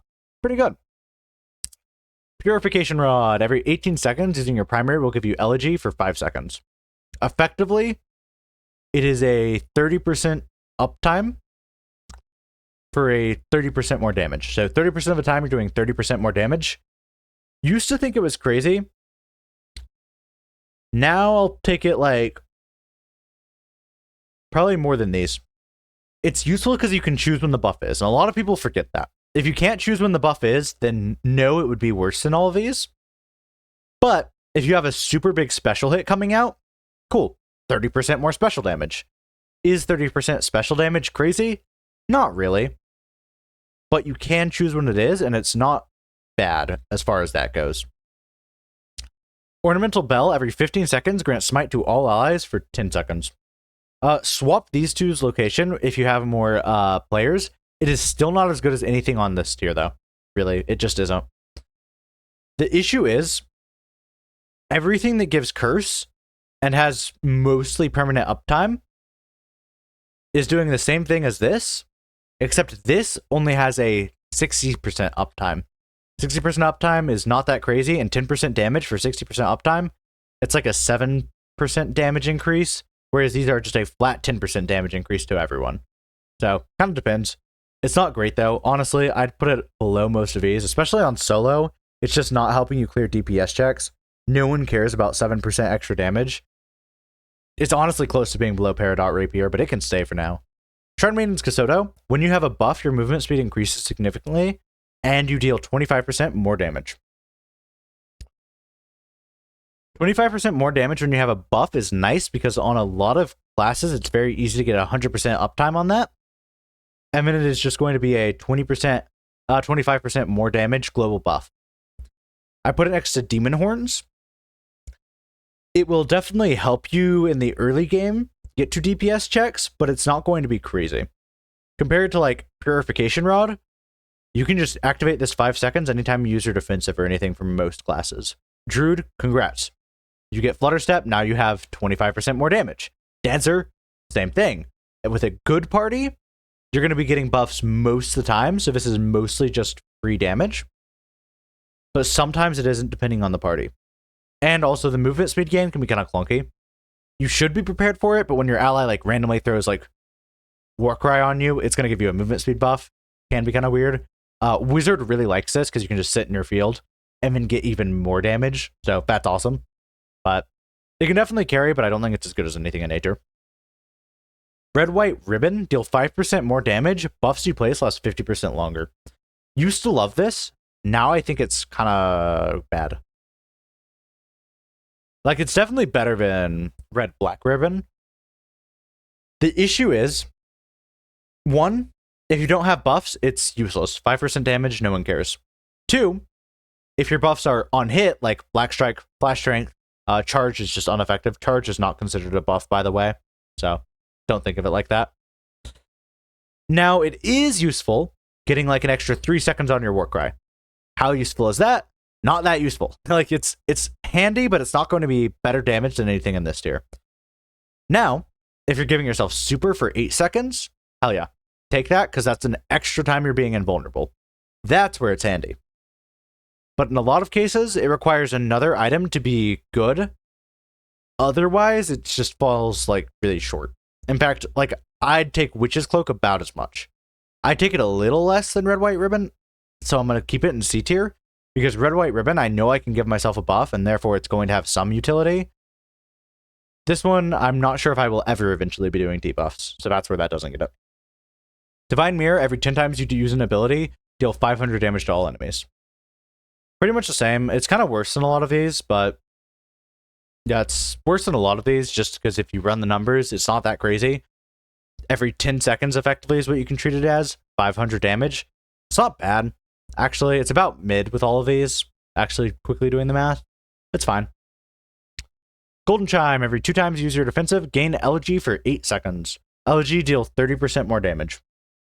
So effectively every 30 seconds, gain elegy for 8 seconds. No. Kind of sucks. Sure, sometimes some defensives make that a bit easier, but not that many. So yeah, it goes bottom of C tier. It's going to help you pass the DPS check less consistently than any of these loot items. But it's not awful, I suppose. The Lucky Set. Book of Cheats just gives you a random buff and or does random damage to an enemy every time you use your special. It'll always do something. Maybe it'll activate Golden Katana, which is a 500 damage for free. Maybe it'll give you super for 5 seconds. Maybe it'll give you Vanish for 5 seconds. Always give you 5 seconds buff. Maybe it'll give the enemy like poison for 5 seconds. All of the buffs and debuffs in this are actually pretty strong. And it is really strong on a special spam build. If you were to ask me which I prefer more, Kunai or Book of Cheats, they would be about tied. Because the buffs can be crazy. Blackstrike is way better than a Kunai. Then if it gives you like an extra 500 damage, alright, that's better than a Kunai. Generally, I feel like the effects are better than a Kunai. Even Haste is probably better than a Kunai. But it doesn't have the reliability of the Kunai. And it's also going to need special spam. It's not going to be like good on like Ancient. Special spam. It's not bad on Ancient, but it's not great. Clear my nose real quick.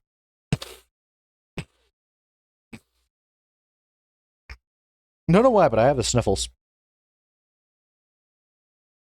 Golden Katana. Your primary and secondary have a 5% chance to deal 100 damage 5 times in a large radius. So 500 damage on a 5% chance. Oops, I moved that 1 second. Okay. Yeah, 5% damage. I mean, not 5% damage. 500 damage on a 5% chance. Honestly, it's a lot less consistent than anything up here, I think.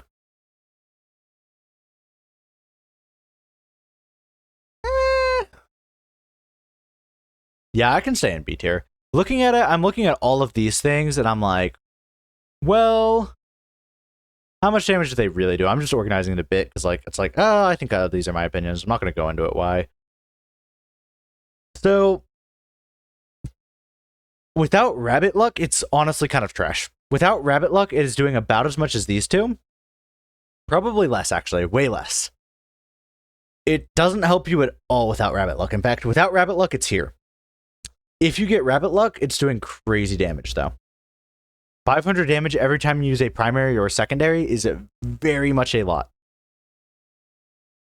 It's just, it's going to go in low C tier. I'm in low B tier.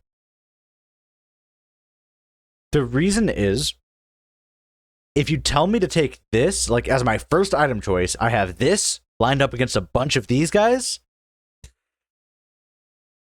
I'm probably, it's a 50-50 on what I take. But these guys don't have as high of a ceiling as this does. That's about it. It doesn't even work for that well with like the bow or Crown of Storms because it's such a low activation chance unless you have Rabbit Luck. If you get Rabbit Luck, then great, this is awesome. Not gonna lie, top of C tier. If you get Rabbit Luck, it's great, it's awesome. If you don't have Rabbit Luck, it is almost useless. Not almost useless. It just doesn't do as much damage as these do. So yeah. Hey Daisy, why are you meowing at me? Why are you meowing at me? Trying to grab you?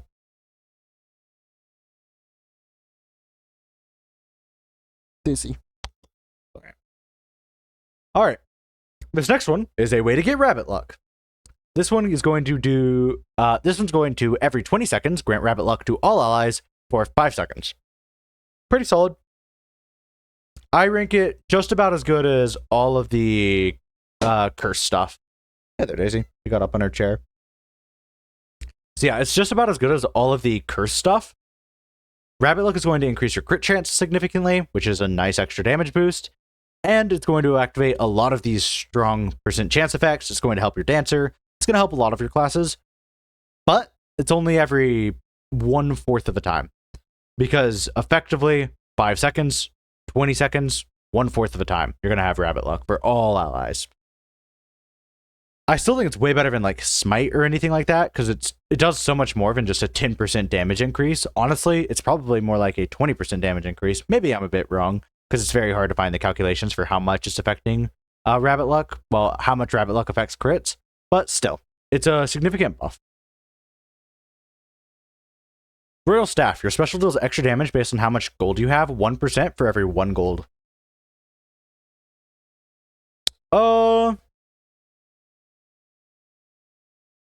It's an iffy item. It's an interesting item. It's a really interesting item.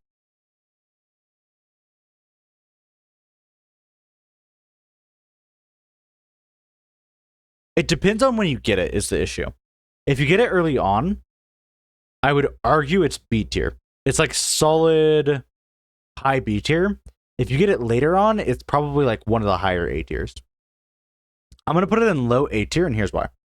If you get it early on, it's iffy. If you get it early on, you can probably rack up about 50 coins, and that's 50% special damage. 50% special damage is better than a lot of things on this list, like right here. Hell, it's better than Stonebreaker Staff. That is a no consequence 50% damage. But it means you can't buy a gemstone. And a gemstone oftentimes is 50% damage. Emerald special on Dancer is almost double Dancer's regular damage. Actually, I don't think it's almost double. It's a lot of damage, though. It's a lot of damage increase. If you get it late game, you can easily get like 100% damage on this, and it's better than even like Ruby Circlet, which is crazy. But before the first 2 areas, you just don't have the money to fiddle with. You more so want the money on your strong gemstones or whatever. Although, honestly, I don't buy level ups usually until I can confirm that I most likely will not be seeing Royal Staff. That's just me. I think Royal Staff is crazy good, and I really like it because whenever I have like 80 gold near the end game and find it, that's huge. It just struggles a bit in consistency, but even if you pick it early game, it can allow you to skip the shop and not waste money on like level ups or anything and still help you meet the DPS check. It just doesn't help us getting as much as getting like anything else on the list early game, at least. Ballroom Gown makes you slightly luckier and slightly increases your movement speed. So like a slight crit chance upgrade and a slight movement speed upgrade. Probably top of C tier. Without being able to really tell how much that percent chance is, it's hard to tell. On something like a Dancer, I'm always going to take Ballroom Gown over most of these loot items because I feel like it's a strong increase. But like if I'm playing Heavy Blade, nah, give me any of these. Put this thing in D tier. Kind of depends on the class, kind of depends on the build. Probably C tier. It's not like anything too crazy. Silver Coin on pickup, gain 30 gold. It's fine. The best case for this is early game, you pick it up and you can buy another gemstone early game. Late game, it's absolutely useless because you have usually more money than you have gemstones and everything, and converting this into level ups turns this into a 6% damage increase, which is kind of not very useful. Probably would put it above, just above Topaz. It can be good if you have like Royal Staff, and that's about it. That is really just about it. Queen's Crown. Critical hits now do 175% extra damage instead of the normal 75% extra damage. This is crazy. critical hit chance is 30% in this game. Since critical hit chance is 30% in this game, this means all of your damage has a 30% chance to do over 2 times damage, effectively be a black strike hit, which is really, really good. There's no downside to taking it. On average, it's like, I think it comes out to like a 40% damage increase globally. Global 40% damage increase, no downside. Take this every time you see it. The elites don't want you to know this. The government doesn't want you to know this. It is a 40% flat damage upgrade. I might like disappear tomorrow for saying this. They don't want you to know this, but it's just like a flat, huge damage upgrade. It's not bad on any character. Take it, man.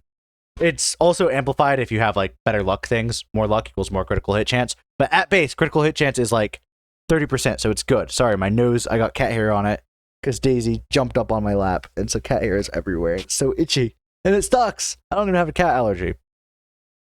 Goddamn. It's like clinging to my nose because that's where the wind wants it to blow. Anywho, yeah, take it. Mimic Rabbit Foot makes you significantly luckier, not a real rabbit's foot. It's a lot better than the half ballroom gown. I'm going to put it about next to Trumpet. Depends on my build. Heavily depends on my build. If I have percent chance effects, I'll take it every single time because it's like, oh, free critical hit chance. At worst, it is just free critical hit chance. Would I rather have any of these than just free critical hit chance? Yeah. But at worst, it's free critical hit chance. I'd rather have it than any of these. Even in my starting chest, I would rather have it than any of the C tier options. Mostly because it's free crit chance, and it has a good chance to scale into something in the future. But it's not going to help that much on the immediate DPS check you'll be facing. The life set. Get ready to fill out our low tiers. So unfortunately, most of these just heal you or give you defensive options, and that doesn't matter. The reason it doesn't matter is because you're probably going to get DPS checked, and picking these up is a surefire way to get DPS checked. Butterfly Ocarina, yeah, pretty much F tier. It's better than Granite, what's it called? Because hey, it doesn't hurt you actively. But all it does is on pickup, heal all allies for 1, heals all allies for 1 HP every 2 fights. So on pickup, it heals all allies by 1. You just opened a chest, which healed you by 2, or 1 if you're on Lunar. Sure, some people might not have been fully topped off, but most people are. Most people are fully topped off after opening the chest. If they aren't fully topped off after opening the chest, damn. It doesn't do anything to help your DPS, and then every 2 fights, it'll heal you by 1. Cool. What if no one needs healing? What if you find this in the fight before Shira? It just doesn't matter. It doesn't impact the game very much at all. It's handy for like noob players. If you're playing on like normal and there's no DPS checks, sure, pick it up on someone and you might get a free heal. 1 health at the end of every 2 fights still isn't crazy though. Even if I'm on normal and I'm like putting on my newbie lens over here and I'm like, well, I'm not great at the game. 1 extra healing at every 2 things just isn't good. Mathematically, there's a good chance no one will need it. But yeah, Fairy Spear, literally the only good thing in this set. I'm kind of kidding, but not really. Your primary has a 30% larger radius and deals 30% more damage, but stops movement when used. B tier, up here with this. Any effects, like any of the Emerald defensives that say, oh, this no longer... Sorry, I had a fucking gulp. This no longer affects movement speed stuff, then cool. That means you'll no longer stop moving on primary. That means it's a straight, flat 30% increase to damage, almost on the level of Dragonhead Spear. Stop moving is much more severe than 3-second cooldown for most classes. So most classes are going to suffer a little bit by taking it.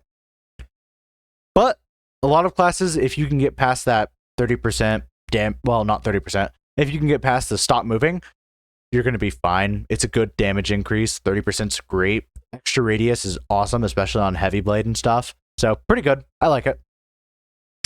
Moss Shield, every 12 seconds using your defensive will reset its cooldown instantly. About as good as these. It's really good on offensive defensives, or if you just need a quick double defensive to get out of a sticky situation. Defensive items inherently suffer because of DPS checks, But this defensive item has a chance to be offensive if you're like playing wizard or something, because you get an extra Nova field every single time you're doing anything, which is handy. I wouldn't take it above most of these though, because it's not going to help on the DPS check that much. Floral Bow every 6 seconds fires a projectile at your target enemy that only deals 250 damage. That deals 250 damage, only activates when standing still. Kind of just worse than most of the bow relics. You have to stand still to use it, which means you're not going to be getting 100% uptime on it, really, ever. Because it's not something you build your build around. It's more just like, oh, I stood still. Oh, yeah, I have Floral Greatbow. And it's not worth remembering because it's not that great. It's just not crazy. Blue Rose, your max HP is increased by 1, has a 50% chance of healing you for 1 at the end of each fight. It doesn't do anything at all to increase your DPS, so it gets a low rating, but it does increase your health by 1, and increasing your health by 1 is handy. The healing is alright. The healing can come in handy, but for the most part, it's like, if I have like a really goated build and I just don't want to like fumble or something, but I'll take it because the extra health does help. And like, if my build is already like awesome, put it up in like B tier. I don't think I'd take it anything above B tier. I mean, if my build is awesome, I'll probably put it like right in between here. I wouldn't take it, I would take it above this, but I wouldn't take it above that. But most times your build is not already goated, and if your build is already goated, take whatever's fun. Take whatever. Don't listen to this guide if your build's already goated. If you're trying to make a good build, don't take this. It just won't help you on DPS checks. Sunflower Crown, max HP is increased by 1. You become able to slightly graze into projectile and slightly increase your movement speed. A little bit better than that. The side effect is just better. Grazing into projectiles, it does let you get really deep into the projectiles, and it also does increase your movement speed. Nice. Extra HP. Meh. Let's see. Grasswoven Bracelet. Your max HP is increased by 1. All abilities and loot hitboxes are 30% larger. Slightly increases movement speed. Slightly increased movement speed and the extra range can help you do some AoE damage. Still, it's not going to help your damage that much. It's not going to help you pass a DPS check. So therefore, early game and most of the game, it is D tier. Midsummer Dress. Your max HP is increased by 1. Ability or loot effects that temporarily slow you. Blech. Your max HP is increased by 1. Ability or loot effects that temporarily slow your movement. No longer... I can't speak. I said temporary, and so it fucked me up. Midsummer Dress. So this is Midsummer Dress. Your max HP is increased by 1. Ability or loot effects that temporarily slow your movement no longer affect you. Slightly increases movement speed. This is exactly what I would love a health item to look like on average. This shit is honestly very good. Like, I'm not gonna lie. This shit is the craziest healing item. Well, not healing item, but health up item. This is what they should all be modeled after. The reason it's so good is its side effect. 1, max HP isn't irrelevant. It is handy. And when I'm playing on lunar mode, that's a lot. Like 1 more max HP is big. And when you get to a DPS check, I should mention, that's 1 more hit you're going to be able to tank. Should I want to rely on that? No. But it is 1 more hit I can tank. The main kicker is ability or loot effects that temporarily slow your movement no longer affect you. Pretty dang good, honestly. The reason it's good is like Fairy Spear doesn't affect you. A lot of abilities you'll find, you can't use them while moving, especially on Lunar and Hard when things are like really tight. That's the difference between getting a lot more DPS off because you're moving and getting no DPS off because, you know, you aren't moving or whatever the fuck. I messed that up. Ignore that. It's the difference between getting a lot of DPS because now you can move and use your attacks or being stuck using only your secondary because it's the only thing that doesn't slow you down during like a tight attack. So it's just really nice because it opens up a lot more DPS to be done by freeing up your kit from things that slow you down and therefore can't be used during tight attacks. So it is just really nice. Let's see. The poison set. Stake Fang Dagger. Your secondary applies poison for 5 seconds. Poison does 1... Your secondary applies poison for 5 seconds. Snake Fang Dagger. Snake Fang Dagger. Your secondary applies poison for 5 seconds. Poison deals damage once per second. 30 damage. It's fine.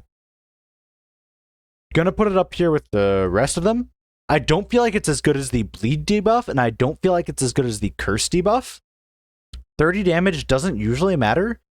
Only matters if you get things that buff it. Even Witch's Cloak wouldn't really make me want to take poison that much. I probably would, but it wouldn't be that crazy.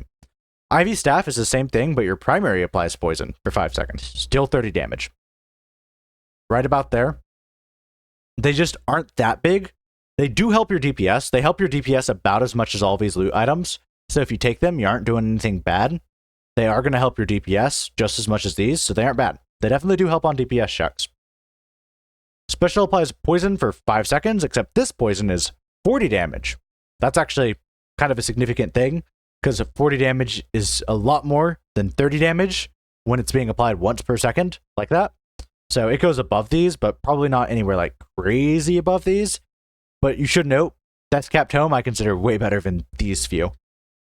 Spider Bite Bow, every 10 seconds, fires a projectile at your targeted enemy that deals 50 damage and applies poison for 5 seconds. The poison does 40 damage. So effectively, it does 50 damage every 10 seconds, and then it does another 40 damage every 10 seconds for 1 second. The math behind this, actually, let me just redo that. Effectively, it does 250 damage every 10 seconds, and it can't really be increased by anything. Cool. It's fine. The poison doesn't have 100% uptime, and if you really math it out, it really just is 250 damage, just spread out in a very big area. It's just about as good as every other bow. It's a little better than Sleeping Great Bow, if you ask me. Actually, no, because it does less damage than Sleeping Great Bow. In the sense that, like, time per damage. You get me. Compound Gloves. When you deal damage, has a 10% chance to apply decay. Honestly, I use Compound Gloves more so to get the 10% chance effect, because I'm like, oh, 10% chance? Maybe I'll get something that has something to do with percent chance. It doesn't stack or anything. So the best you're going to get is 30 damage. It does last a while. It does 30 damage for 30 seconds. Once per second, does 30 damage. It's fine. Helps your DPS about as much as all these. Mostly because it does exactly the same thing, honestly. Decay is not any different than Poison, I should mention. They are literally the exact same thing. And Snake Fang Dagger and Ivy Staff both do the same damage, same rate. They just have shorter debuffs, but they're easier to apply. Compound Gloves, it's a bit more random, so I actually kind of like it a bit less. But it doesn't force me into constantly having to use my primary and secondary, so it's like, alright. Poison Frog Charm. When a percent chance exceeds, apply poison to all enemies for 5 seconds. This poison does 50 damage.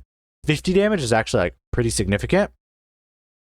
To where I'll take it, like, probably right there. Just above a lot of these by a good margin, I would say. Like, 50 damage can definitely help you pass DPS check.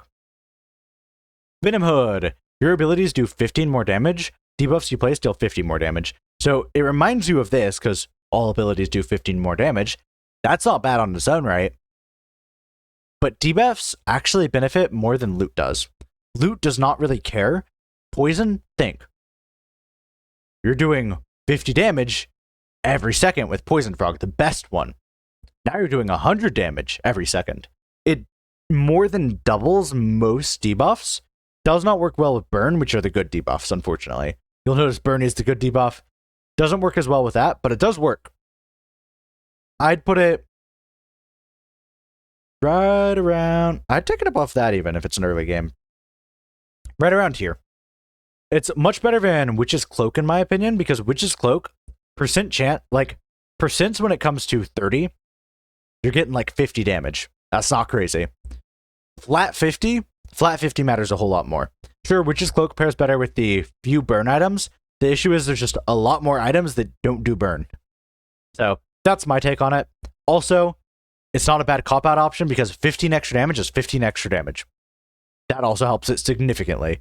15 extra damage is actually kind of big. Chemist Coat, your defensive applies poison to nearby enemies for 8 seconds. Slightly increases movement speed. So you gotta be near the enemies. The poison does 40 damage. I actually like it a little worse than these, but it's fine. I don't like having to use my defensive in an offensive option when it's not that worth it, and this is not that worth it. I'd rather have Storm Petticoat, for sure. Just my opinion, though. We're going to move on. Dark Bite set, I believe. Yep. No, the depth set. No, even before the depth set. Wait, no, okay, no, depth set. Seashell Shield. Pure defensive has a cooldown. Seashell Shield. That's kind of a tongue twister, or at least I'm having trouble saying it. Your defensive has a random cooldown between 1 second and 15 seconds every time you use it. Pretty good. If you consider that the average class has a 15-second defensive, it's always a buff. It's just not a super reliable buff. Now, I will put it right about there in B tier, because it can be very, very helpful. There's a lot of times you're going to be rolling like 1 second defensives, and that's awesome. Necronomicon, every 8 seconds, using your special will reset its cooldown and instantly charge it. Crazy on characters like Ancient, not awful on even like Hexblade. It's still a pretty good damage up. Charge is going to give you that 1.5 times boost, which is why it's good on pretty much every class. Plus, it resets your special. I mean, even if your Bruiser, reset on your special is kind of huge as long as you aren't like accidentally spamming it. And so, honestly, it can go low A tier. The reset special is the more important part, and a lot of classes really appreciate the reset special. No class doesn't appreciate the charge, though, so it is just a very handy item. Teto Greatsword. Every 12 seconds, slices in a large radius around you, dealing 200 damage, but it slowly gets larger and deals more damage as the fight drags on. So I at first didn't know how to rank this. Now I have played with it a bit more, because I've been really desperate for DPS to get past the DPS checks. I mean, I'm like, all right, fine, I'll take it. Honestly, it's a pretty significant damage increase. By the time it's getting to the second phases of bosses, it's typically already doing like 1,000, 1,200 damage. Not bad. It genuinely can clear DPS checks for you, in a way. I know it's kind of crazy. It depends how fast you're clearing fights. If your party is not having issues with DPS and you're clearing fights really quick, don't take this. If you're solo struggling on DPS, or if you're with a party and the party is kind of struggling with DPS, matters a little less on party. Still very significant. I put it about right here. I feel like it'll do just as much as the Brooch to help with DPS checks on bosses. And the reason Brooch is up there is because it like really helps on DPS checks with the bosses. Like, for a loot item, it's one of the best loot items in the game, in my opinion. The damage scaling is very good. And it also does get like very significantly bigger. And I know it says slowly gets larger. I find it's actually a very, very strong item. That's just me. Occult Dagger, your secondary is 80% more powerful. 5 seconds of cooldown is added to your secondary. I before ranked this like super high. I'll rank it low B tier. It's very powerful when you want to use it. Not crazy powerful other times. It's weird because it's either D tier or it's S tier. Well, not S tier. It's either D tier or it's like A tier. It depends on who you're running and what purpose your secondary has in your build. How do I best describe it? I'm trying to think what classes want it too much. A lot of classes can't actually run it, I'm realizing, upon further inspection.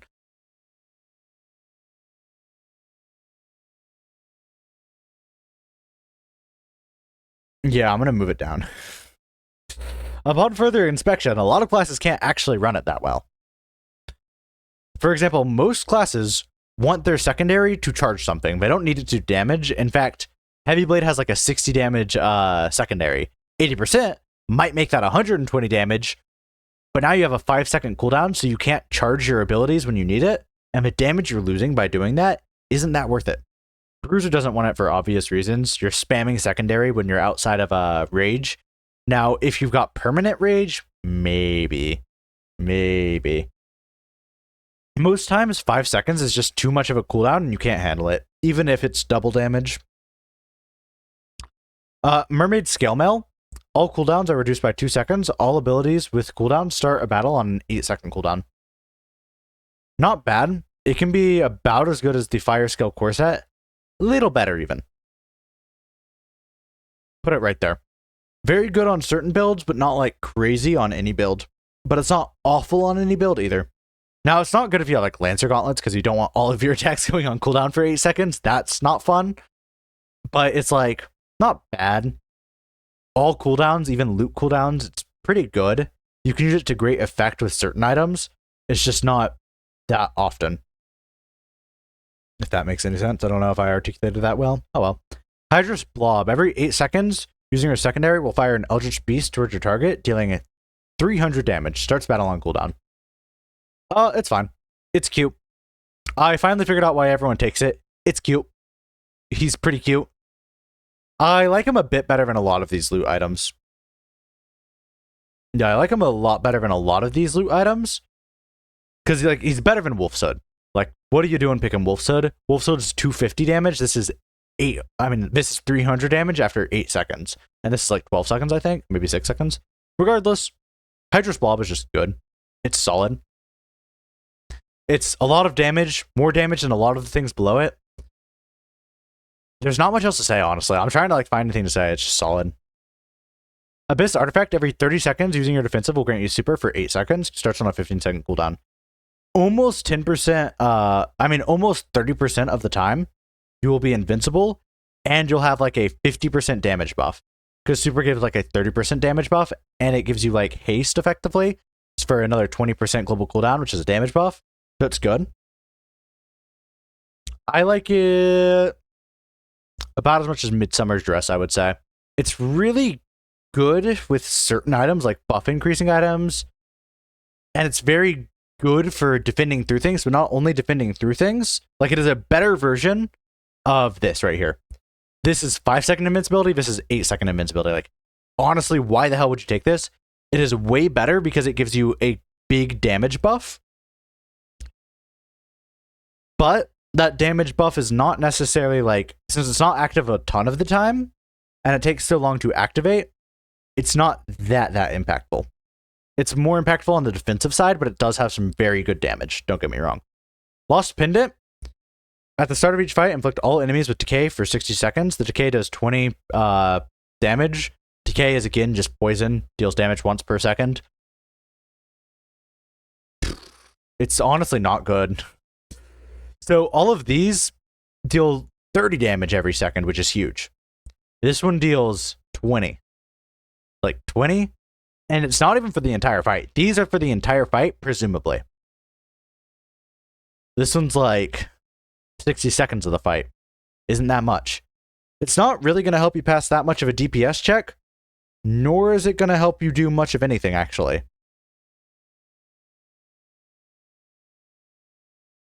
Darkbite said, Sawtooth Cleaver. Your primary's damage increases by 30%, but its radius by 20%. Literally just better than Fairy Spear. Radius matters less than Stop Moving does. Stop Moving matters way more. Raven's Dagger. Your secondary's damage increases by 50%, but decreases its radius by 40%. Good cop-out. I don't think it's as good as some of these. But on the right class, secondary doesn't do awful damage, and radius, again, doesn't matter. It's more so, how much do I care about 50% secondary damage? Because secondary 50% usually isn't that much. Like on Heavy Blade, that's actually like 30 damage. 30 extra damage is not that crazy, which is, again, why the cap is so much lower than, say, 15 damage on every ability is oftentimes just better than this. But on the cases like Dancer or something, where you actually do have a decent secondary option, it's not bad. It's not as good as, like, whatever the fuck it's called, Shadow Bracelet? I don't know. But it's not bad. It has a cap. It has a ceiling. Maybe move it down a little more. Killing Note increases special damage by 30%, but decreases its radius by 20%. 30% is a lot of percent. Now, decreased radius kind of sucks, but it actually doesn't matter on most characters. Does it get to go in A tier? It's not going to help you clear the DPS check necessarily. It's not going to force a DPS check clear, and that's kind of A tier. It's going to help you clear the DPS check, though. Significantly better than Crow Feathers, in my opinion, just because you don't have to, like, debuff to make it work. Yeah, oftentimes it's going to be B tier. I'm not sad to see it, and it's like, oh, shoot, that's a pretty good damage upgrade. But it's not like, oh, shoot, that's a crazy damage upgrade, like something like these two are. It's just fine. It'll help me on my next DPS check, and I'm definitely not sad to see it. Blacksteel Buckler, your defensive's range decreases by 30%. That doesn't matter for, like, most classes, but now has 2 seconds shorter cooldown. Awesome. And grants counter. Counter is a 50% more damage on the next attack. So effectively, When you use your defensive, you will do 50% more damage on the next attack, and your defensive has a 2-second shorter cooldown. It's pretty awesome. I'm not gonna lie. Part of me wants to put this in A tier. Just because, like, 50% damage is 50% damage. It's a lot of damage. But I will refrain and I will put it just below Shrine's Maiden Kusoto, because I do still really, really like it. Night Guard Gloves, whichever ability has the highest base damage value, deals 20% more damage. That's a good cop-out option because it's good for everybody. It's not bad for anybody. It's 20% more damage on the ability of it's just already being your damage source. So the reason I put it right there is because it's just like, it's good for everybody, not awesome for anybody. 20% is not actually that much. And in most cases, you would want another more specific thing. Like, no, I'd rather have Fairy Spear in it. But if I'm running a primary build, then I'd rather have this than like Crow Feather. So it works on any build. That's the reason it's so high. Sniper's Eyeglasses deal 30% more damage when you are separated from the target by at least 3 rabbit leaps. Global increase to damage, crazy. But 3 rabbit leaps is a lot. And a lot of boss attacks forces you in a position you can't do that. In fact, I'd say over 60% of attacks force you in a position you literally can't do that. If there's 2 enemies on the screen, forget it. Literally forget it. So most of the times it is inactive, which for me, probably not that low. Probably right there. When it does happen, great. 30% damage, and it's not so much of a, oh, I play sniper, so I can be super far away from the boss. Not really. I mean, like, let's take the Church Mouse boss. Maddie forces you literally in that circle right at the beginning of the fight. So all of that attack can't work. Is there an enemy near you? Doesn't work. Emerald Lakeside, those 2 girls, the stop moving, keep moving girls, doesn't work. The one who chains you to her, doesn't work. Too many fights and too many situations where it doesn't work. Oftentimes I am actually taking it less than a lot of these. But when it does shine, it shines way brighter than like anything on C tier. It just doesn't shine often. Dark Mage Charm, when you've been standing still for 1 second, your special deals 40% more damage. 40% more damage is a lot of damage. Standing still for 1 second is dangerous. On burst damage builds, though, it's actually kind of not bad, though. 40% is a lot of damage. So on burst damage builds, if you're not bad at stop moving, you can effectively treat it like a Fairy Spear, other than it doesn't force it, so it makes it a bit worse, because Fairy Spear forces it, so it feels a little more fluid, whereas you kind of have to gauge, and it's like playing a guessing game. It's like, shit, a moon's coming after me, but I really want to get the special hit off. Can I wait? Can I wait? Can I wait? And it's caused me to take damage, but it's good. It does a lot. First Strike Bracelet, every 15 seconds gain Black Strike when you use your secondary. Black Strike makes you do 200% more damage on your next attack. Literally pretty much the same thing as Omega Charge. Omega Charge is 3 times more damage, and 200% is effectively 3 times more damage, depending on how you look on it. 100% is 2 times, 200% 3 times. These two do effectively the same things, except this one's a buff and synergizes with buffs. This one is a charge thing, so it augments the base attack, which has a bit different, I think, math on how it calculates.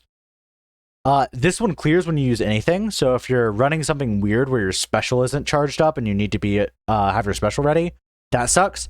This one only clears when you use your special, so this one is better on primary builds. This one is better on special builds, unless your special is always ready for first strike. Sometimes I've been playing Dancer where it's like, oh, I need to reset my special, but then I get Black Strike and it's just like, ah. So yeah. This next one used to be a favorite of mine, but it's actually gone down a lot recently. Obsidian Rod, your special strength becomes the total cooldown time of all your abilities and loot in seconds, multiplied by 10, divided by the times it hits your target. Effectively, what this means is your special's damage equals the cooldown time of everything times 10. So if you get 6 seconds of cooldown on your primary or something, cool, 60 more damage on your special. There's a big issue with it. It doesn't do anything immediately. And since it doesn't do anything immediately, for most classes, I will say some classes I think do get the buff immediately and they get a small buff. But since it doesn't do anything immediately, to me, it goes roughly a B tier right there, I want to say. I know Obsidian Rod is like a lot of people's favorite. Actually, it goes right here. I know it's a lot of people's favorites. And I know this is going to be like mind-blowing to so many people. Okay, well, actually, I say this like a fucking too condescending. I do not mean for that to be condescending at all. I said that like you guys were all idiots. Apologies. It's more so I get why everyone likes it, and it does do crazy things, and it does very crazy things after the first area. The issue is it can take a lot of time for it to actually pick up. I've had a lot of times where I pick it up in the first area, I'm like, whoa, we got Obsidian Rod! And like, my special is doing 100 less damage than it would be if I didn't take it, and I'm missing out on an item slot because I took it. And it's like, alright, gemstones didn't vibe with it. Or I'm a character where gemstones just don't really matter for it. Cool, let's keep going. Oh boy. Now I got my second chest, and it has no cooldown items. Or, at best, it has a 10-second cooldown item, and now I am doing equal to what my special would have been doing if I didn't take it. So it takes a lot of time to build up. Although if you're Dancer and you get Emerald with it, it will immediately do 8,000 damage, and that's busted. I've got to rank it across all classes. And all classes, universally, it is just worse than all of these. And it is worse than most of these for you. It is very fun, though, so do take it if you have the chance. Dark Glass Spear is just worse Obsidian Rod, in my opinion. Your primary strength becomes your special's cooldown multiplied by 30, minus your secondary strength. I should mention, actually, before I get off of Obsidian Rod, Obsidian Rod has a maximum damage of 1,000. It is not infinite. So, 1,000 is the max. 1,000 is a big max. It also should be mentioned, it is divided by the number of times it hits your target. And that does not mean you can get over 1,000 if you have, like, oh, I'll have 3 1,000 times hits. Doesn't work like that. It will cap it at 1,000, and then it will divide it by the number of times it hits your target. So if you would be doing 1,000 hits, you're actually doing 333 hits for a total of 1,000. Dark Glass Spear. Your primary strength becomes your special's cooldown multiplied by 30 minus your secondary strength. Secondary strength part is usually what kills this. Most classes have like... So Dark Glass Spear is only good on like 2 classes at base, and it's really hard to increase your special's cooldown in a meaningful way. Like, the only way is like Nova Crown, and that's about it. Other than that, your special's cooldown is probably just going to be 10 seconds or so, and so that's 300 damage. 300 damage primary sounds crazy. Minus it by your, on average, 100 damage secondary. Alright, now we're at 200 damage. Wait, Wizard already does 200 damage on their primary. Wait, Heavy Blade already does over 200 damage on their primary. And across all the classes, except Dancer, and like maybe a few others that I'm not as familiar with and haven't done the math on yet, most classes, above half the roster at least, actually just don't benefit from Dark Glass Spear immediately, and it's really hard to scale your specials cooldown up. So a lot of times, down here. Situationally, though, really good. For example, if you have apologies, I don't fucking clear my throat and stretch. Voice is getting tired. If you have like Emerald special on Dancer, then yeah, it breaks this, but you're not always playing Dancer. If you're always playing Dancer, then fine, move this up to B tier, whatever. It just doesn't work as well as Obsidian Rod. It has a much lesser what it can do. And also, it only does a maximum of 500 damage total, which is kind of sucky because, like on Bruiser, you're going to be doing more than 500 damage at base with your primary with like 1 ruby upgrade. And like, same thing with Heavy Blade. How much are you really benefiting, even on the perfect ideal scenario where you have Nova Crown?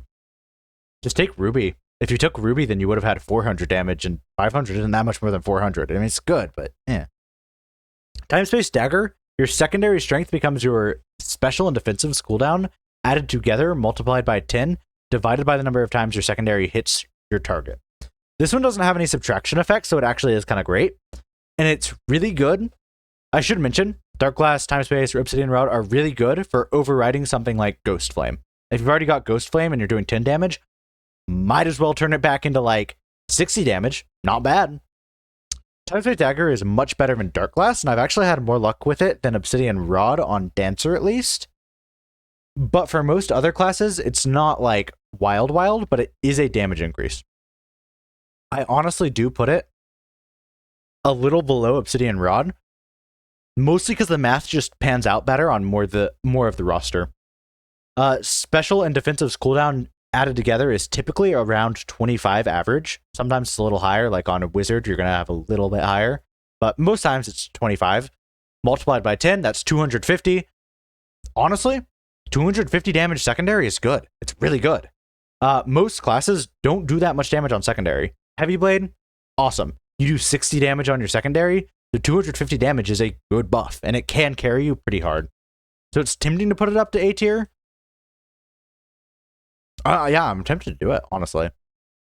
I genuinely think it's better than Obsidian Rod. Just because, like, at base, it does so much more for most of the roster. It doesn't have as high of a ceiling, although it almost does have as high of a ceiling. I've had more crazy Dancer runs with Emerald Special into this than I have with Emerald Special into Obsidian Rod. So yeah, I put it in A tier. I originally slept on it. So many effectively treat it as it turns your secondary into 250 damage, and most classes do not do 250 damage with their secondary. So huge damage increase. Also, if you get it with like Windbite Dagger, congrats, you've won. Your defensive cooldown, Quartz Shield. Your defensive cooldown becomes 30 seconds when a loot item activates, when a loot item activates with a cooldown, the remaining timer on your defensive is reduced by that amount. Meh, it's fine. Too niche to do much most times. It's helpful if you have like a bunch of these loot items. You can like really reduce your defensive in a cool way, but it's not going to be like more than like Moss Shield. It can be handy if you're running like shenanigans with Time-Space Dagger or something. Very rarely handy though. Not often helpful. Pocket Watch abilities with a global cooldown time less than or equal to 1.1 seconds deal 30% more damage. A lot of classes have something on their kit that does less than that has a I say a lot of classes. Like Bruiser and Hexblade both really appreciate this, and I think a few other classes do too. Most classes don't benefit from it at base, although they will benefit from it with Metronome boots, or if they grab like a Sapphire Opal. Gonna get low B tier. It doesn't have any downside really. It just requires very specific items to be a very good global buff or a very good 30% buff to something.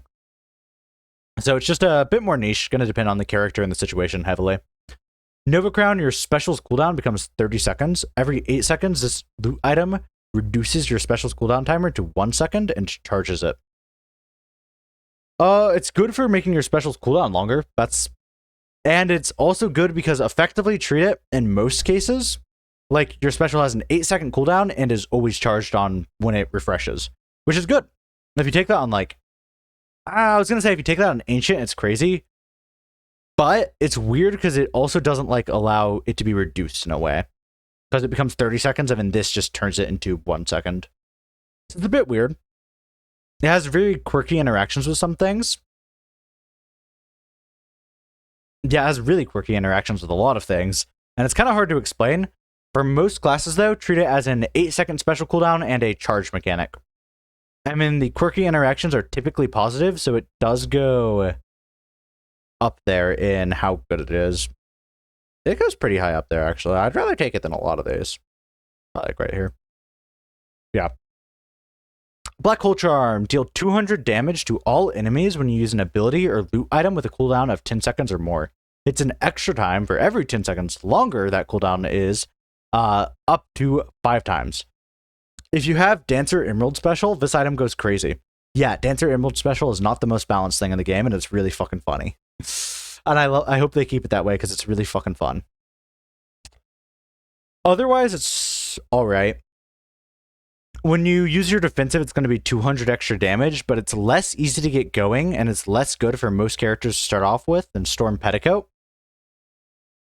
But it's probably better than most of these loot items as well. Because you can probably use either your special or defensive or something with a 10-second cooldown much faster than these. Plus, it also just has a better scaling cap than these. These don't really scale at all. This will scale. So it's cool. And the dance, if you're Dancer, then immediately move it up to low A tier and just hope and gamble you get a Emerald Special because it's really fucking fun. Twin Star Earrings, your primary and secondary have a 2-second global cooldown time. Deal 70% more damage. Awesome on Bruiser. Awesome on Heavy Blade. I don't think any other class uses this very well. Awesome on two of, like, must takes on two of the classes, don't get me wrong. Other classes, that. The main thing is it becomes, it's not increases, it's becomes. And since it becomes that long, Heavy Blade can just not really care because their global cooldown was already 2 seconds, most likely. So I'd say this has a higher ceiling than Fairy Spear, but it's less accessible than Fairy Spear. I'm going to put it above Fairy Spear, though. It's close to being an A tier, it's just not good enough for enough of the cast to be an A tier. Alright, the Yokai set. I love this set. Kyo no Okumuji. Oh, I know. Yeah. Kyo no Omikuji. I suck at pronouncing it. Whoops. All damage you deal is increased by 50%. Whoa, global increased damage 50%. Hold your horses. Percent chance triggers no longer happen, and you no longer hit for critical damage. So most of you might be thinking, oh, percent chance increases. They don't matter that much. There's only a few items in here. That's fair. There's a lot of items you miss out on, and obviously on like Dancer and like Wizard, you don't usually want to take it. Wizard can still take it if they spec right. But 50% damage increase is not a 50% damage increase. The reason why is the same reason that Queen's Crown is crazy. You have a 30% chance to critical hit, and critical hits are almost double damage. You can subtract about 25 to 30% damage from this item. This is a 20% global damage increase. Now that I've said that, how do you feel on it? Exactly, 20% global damage increase. That just went from S tier to But I will say, 20% global damage for a not so bad condition still isn't bad. It still isn't bad. Just when you see your numbers at the end of the game and you're like, huh, why aren't my numbers that much higher than usual? Don't bother being confused like I did. It's because you aren't getting critical hits anymore, and critical hits are just really integral to the game. I rank it A tier, mostly because most classes can take it, and most classes don't mind taking it, and 20% damage increase is 20% damage increase across the board. Yokai Bracelet is a neutered version of this. All your attacks deal, all damage you deal increases by 40%. Your attacks no longer have randomized damage or hit for critical damage. So instead of being, one, it doesn't disable any of these percent chance effects, which is good. But it is 10% less than Oki no Kuji, which we already said was 20%. So this is 10%. 10% global damage increase. Not bad. I'm not taking it as often as most of these good ones, though. 10% global is almost right there, I'd say. Yeah. It's not bad. Depending on who you're playing with, what the party's composition is, it could be better than these global increases. I don't think it's better than most of these cursed items, I'm going to be honest. But it's still pretty good. 10% global damage increase is not bad. And if you pair it with Okimuji, then it's actually way better than it seems. Mostly because just having one of them negates the biggest flaw of the other. And so the other just becomes a free damage up at that point, because that one already tanks your damage. So if you can combine them, awesome. Because having this one, you're already getting that 20% damage cut, maybe even a 30% damage cut from not getting crits. Adding on another 50% damage doesn't make that worse. It's just better. Yeah, that's about it. Oni Staff, your special deals 30% more damage. When a percent chance succeeds, your special goes on cooldown. Goes on an 8-second cooldown. Don't like this one very much, honestly. Put it right there. Yeah. Oh, not up there, not up there. I'm very particular.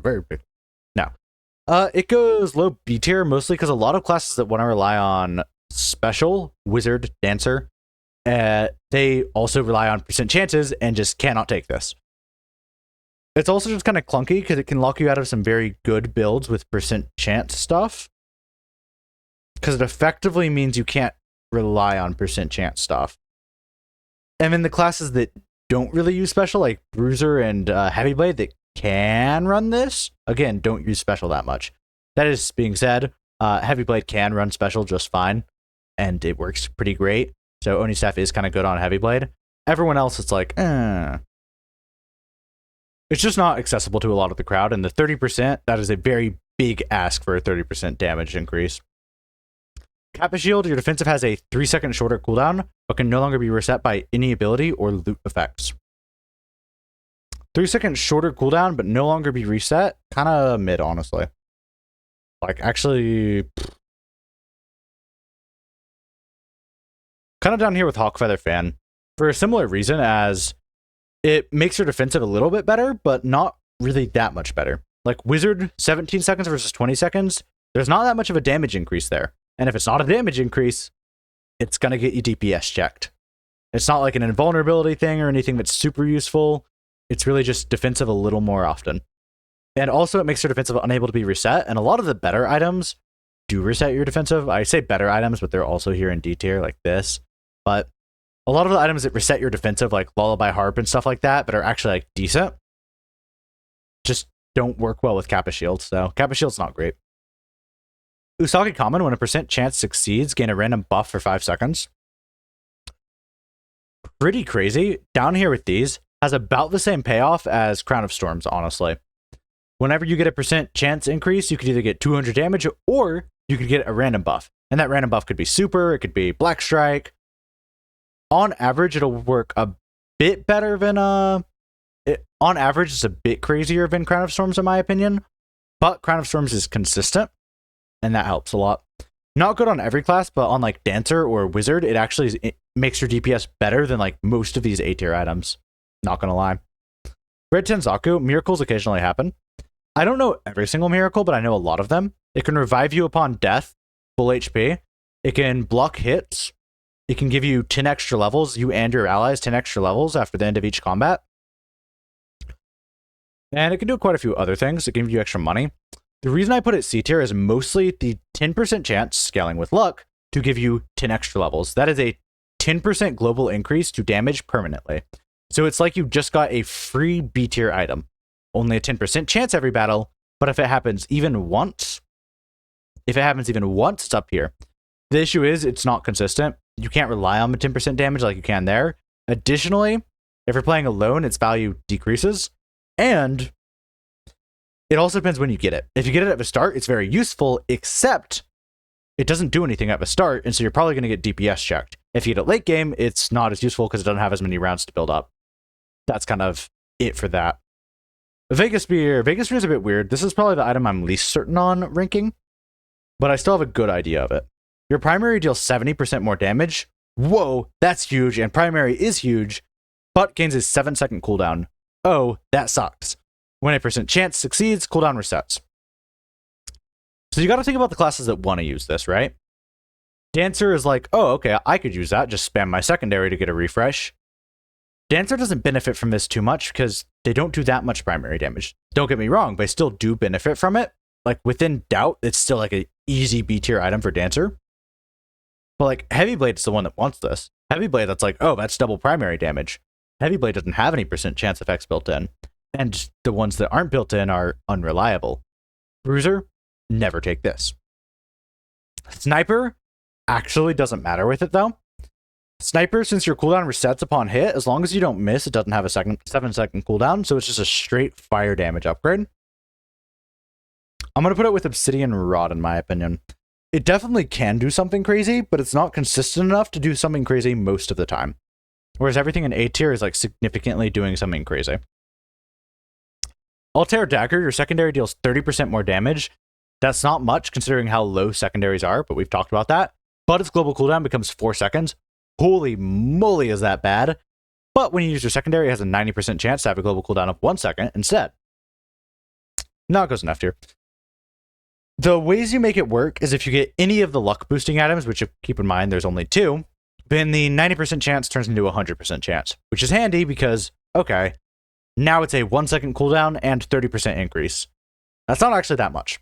Even if there was no downside, if it was literally just your secondary becomes a 1 second global cooldown and does 30% more damage, it'd probably be like low B tier. Not even like up there with the greats. Just because it's not that crazy. You have Windbite Dagger, which is already doing very similar effect, except way better, and consistently. The issue is it's not consistent, and it needs things to make it work, so it goes in F tier. A lot of times I will actually skip taking it over not taking it, whereas like Butterfly Ocarina, fine, I'll take it. Whatever, who cares? These 2 items I will actually skip taking, rather than being forced to take it. All right, we have 1, 2, 3, 4, 5, 6, 7 more sets. And we've gone through way more than 7 more sets.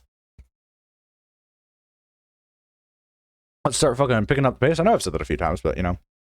Haunted set. Haunted, what you need to understand is Ghost Flame. Ghost Flame does damage once when you apply it, and does damage once when it ends. Kind of like Burn, but a little different than Burn. The Spear makes your primary apply Ghost Flame, but your primary now only does 10 damage. So your primary will only do 10 damage, but instead it does 250 Ghost Flame damage. Effectively, the way you use this is if you only use your primary once or twice every 5 seconds, it's good. If you use your primary more than 3 times every 5 seconds, it's bad.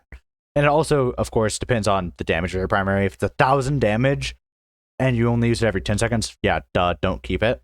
Use your better judgment. Is making your primary deal 10 damage really good? Is it worth about 500 damage every 5 seconds? In a lot of cases, it can be. So it goes in B tier. Probably, yeah, right here. It depends on the character heavily, and it depends on your build you're running. Make your best judgment. Phantom Dagger, your secondary, now only deals 10 damage and applies Ghost Flame. Ghost Flame is the same strength as the primary one. This one is actually significantly better. In fact, even A tier. The reason why is because most classes, Heavy Blade, pretty much every class that's not Dancer and every class that isn't Bruiser can appreciate this because they have a low damage secondary that isn't going to do 500 damage in 5 seconds. Like Sniper is not doing 500 damage in 5 seconds. Heavy Blade is not doing 500 damage in 5 seconds with their secondary. Therefore, you want it because it effectively overwrites your damage in just a back-asswards way. And on average, primaries are better than they are than secondaries, hence why secondary is better. Cursed Candlestaff is the same thing. Special only does 10 damage. Now applies Ghost Flame. The Ghost Flame is 320, which is a little better. It's still kind of weird. A lot of classes don't want it. Bruiser wants it. Heavy Blade can run it, and it will be a damage increase unless you are going for special or plan to go for special. Not many other classes can run it, though, other than those two, honestly. So I'm going to put it at bottom of B tier, because it can be crazy on those two classes, and it's very good on those two classes, A tier even. Literally sucks on every other class. Honestly, I'm more often taking Black Hole Charm, so, you know, specials are just a bit too good. Even if it is 640 damage every 5... Actually, 640 damage every 5 seconds. You can't undermine it. 640 damage every 5 seconds is fucking crazy. Haunted Gloves. Abilities and loot that hit for 100 damage or less now hit for 100 damage regardless of other loot effects. It's very good. It's good because let's look at Dancer. Dancer has 2 attacks that hit for 100 damage or less, and now they're doing 200 damage. It turns Dancer into 200 damage special. No, it turns Dancer into 200 damage primary, 200 damage secondary, and that's crazy.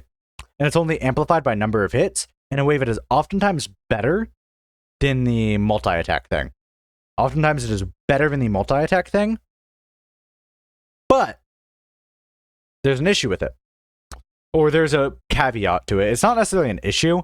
Just keep in mind that this is usually the last thing applied. So let's say you have Dancer and you have Haunted Gloves, and then you take up Shadow Bracelet. You aren't going to see the Shadow Bracelet at all, because the Shadow Bracelet's making you do 90 times 2, and 90 times 2 isn't 100, so it becomes 100. It does not become 130 times 2, unfortunately. But it's crazy on like Dancer or anything that has a below 100 damage hit. Heavy Blade, it's not bad on. I should probably rank it a little lower, because while it's crazy on like Assassin and Sapphire upgrades, it's not as crazy on, say, Heavy Blade. 40 extra damage on only secondary. Meh. But it does have a lot of cases it can be used to very good effect. And when it is used like on Dancer or something, it becomes A tier. Next we have Smoke Shield. Every 24 seconds, your defensive now grants Ghost. Your secondary no longer breaks Banish or Ghost. Ghost slows you down and makes you invincible, but increases your damage by 60%. Ghost is weird because it slows you down. So the invincibility and slowdown kind of cancel each other, because you're like, oh, shoot, I have to get out of this attack. Ghost, activate. Invincible, get on my granny scooter down to the bottom of the screen. Kind of weird. The main thing is increases damage dealt by 60%. And your secondary no longer breaking Banish or Ghost is good on like Assassin. It can be good on anyone, but eh. It gets to be a bit better than fucking Diamond Shield. Because it is Diamond Shield, except it does 60% damage on your next attack. Sure, you can keep attacking during Diamond Shield. I value Ghost a little bit more, just because I'm usually trying to use it for offense. Otherwise, I don't really use it. It's not that crazy. Ghost every 24 seconds is just a long time to wait for Ghost. Old Bonnet is kind of similar to Haunted Gloves. Abilities and loot that hit once now deal 250 damage, regardless of the loot ability effects. This item is going to get a solid low C tier. The reason why is because it doesn't have the or less clause. If you're doing 1,000 damage as Bruiser and you only hit once, congrats, you're doing 250 damage. This is bad because a lot of classes like Wizard, Dancer, they're relying on buffing up their special. You are now capping their special at 250 damage no matter what. And that's like, why would you do that? So that clause makes it much worse than wherever the hell I put it, Haunted Gloves. Makes it much, much worse. Heavy Blade doesn't want it. 200, like, you effectively have to decide, is 250 damage the most damage I can do with my hits? If not, then don't take it. Even if it's like, oh, but now my Heavy Blade does 250 damage on secondary. Sure, but now your primary and special are bricked. They'll never go anywhere. Maid Outfit afflicts surrounding enemies with Ghost Flame when you gain invulnerability. Same 250 damage. Slightly increases movement speed. Solid. Pretty dang solid. I put it at the same level as the primary inflicting one, because this one doesn't overwrite anything. You're still going to do your same damage. It's just free extra 500 damage upon defensive. 500 damage upon defensive is better than Storm Petticoat, but the Storm Petticoat has a higher ceiling because it doesn't have that within 5 seconds restriction. It can activate an unlimited number of times, whereas Maid Outfit's only going to be once per 5 seconds. That makes sense. I kind of stumbled through that, Porky Pigged it, but you get it. God, my voice is breaking. You're hearing me Porky Pig so bad. Calling Bell every 12 seconds afflicts surrounding enemies with Ghost Flame. 250 damage, 12 seconds. It's about as good as the Maid one. Because, alright, be honest. Is your defensive 12 seconds? If not, take Calling Bell. Is your defensive 10 seconds or less? Alright, you can take Maid Outfit. They're about the same about the same level of good. That was a very clunky sentence. Gladiator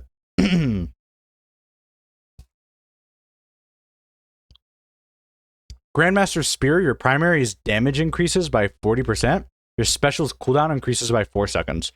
Most classes don't care about special cooldown, and the classes that do care about special cooldown, okay, let me rephrase that.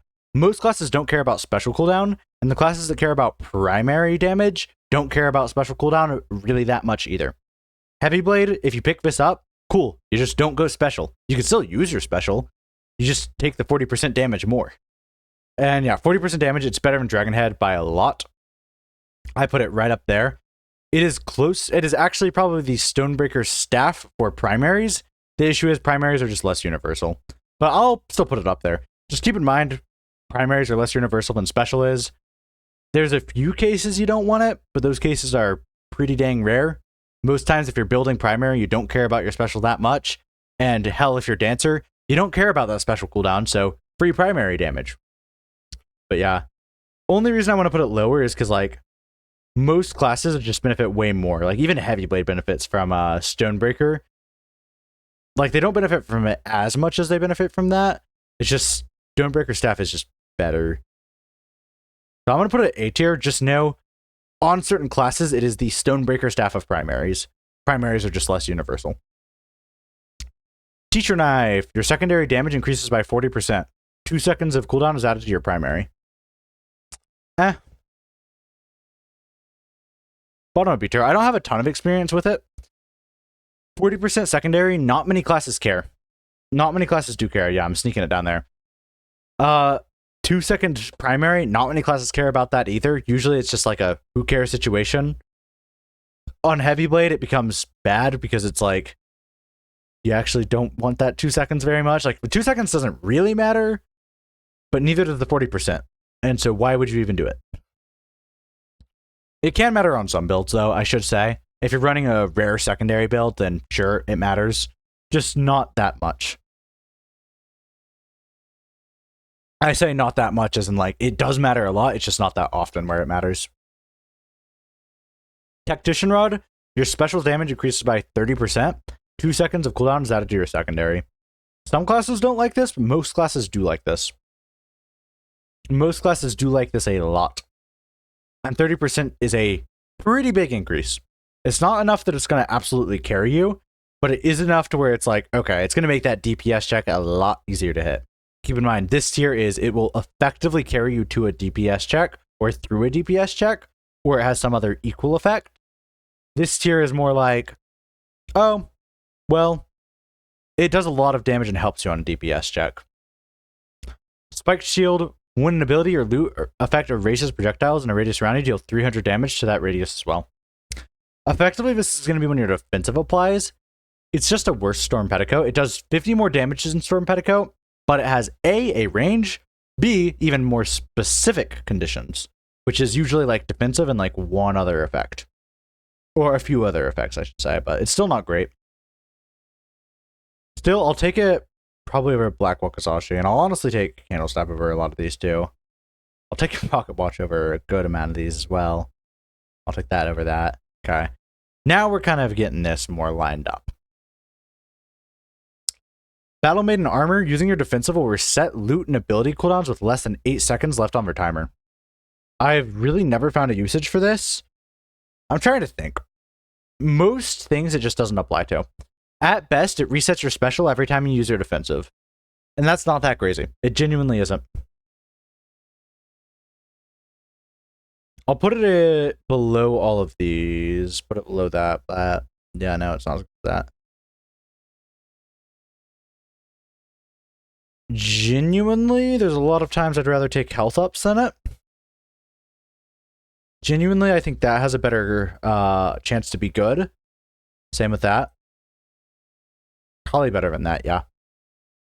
There's just not a lot of situations you want this. There's probably some loot relic which you're going to be like, oh, but if you have this one item, yeah, if you have this one item, and I guarantee it, it's because that item is more pog than this item right here. Most items don't activate. Sleepy Greatbow I'd activate. Fantastic. Sleepy Greatbow activates every time I do my defensive. This is 300 damage when I do my defensive. This is 250 damage when I do my defensive. Sleepy Greatbow is not that cool, man. It just isn't. At best, you get like a special reset every time you use your defensive.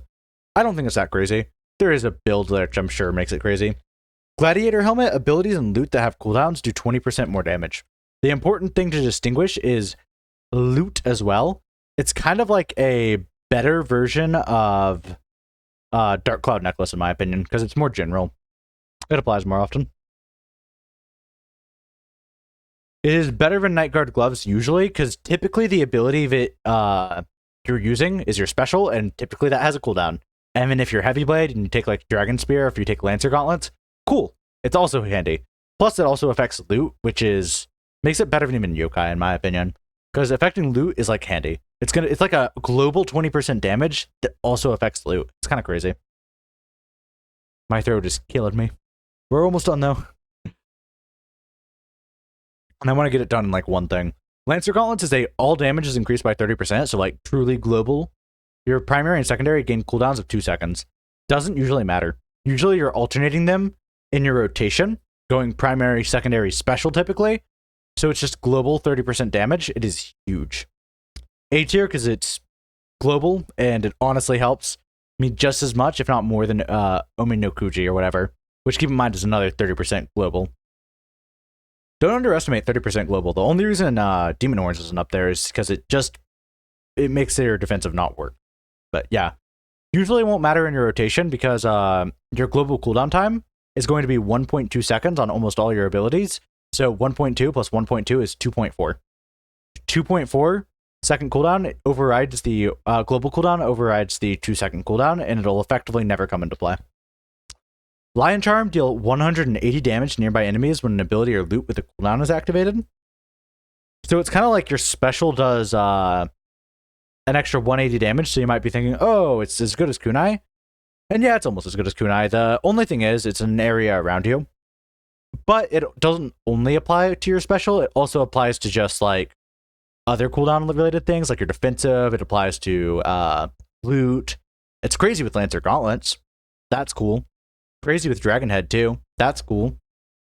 It has a very high ceiling, and it's pretty usable on anyone. You can get a free, like, 340 damage off of it? 360, actually, damage off of it, just by using your special and defensive near someone.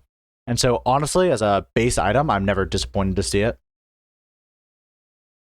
Pretty generally good. All right. What did I put an economic on? Oh. Yeah, I still agree with that, though. Spark set. I actually don't like the spark set much. I think that's what it's called. Yeah, spark blade set. So spark is like poison, except that it hits all enemies. So if you apply poison to an enemy, it only hits that enemy. If you apply spark to an enemy, it'll hit both enemies. Better in multi-attack fights because obviously, if you have spark on 8 enemies, now you're doing way more damage, which is kind of cool. It's cool, but it doesn't actually usually end up doing more than like 40 damage in a fight, minus Tasha and the Maddie fight. Those are the only fights where it really matters. Other than that, it is just like double damage poison, and that's about it. It is better than the poison condition, I will say, though. Blue Bolt Staff, you do 20 spark. Okay, wait, actually, it's not better than the poison condition. Okay, I'm just going to cut that out of the video, actually, but for the VOD, it is not better than poison because, on average, the effects do less damage than poison. So, on average, your spark effects do less damage than poison, but it's AoE. Doesn't usually matter that much. They're going to be about as good as each other, in my opinion. Certain fights, they shine. In most fight, poison shines a little more, but in the fights where spark shines, it really shines. Blue Bolt Staff. Your primary applies spark. Your primary applies 20 spark. That's about it. It goes really just tied with the primary stuff. Like, there's a small distinction where I would say the poison is better, but it's like Lapis Sword. Your secondary applies spark, 20 spark. You know the drill, right in there. Shockwave Tome. Your special applies spark, 30 spark. You know the drill, again, just right in there. Battery Shield. Every 30 times you or debuffs apply it, or Battery Shield. Every 30 times you or debuffs you apply deal damage to an enemy, your defensive resets its cooldown. Honestly, worse than all of these, even. These have a much better usage. I'm gonna be honest, these need to go up to here. These, it's just not that crazy. Resetting your defensive cooldown randomly is iffy. On a lot of classes, you're going to use it, or on a lot of classes, your defensive will be charged when this activates, and if it's not, what if it only has 2 seconds on your cooldown? If it has 10 seconds, then it's nice. It's just the amount of times it helps you is just really, really limited. Raiju Crown. Every 20 times you or debuffs apply... Oh, God. It's so... I don't know why that sentence has been hard for me every single time. Raiju Crown. Every 20 times you or debuffs you apply deal damage to an enemy. That sounds wrong. Raiju Crown. Every 20 times you or debuffs you deal. Oh, die. Get me out of here. No. Raiju Crown. Every 20 times you or debuffs you apply deal damage to an enemy. Apply spark to all enemies. The spark is 40 this time. I'll say it's every 20 times. It's fine. One thing to keep in mind with this is while it seems crazy, you can't double stack. Same thing with compound gloves, which is actually really where I'm about to put it. Same thing with compound gloves. You cannot double stack. This means that you aren't going to have like permanent decay or spark on them. It means there will be some off time when you get it off. For example, let's say I have 1 second left of spark, 1 second left of spark, and I reapply this damage. It doesn't give me 5 seconds of spark left, as far as I can tell at least. That's just not how debuffs work.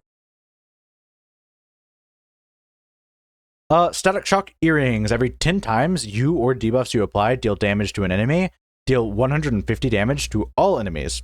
This one can actually be alright. This has some builds around it, and I think a build around it would be really fun. I did not mean to put it there, but it can be alright. I think builds around it would be really fun. I just haven't really seen any crazy builds around it. I mean, I've seen the theory crafting for it. You just never end up getting it when you need it, and most times it's like, oh, it's a minor damage increase. But I say it has a high enough ceiling, it's better than these, but if it's in the first area, it's not something I would take over these, if that makes sense. Also, it's worth noting, divas from different sources do stack. So your Flame Blade, your Meteor Staff, your specials fire burn, if it has it, and primary burn can all stack at once. You're going to be just fine. Just an important distinction I wanted to make. Storm Dance Crown, every 40 times you or debuffs you apply, deal damage to an enemy, gain invulnerability for 5 seconds. Again, it's too random. It just happens at a really random time, so it doesn't help. It's even more random than the ones where it's like when you use your defensive. It's just like, it could be any moment. You might not need it at all. Doesn't help with DPS checks either. Black Bolt Ribbon, every 50 times you or debuffs you apply. Black Bolt Ribbon, every 50 times you or debuffs you apply, deal damage to an enemy, deal 1,000. You can hear like, no, it wasn't even anger in my voice. It was just like, gruh. That's all I can explain it as. Black Bolt Ribbon, every 50 times you or debuffs you apply, deal damage to an enemy. I'm reading it right, it's just my cadence is off, and it's weird, because it's like, Black Bolt Ribbon, every 50 times you or debuffs you apply, deal damage to an enemy, deal 1,200 damage to all enemies. Big damage, if you consider most classes take 1 second per ability, which is being pretty generous, I feel like, then, well, 1 second per damage tick, then it is only about, it is, well, actually, I just had an well, actually moment. Lovely.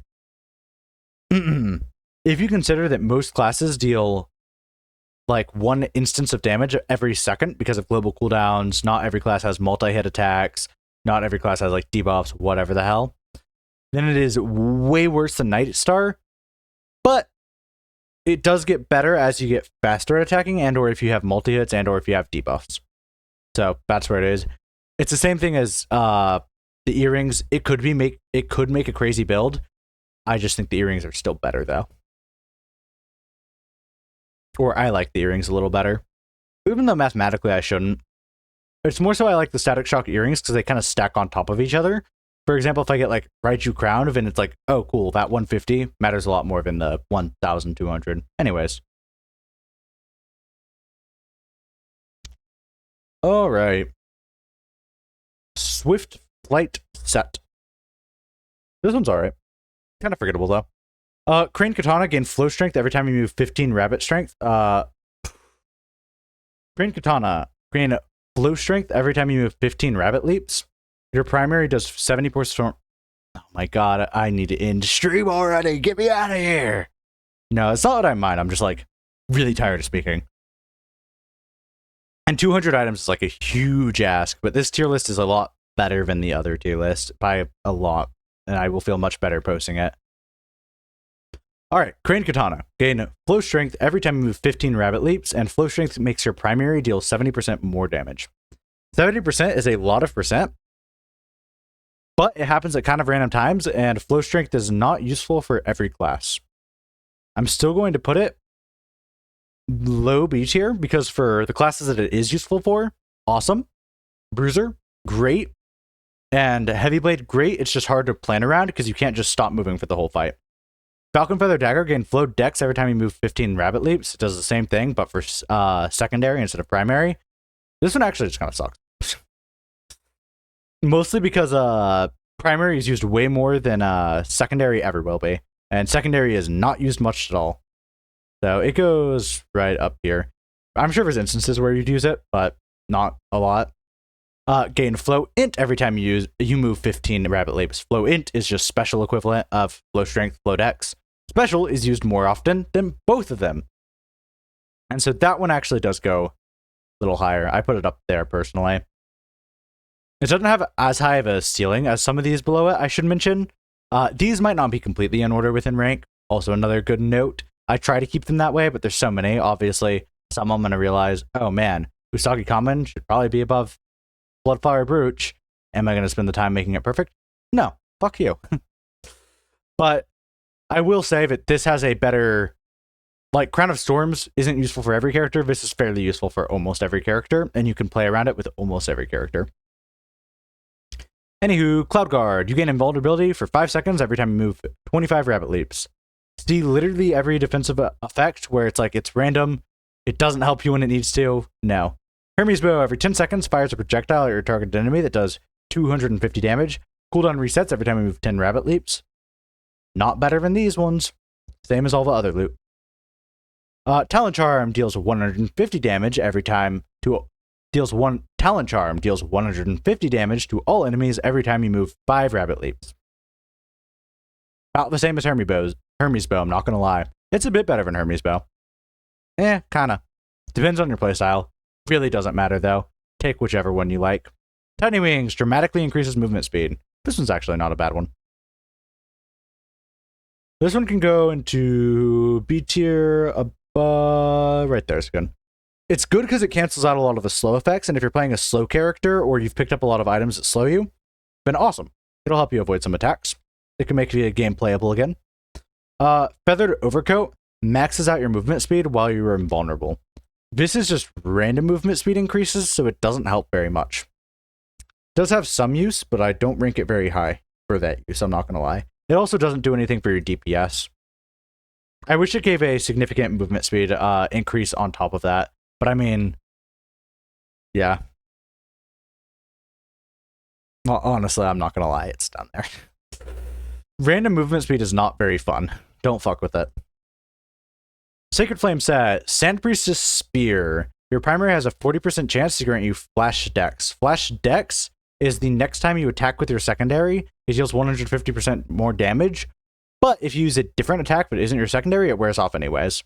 So it kind of forces you have to use your secondary next, and if you do, you get 150% more damage. Important distinction. The way this game works, 150% more damage is 150% more damage. Don't get confused and think, oh, flow strength is 70% damage? That's way more than 150 more damage. No, 150% is bigger than 70%. I forgot that because I am very used to, all right, 100% of my damage is my damage. Adding on 70% is 170%. This game doesn't work like that. I just got a little confused, so I figured I'd give an addendum. This is more than flow strength by over double. So don't get me wrong there. So 40% chance. It's a good chance. It's almost 50-50. The issue is flow strength. I mean, flow dex is not that good. Like, flow dex is just not crazy. It can be crazy though. So I'm going to put it in high C tier. It depends on your character. Most times, you aren't relying on secondary damage, but it's really nice when you hit it. I mean, even Heavy Blade, 150%, that's a 200 damage secondary hit. Is it crazier than like most of these loot items? No. But that's just base Heavy Blade. It does have a higher ceiling than most of these loot items. Flame Dancer Dagger. Your secondary has a 40% chance to give you Flash Strength. Flash Strength is just primary instead of secondary. It's way better because you can be playing Heavy Blade and holy moly, I just charged up my primary and special with my secondary, and now I have Flash Strength. Let's kill you now. This one's pretty crazy, yeah. This one gets to go. It's high up there. I should mention it's high up there. It's only for one attack, but it makes that attack huge for burst damage. Somewhere around that area. Good for primary users. Not bad for not primary users, though, either. No downside to it, really. White Flame Staff. Every 2 times you use your special, gain Flash Strength. I like this a little bit more than Flame Dancer, but both have been serving me very well recently. It's very handy to have, like, even on a special-based character, 150 damage, even on Wizard's base 200 primary, is huge. That's 500 damage primary. Good stuff. And so, it's not bad. This one's a bit more consistent if used on, like, Heavy Blade as a pseudo Garnet. These effects do stack, if I'm correct. So, if you can somehow get, like, Heavy Blade Garnet, then, yeah, they're going to stack, if I'm correct. Might be mistaken, though. I just think because everything else in the game stacks like that. But pretty good on pretty much any character. So, I do like it. I rank it pretty high. Some characters, it's just worse than others, though. Sacred Shield, every 2 times you use your defensive, gain Flash Int. My issue with this is it doesn't recharge your special. If it recharge... Oh, Flash Int, I should mention, is just special variant of Flow and... Well, not Flow, but Strength and Dex. It's just special variant. My issue with it is it does not charge your special. but it is still 150% special damage. I just can't rank it as high as these personally. I have a really hard time doing that because your special isn't always charged, and when it's not, it's like kind of useless. But personally, I still think it's a low B tier. I mean, 150% is crazy. Like, seriously, 150% on top of all your other modifiers is crazy. Even just doing like, even just doing 500 damage, you're now doing like 1,250 damage at base. Don't get me wrong, it's crazy. It's just typically it's every 30 seconds because of how defensives work and the cooldowns on them. Marble Clasp, every 5 times you use an ability, gain Flash Dex. It's fine. Flash Dex is still crazy. I don't like it as much as Sand Priest's Spear, honestly. I don't end up taking it very much because it's just fine. I'd rank it about with everything else. Like all this like just random loot damage tier, I guess. Oops, that doesn't matter where it was moved. Sun Pendant is actually kind of awesome. Sun Pendant, every 10 times you use an ability, reset your specials cooldown and gain Flash Int. That's what we were looking for. 1, every 10 times you use an ability. For a lot of classes, that's every 10 seconds, compared to your defensives, 30 seconds to get 2 defensives out, average of 30 seconds. This one's an average of 10 seconds. That's not bad. Plus, Flash Int is just Flash Int. That's all I have to say. Plus, it resets your specials cooldown is what I was getting at. So it's going to always, your special's always going to be charged when you use it. It is always ready for you. This thing is awesome. This thing is low A tier for sure. I like it a lot. Tiny Hourglass, every 24 seconds, deal 1,000 damage to all enemies. Happens 4 times per battle. Literally just Night Grimoire, but it only happens 4 times. It's not crazy at all. Let me see. I'm kind of thinking about moving Sun Pendant up because there's 2 aspects of it. 1, it resets your special. 2, it huge buffs your special. Like, don't get me wrong, it's almost on the level of Black Strike.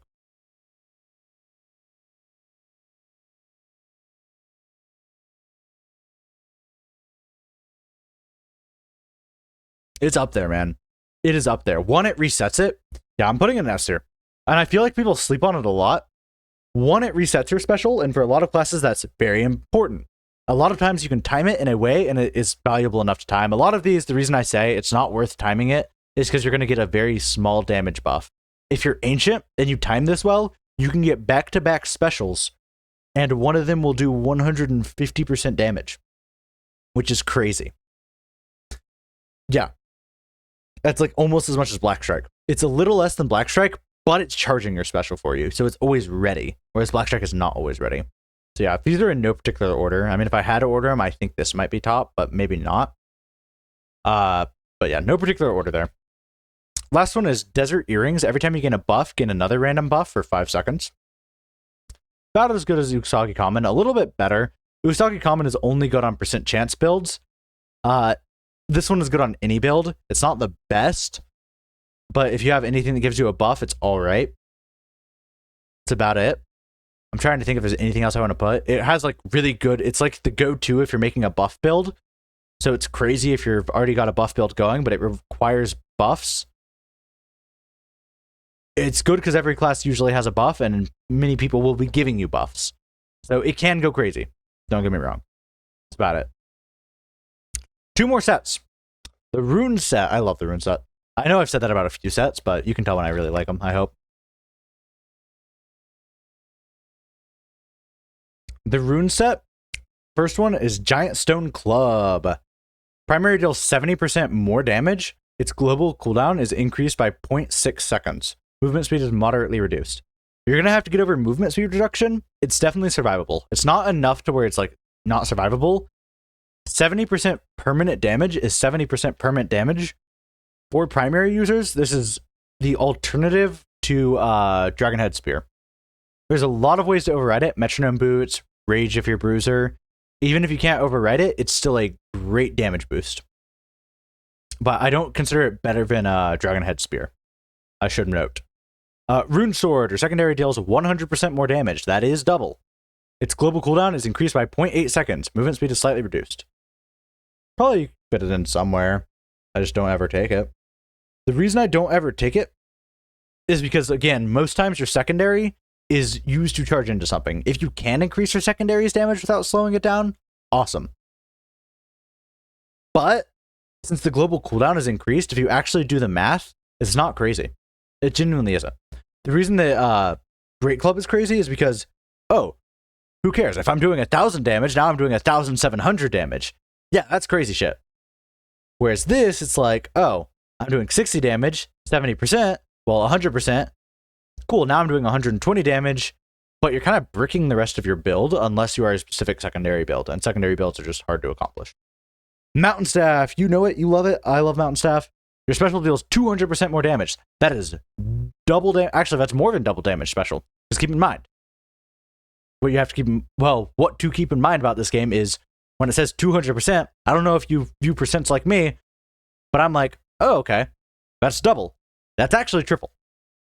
It is triple because it is 200%. And I at first was like, oh, it's just double damage. No, it's triple damage. It goes hard. It's a easy S tier. Pretty much any class can take this. Oh wait, I didn't finish reading it. Its global cooldown is increased by 200. No, it is not 250 seconds. Its global cooldown is increased by 2.5 seconds. Movement speed is moderately reduced. Yeah, movement speed sucks. 2.5 seconds increase for 3 times damage. Honestly, it's not usually a bad trade-off. I will say with Mountain Staff,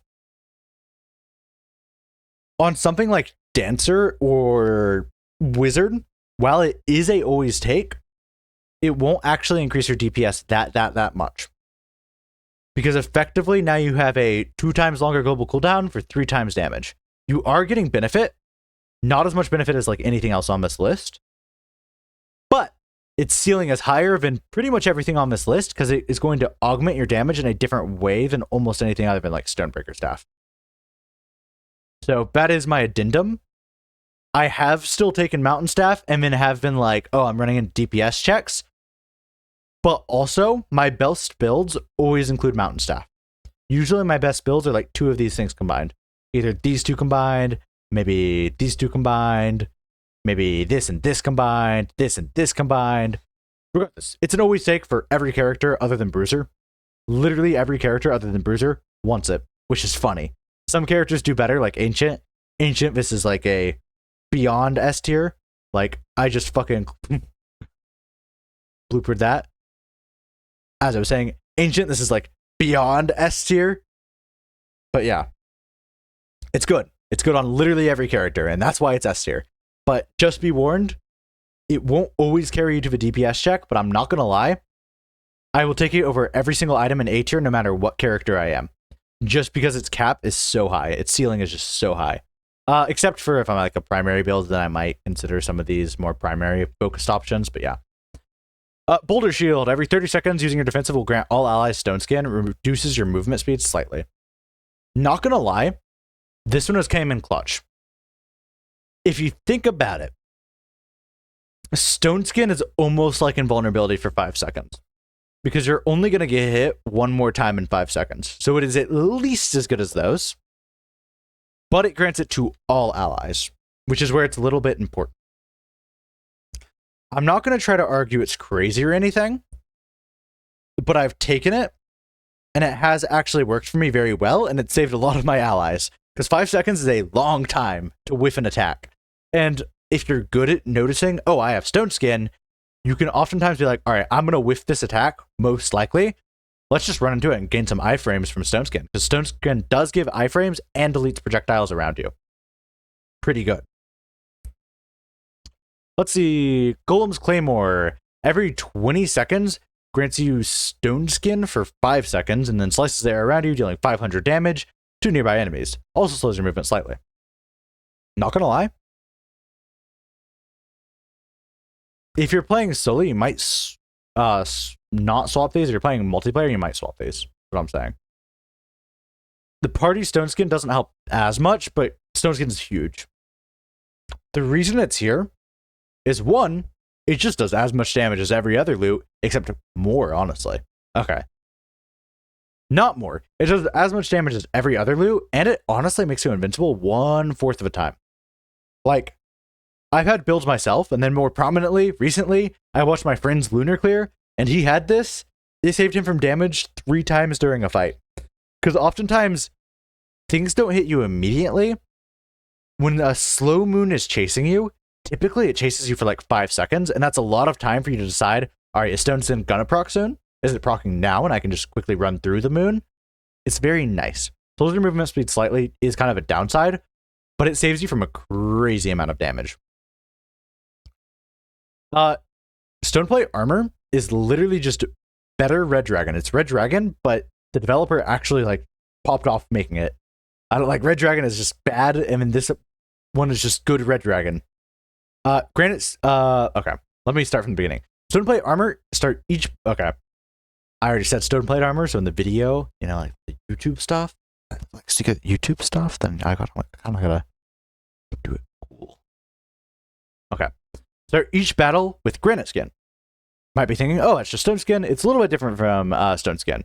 It shields you from damage once, just like stone skin. Slows your movement dramatically, just like rock dragon. I think rock dragon slows you a little less. You're gonna take damage with this on. But it shields you from damage and increases damage by 20%. This has no cooldown, so effectively treat it like Holy Mantle, aka protects you from 1 hit. Until you take damage, you have a global 20% damage boost, and it protects you from your first hit of damage. It's going to make it a lot easier to take that first hit of damage. The reason it makes it easier to take that first hit of damage is because you're really, really slow. But it wears off. Like, the slowness isn't forever. It's not built into the item, it's built into the status effect. Like, if Red Dragon was, while shielded, you're super slow, okay, maybe we're cooking. Remove the cooldown a little bit, and maybe we're cooking something up, and we can put that into C tier. Even just not being slow with Red Dragon, I'd put it into D tier, honestly. This thing giving you both a damage upgrade, global damage 20% is not awful. Like, if you really think about it, how much different is it from Amethyst Bracelet, except this one recharges on fight and shields you from damage? Amethyst doesn't. Now, am I silly enough to say it is better? No. Am I goofy enough to put it up close, though? Hell yeah. I love it. Yeah, that's about as far as I'm willing to go, because it's not going to last you the whole fight, and you're going to take damage when you have Granite Skin on, but it's going to last you usually 1/3 or half the fight, depending on how skilled you are with slow movement. And also, if you have anything that like speeds you up or helps your speed, Granite Skin is just awesome. It's just a global 20%, and it does become better at this point. But it's got a good ceiling. Global 20% damage is awesome. Just keep in mind, if you have speed items, it'll be really cool. Yeah, that's about it. Sacred Stone Charm. Abilities with a global cooldown equal to or higher than 1.5 deal... misread that. Well, I didn't misread that. I forgot a part. Omitted it. Sacred Stone Charm. Abilities with a global cooldown time equal to or higher than 1.5 seconds deal 50% more damage. So this is pretty good. It falls in a similar situation as Pocket Watch, in my opinion. The buff is better than Pocket Watch, but it needs to be, because Pocket Watch is buffing a already very strong thing because it has a very low global cooldown, whereas this is buffing a very slow thing. Works really well with Mountain Staff and what's it called? Also works crazy on Heavy Blade. Works pretty good on like Wizard for the extra 50% primary damage. It's not like the wildest thing, but 50% damage is significant, so pretty good. Not much else to say about it. Clay Rabbit, every 12 seconds, standing still will give you Stone Skin for 3 seconds. Don't mind it. It's Shinobi Tabi, but worse by a lot. Because Shinobi Tabi does so much else. Like, I can't overstate how much Shinobi Tabi does compared to like this item where it's like, oh, shields you from damage once within the next 3 seconds, is it? Yeah. Make it 10 seconds and you might be cooking. 10 seconds would be busted, but still. You get what I'm saying. A lot of times I want it less than health. But it's not awful either. It can definitely save you. Put it right around there. Call it good. Saves you from damage sometimes, but it's not super consistent, especially because you have to stand still for a whole second, and sometimes you don't have a whole second. Waterfall Polearm. This is our last set of how many? 8. Awesome. I'm a guy who loves 8s, myself. Cobblestone 8888. Speaking of, I realized that was like, that is possibly like fucking like Nazi slang or something, and I don't like that. I promise it has no affiliation, believe it or not. I just really like number 8. I think 8 is a cool number. Always has been my lucky number, and I'm like, 4 8s is cool, because 4 is half of 8. It's actually a mathematical thing, and 4 is one of my least favorite numbers. And so, it's kind of like symbolic, and 4 just feels like good. 3 feels like too little, and like 5 feels like too many, you know? Anyways, that's a side tangent for another day. Waterfall polearm, every 10 seconds when you use your primary, gain flow strength, which is 70% more primary damage, for 5 seconds. So 50% of the time, you will be having 70% more damage on your primary. A lot of people will think this is really good when I feel like it is not good for them. I see times where people play Heavy Blade and they're like, oh, but I can just spam primary now. You can, but you got to keep in mind where Heavy Blade's going to go. A Heavy Blade primary build wants a few things. They want defensive to supercharge it. They might, if they don't have defensive to supercharge it, might want secondary to charge it. Then they also want to have, say, then they also want either one of these upgrades for their primary. Doesn't really matter which. All of them scale horribly with it. Lancer Gauntlets too. All of them scale pretty badly with it. Well, Lancer Gauntlets not as much, honestly, because Heavy Blade has such a long cooldown anyways. And you're oftentimes going to want Garnet to give yourself flash strength on your primary. Now, you have 5 seconds. 5 seconds. On average, if you're running a primary build, you probably have a 2-second global cooldown. If you're spamming, and I mean spamming your primary, you're going to get 2 primary hits in. It's actually not that goofy. I'm not going to lie. It's not as crazy as people think. 2 primary hits in is not that crazy. And oftentimes it would be better if you would just hit with like one of these. Well, okay, I misread that. And oftentimes it doesn't work because, all right, if you have a 3-second cooldown, you're still getting 2 in, but that just doesn't work well. If you have this, you might get none in, but you'll still probably get 2 in. It just still doesn't work well. Additionally, if you have flash strength, forget it. You're probably only going to get like 1 or so in. So people misunderstand this as I'm going to get like 5 primary hits in and it's going to be fucking Omega Pog. When really it's like you're going to get 1 primary hit for 70% damage. Is that better than flash strength, which is double the buff? Fuck no, it's not. It's genuinely just not. So obviously, you kind of can guess my ranking for it. It's not going to be like above this. I know a lot of people are like quick to put it in A tier because the buff is very easy to apply, don't get me wrong. But keep in mind it's after your first attack. So if you have any charge, any flash, any crazy buffs like that, this isn't going to stack with it. It has such terrible buff stacking, but it isn't actually as crazy as people think. For example, let's say you have Omega Charge.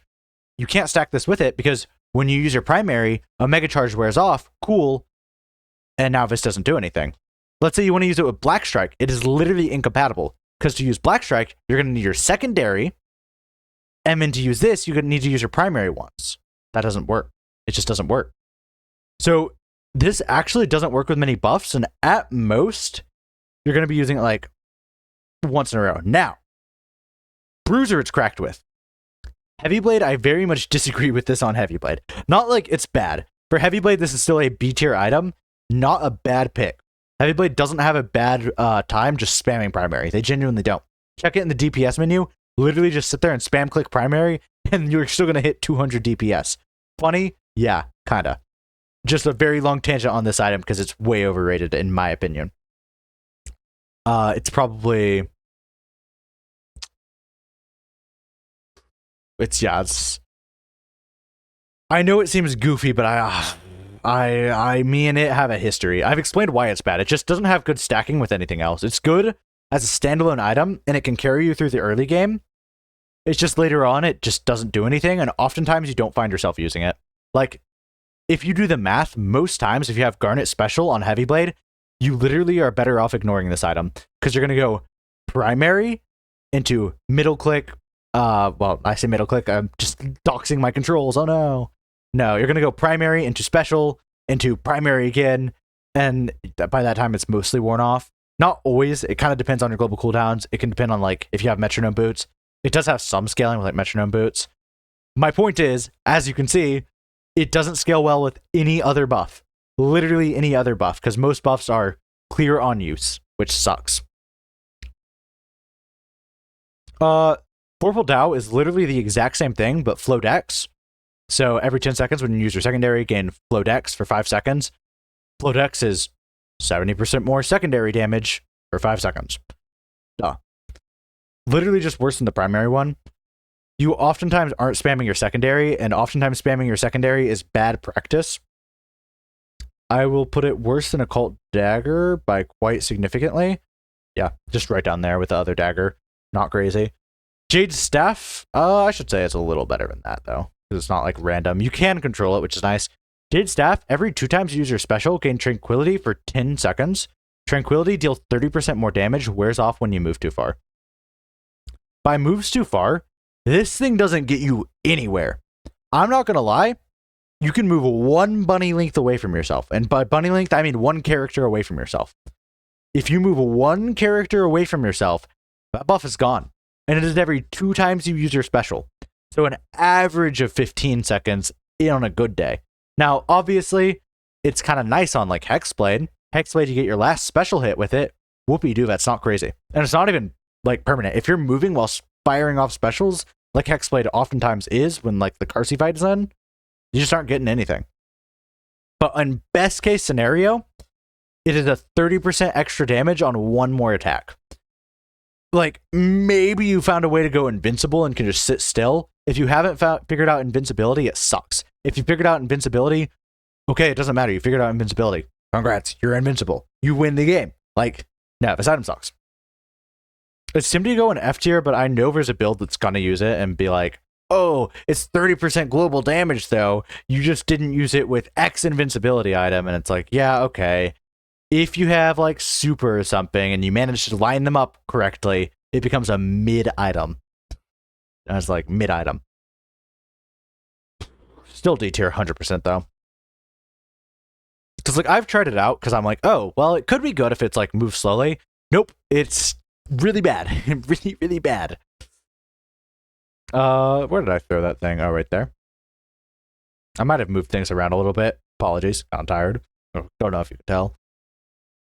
Honestly, yeah, if there's less cases, I would take it than even Granite fucking...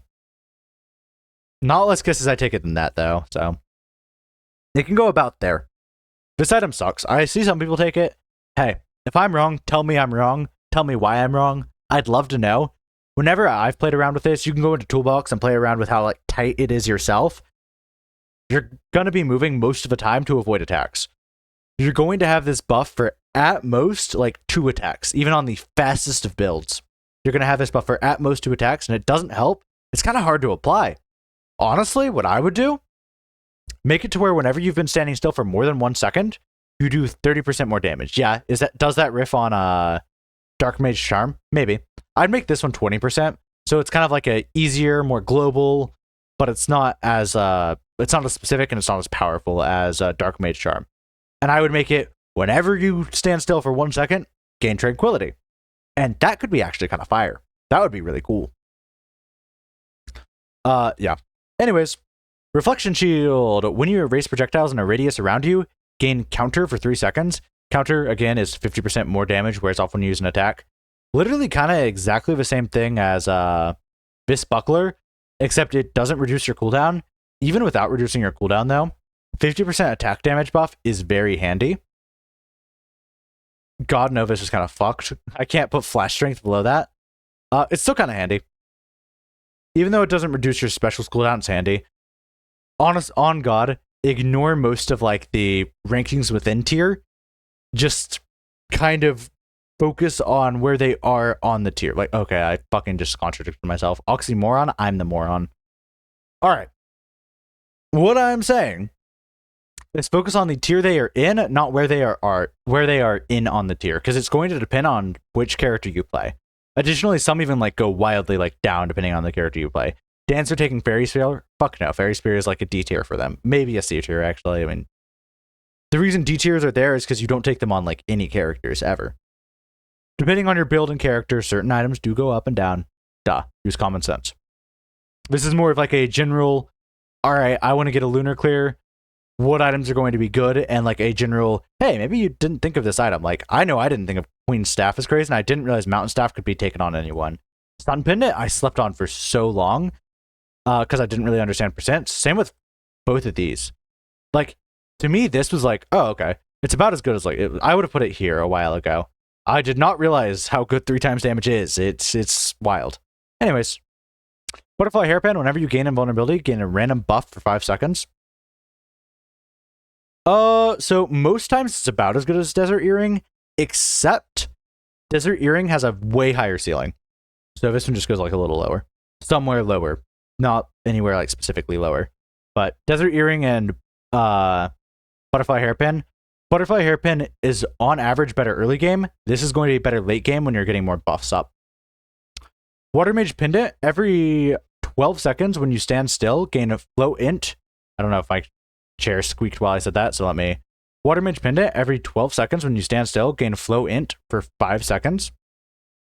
Flow int is again 70% special damage.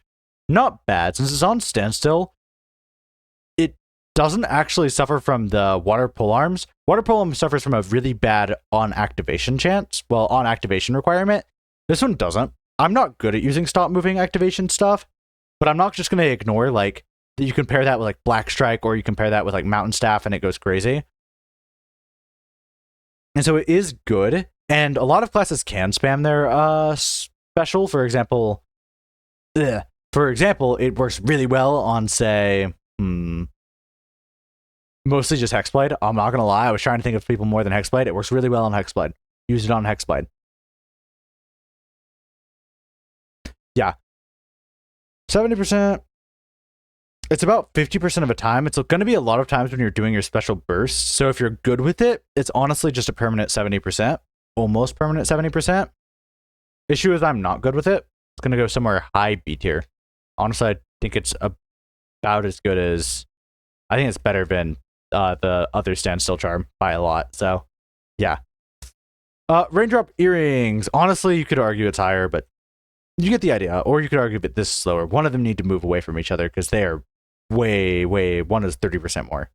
Raindrop Earrings, every 18 seconds when you stand still, gain repeat for 5 seconds. Repeat, your special cooldown instantly resets upon use. So effectively, for 5 seconds, you can sit there and hold down the special button and spam its ass. I'm not going to lie, I don't like it. It makes me think too hard when I play, and I don't want to think too hard. It is busted as hell. Imagine being Ancient, and you can just sit there and hold down the special button as long as your global cooldown allows. Sure, that might only be 4 times. That's 4 fucking times you wouldn't have gotten it without it. It's not as good on like Hexblade or anything, but it's not bad on Hexblade either. Pretty good on every character, really. Even Bruiser, you can have a use case for it, because it's like, oh, free Berserk. It's about as good as Necronomicon on Bruiser. Actually worse, but still. Has some use, which is kind of cool. You can take it on any class.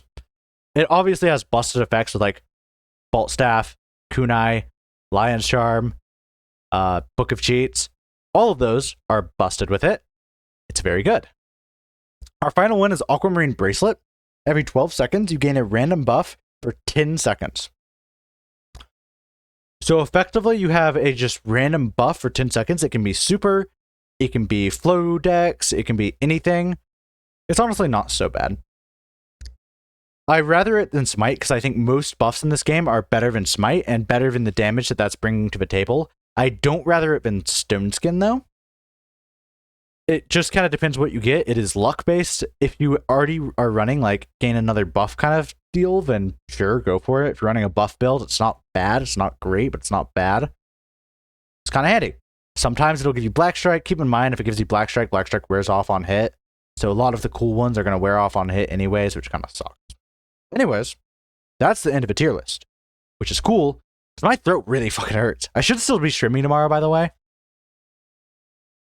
I'm hoping to get some good viewers on the weekend because weekend should be when people want to watch stuff. I don't know. I just want to try streaming on the weekend because I don't think I've done it too much.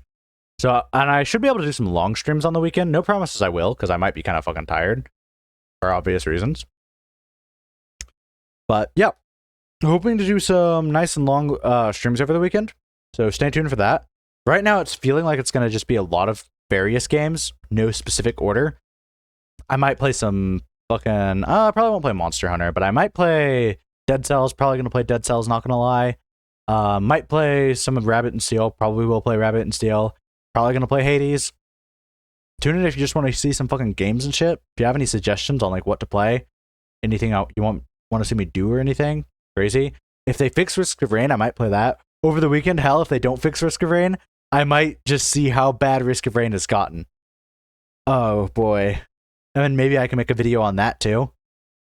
If I'm sending that video first, whoopsie daisies, I don't think that video will be first. I feel like it'll either be this video or it'll be Lunar Clear video. Then it will be Risk of Rain video after either of those two. Anywho, doesn't much matter. Thanks for tuning in. Have a good night. For those of you watching the YouTube video, feel free to tell me how this goes. Or, well, not how this goes. For those of you watching the YouTube video, feel free to tell me just how this looks. If you disagree at all, feel free to drop that down in the comments. I love discussions on that shit. Feel free to say, bro, Black Strike is actually shit. Black Strike sucks and you suck and all that. Because it'll honestly make me laugh and it's fucking funny. Or tell me if I'm wrong. Because like my opinions have changed a lot. But I feel very confident in this list. Because I've played with every item at least 10 times. Because goddamn, getting Lunar Clears fucking takes a while. It takes a while to get good at the game. And like I could tell when my DPS was doing different. At a certain point, I had my DPS memorized for certain characters. I didn't just play with one character either. I played with 3. So, hell, I technically played with 4, but mostly 3. And they were different characters. Heavyblade is a lot different from Dancer, and it's going to want a lot different things than Dancer. So, yeah, I feel like I have a pretty general idea. If you play like Assassin or Sniper, maybe this kind of list sucks. I don't play either of those much. I've gotten Master Palettes on both of them. I've played them both sometimes. Defender too, but I feel very confident that like, yeah, Defender's just a similar class to Hexblade, where you're gonna want these little stretch of items because multi-hit, all that. Anywho, I'm gonna leave you be, or I guess leave you be. It's kind of weird. I'm escaping from Twitch. I'm gonna escape from Twitch now. Bye.